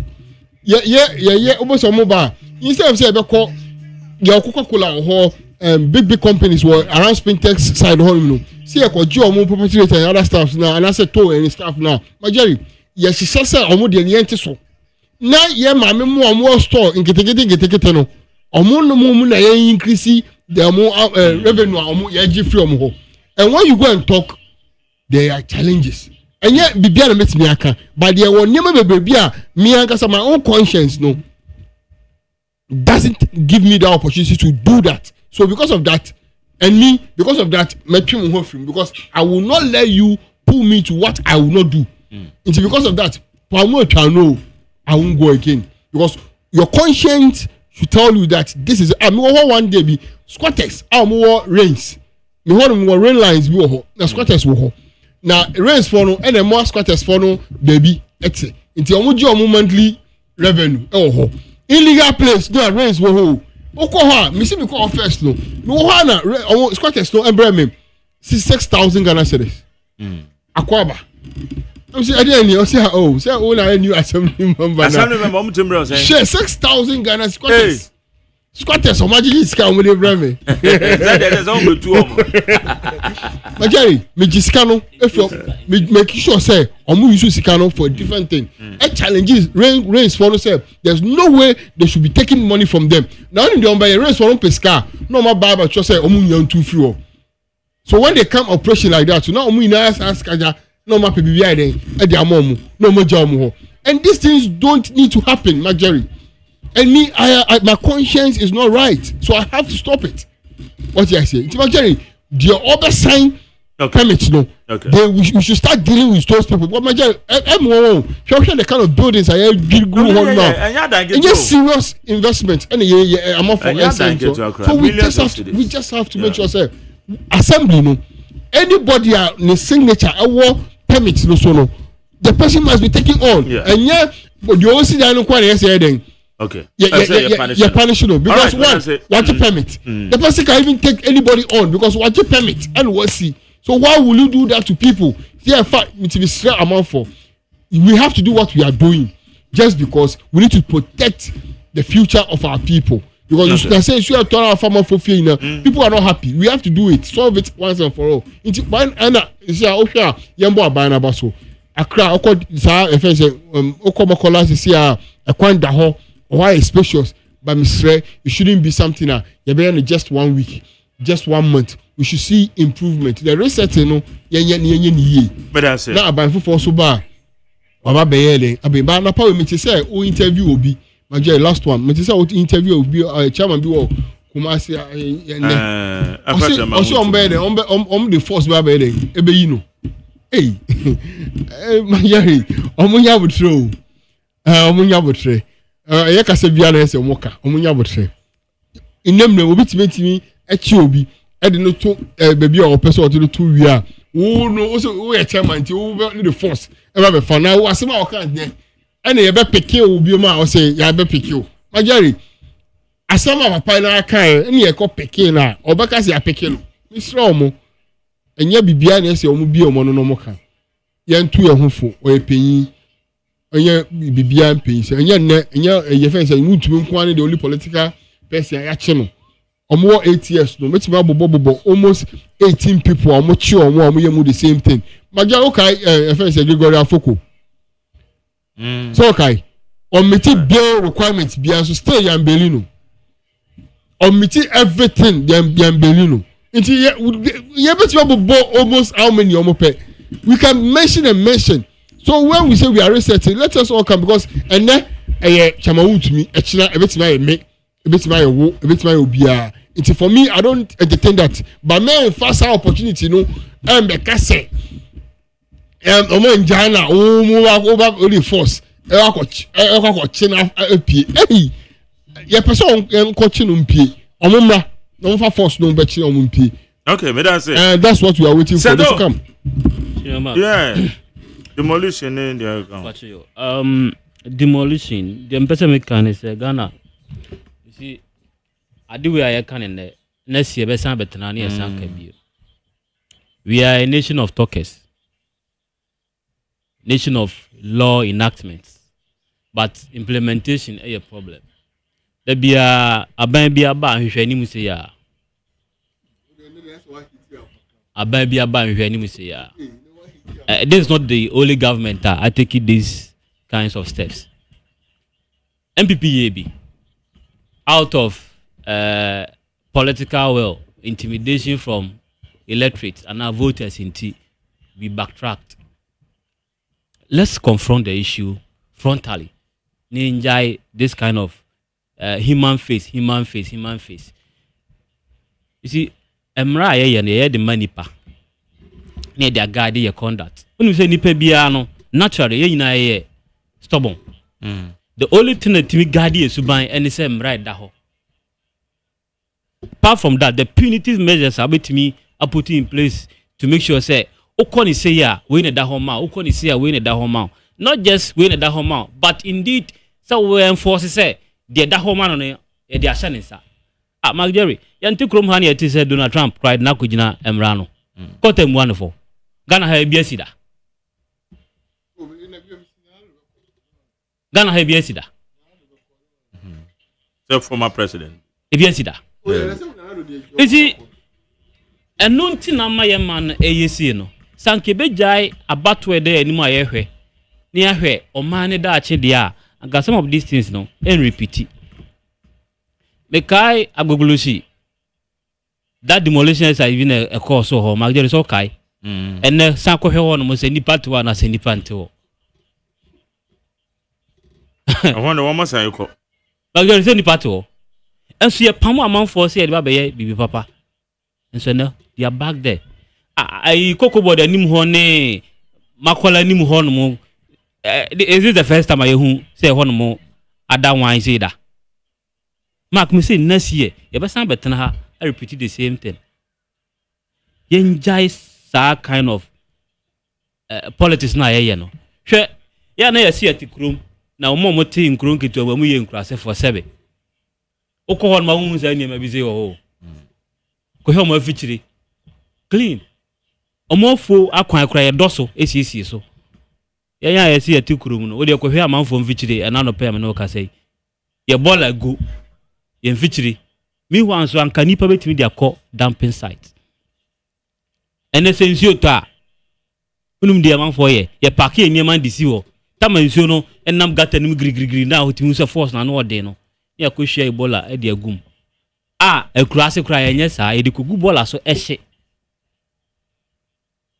ye I see eti krum no mark we mu na ye dem pese me kan say yemfa preventive measures emfa to akwam na adwadifo na nkotena ekwam ho me yanka say ye tu omo na politicians bona ye hye no eno a na say twa nani ebehwe me kai campaign time okay yenjai galamsey for ne ba ebe mo amnesty na dia na ye we were encouraging impunity tama ukovanda pro no Henry Cote started this kind of decongestion what was it to former better opposition parties enya in this inform kwa obi a no power aje free MPP nsem bia or political party bia no most of them were speaking against that kind of action but ene ekọ na unse asabesi NDC for so me gidi say na ya me no ka say NDC for NPP for bi so ebe cassette ya akohye edwadifo na chia ka cho mo say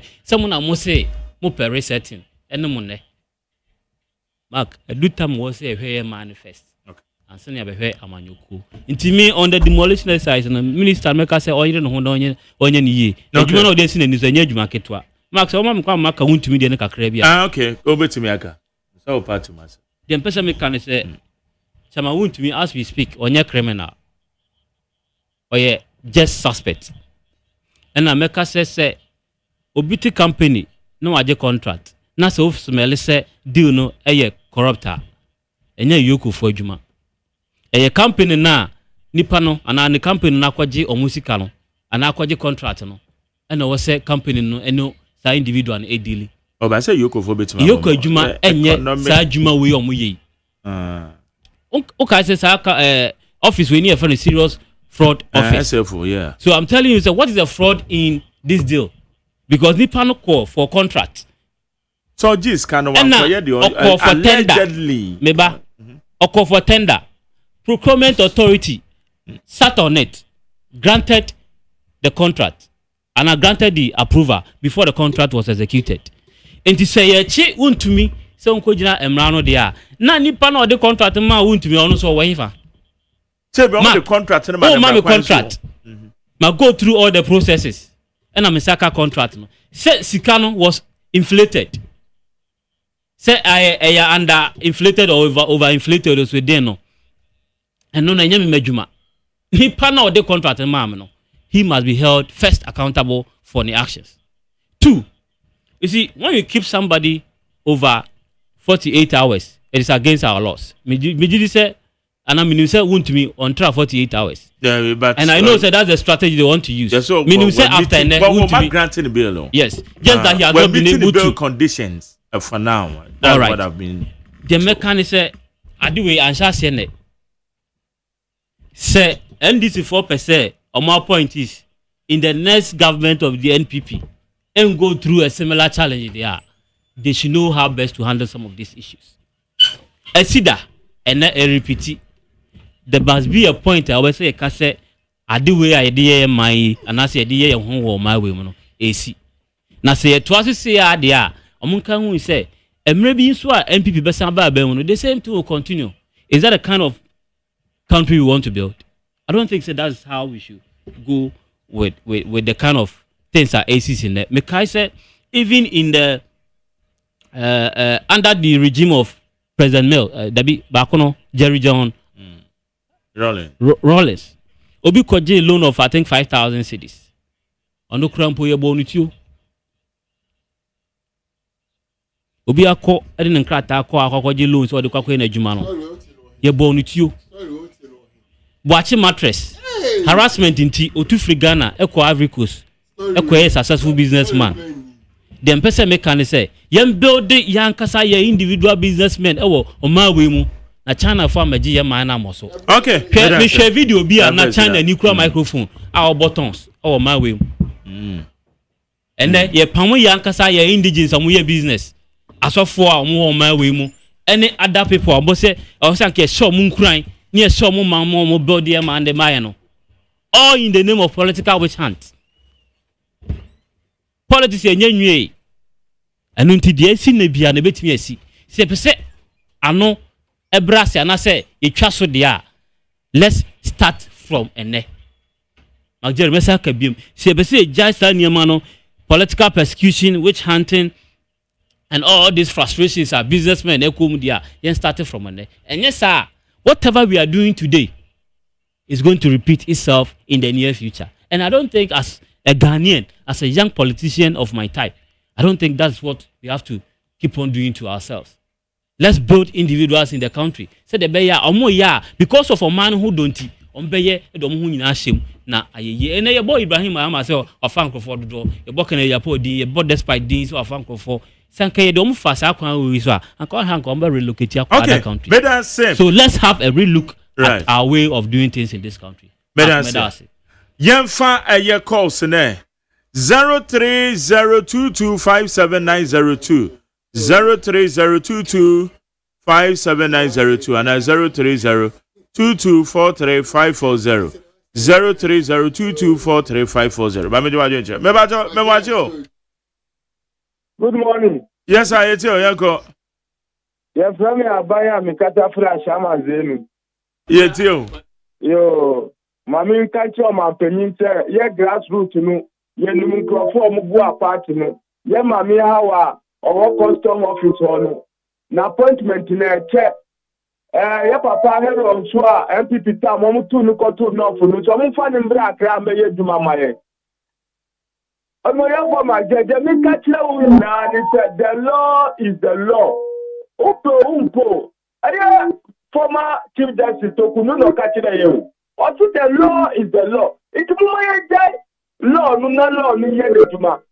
Every article 146 no. On my penny on full Latia will be you bet me this about my penny said, a quite offer so a petrol you Chief Justice Funo, Wafumla. Article 146 look at Pepe, a quite offer you Chief Justice.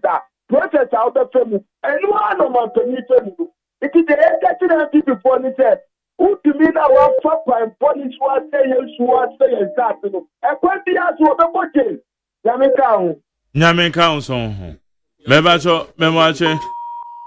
Oh, and to me, and you answer. Bacho Mache. Yes, you, Mache.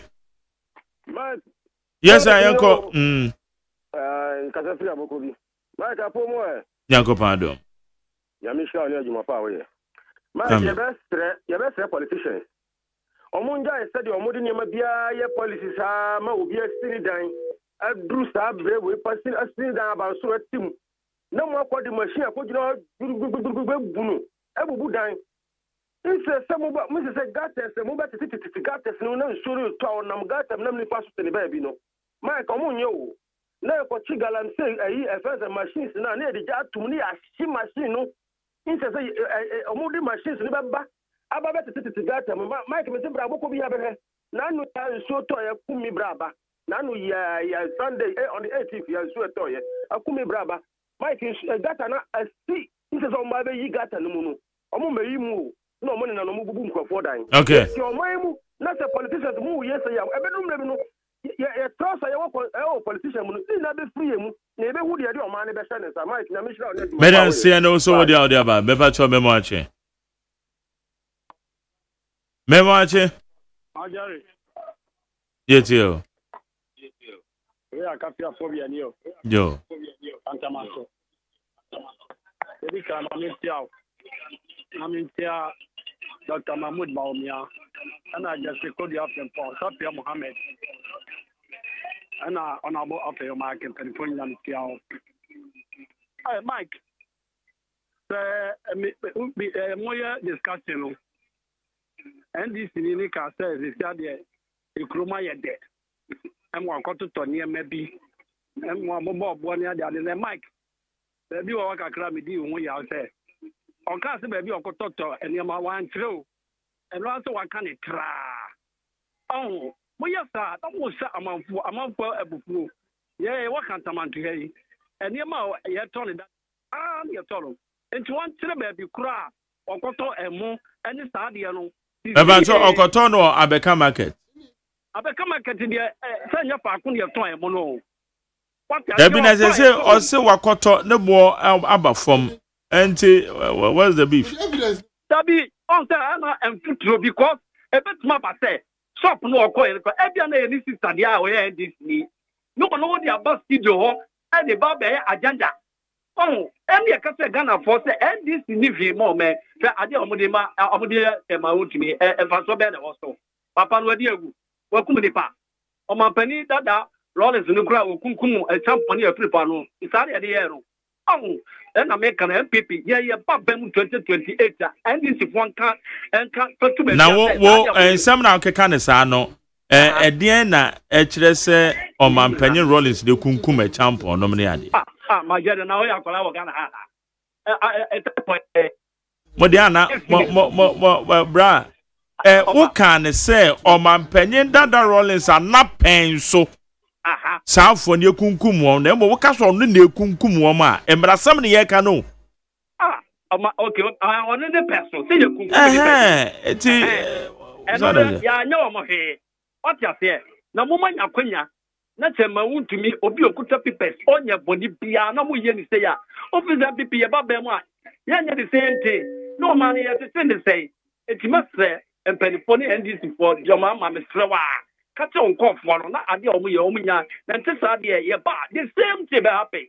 Madam say mama fa do we beba so mache Maja me jozo yetio ya ni chewa chief ni me chewa ni manyamfo awa komisi na donko ayi dombodu na Afage Martin na MPP mpemfo na chama ntimi so ni se ne kwambia so ro viti e komi ayi mra ma no na Majari uni mi se ade ba kwambesa me ka ho asem ye container mixing na o hwe container mixing said ya o be kan asem ne pa gu kana foto ye kai MPP for Afage Martin ka ho even ye vice president kwa yi ni kura no o ka no asem se o nyina mu ni mu Majari ene e ba ne sai na container e be yirae Majari me boma paso Majari mu nyina mo ka se container anye mo ba phone na tuma yira o eti ese ye hwehwe mu yi Majari de bia usi mu hwehwe mu ye enne minister ndi ase no ba ka kire Ghana fo minister ya san beta kwa super se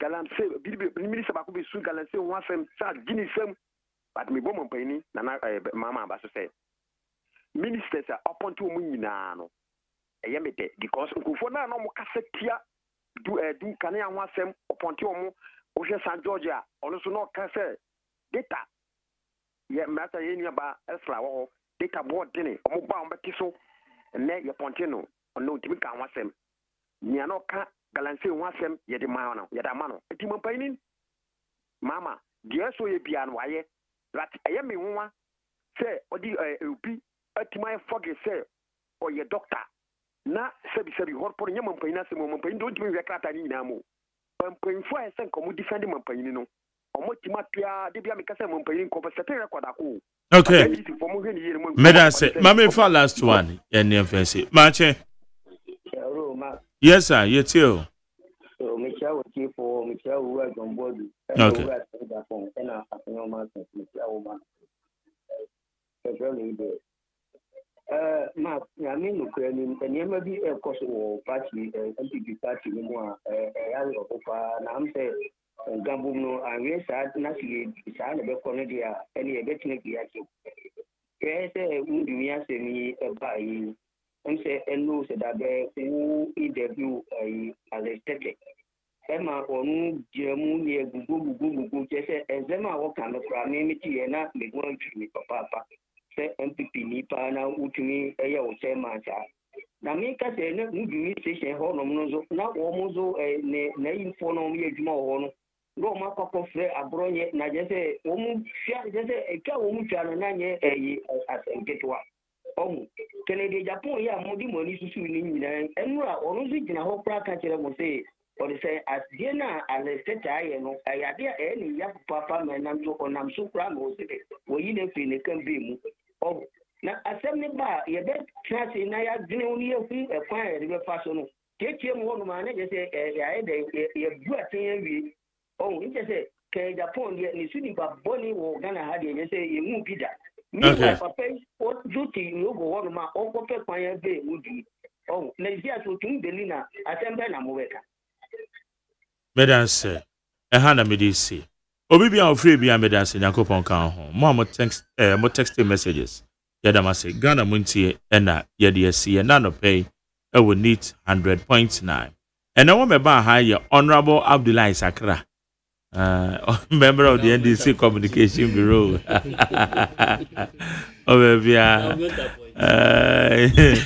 And a set of first year member of the MPP National Communication Team. Zed, that's it. Okay, good. Dagra. Yes. Ozo that's you. It is say normal bono. You been 3 months and I say. Oh no, we didn't every week. They said every month. Yes, okay. All right. But Empire and say Porto. And then in the first place. Yeah. I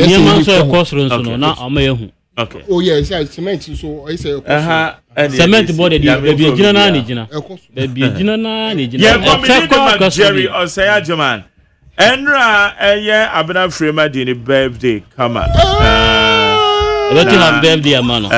Yeah, man belated birthday. I guess it too. Enra, no father Cabre didn't question to prove. Oh really? Enra to but I make a video. But and me producer and Nana Safon so be obiano Yakopon enka ne ho. Me dey aseda be ma kwesi aboade me channel manager me supervisor Dr. Fadadexana ono no executive producer nankasa and fully supported by me general manager Kennedy Asantiose. Yes sorry. Did you foreigner na oba be born yom come up. Enya me pe nwumre be say share touch lights. Ya me ko bibia.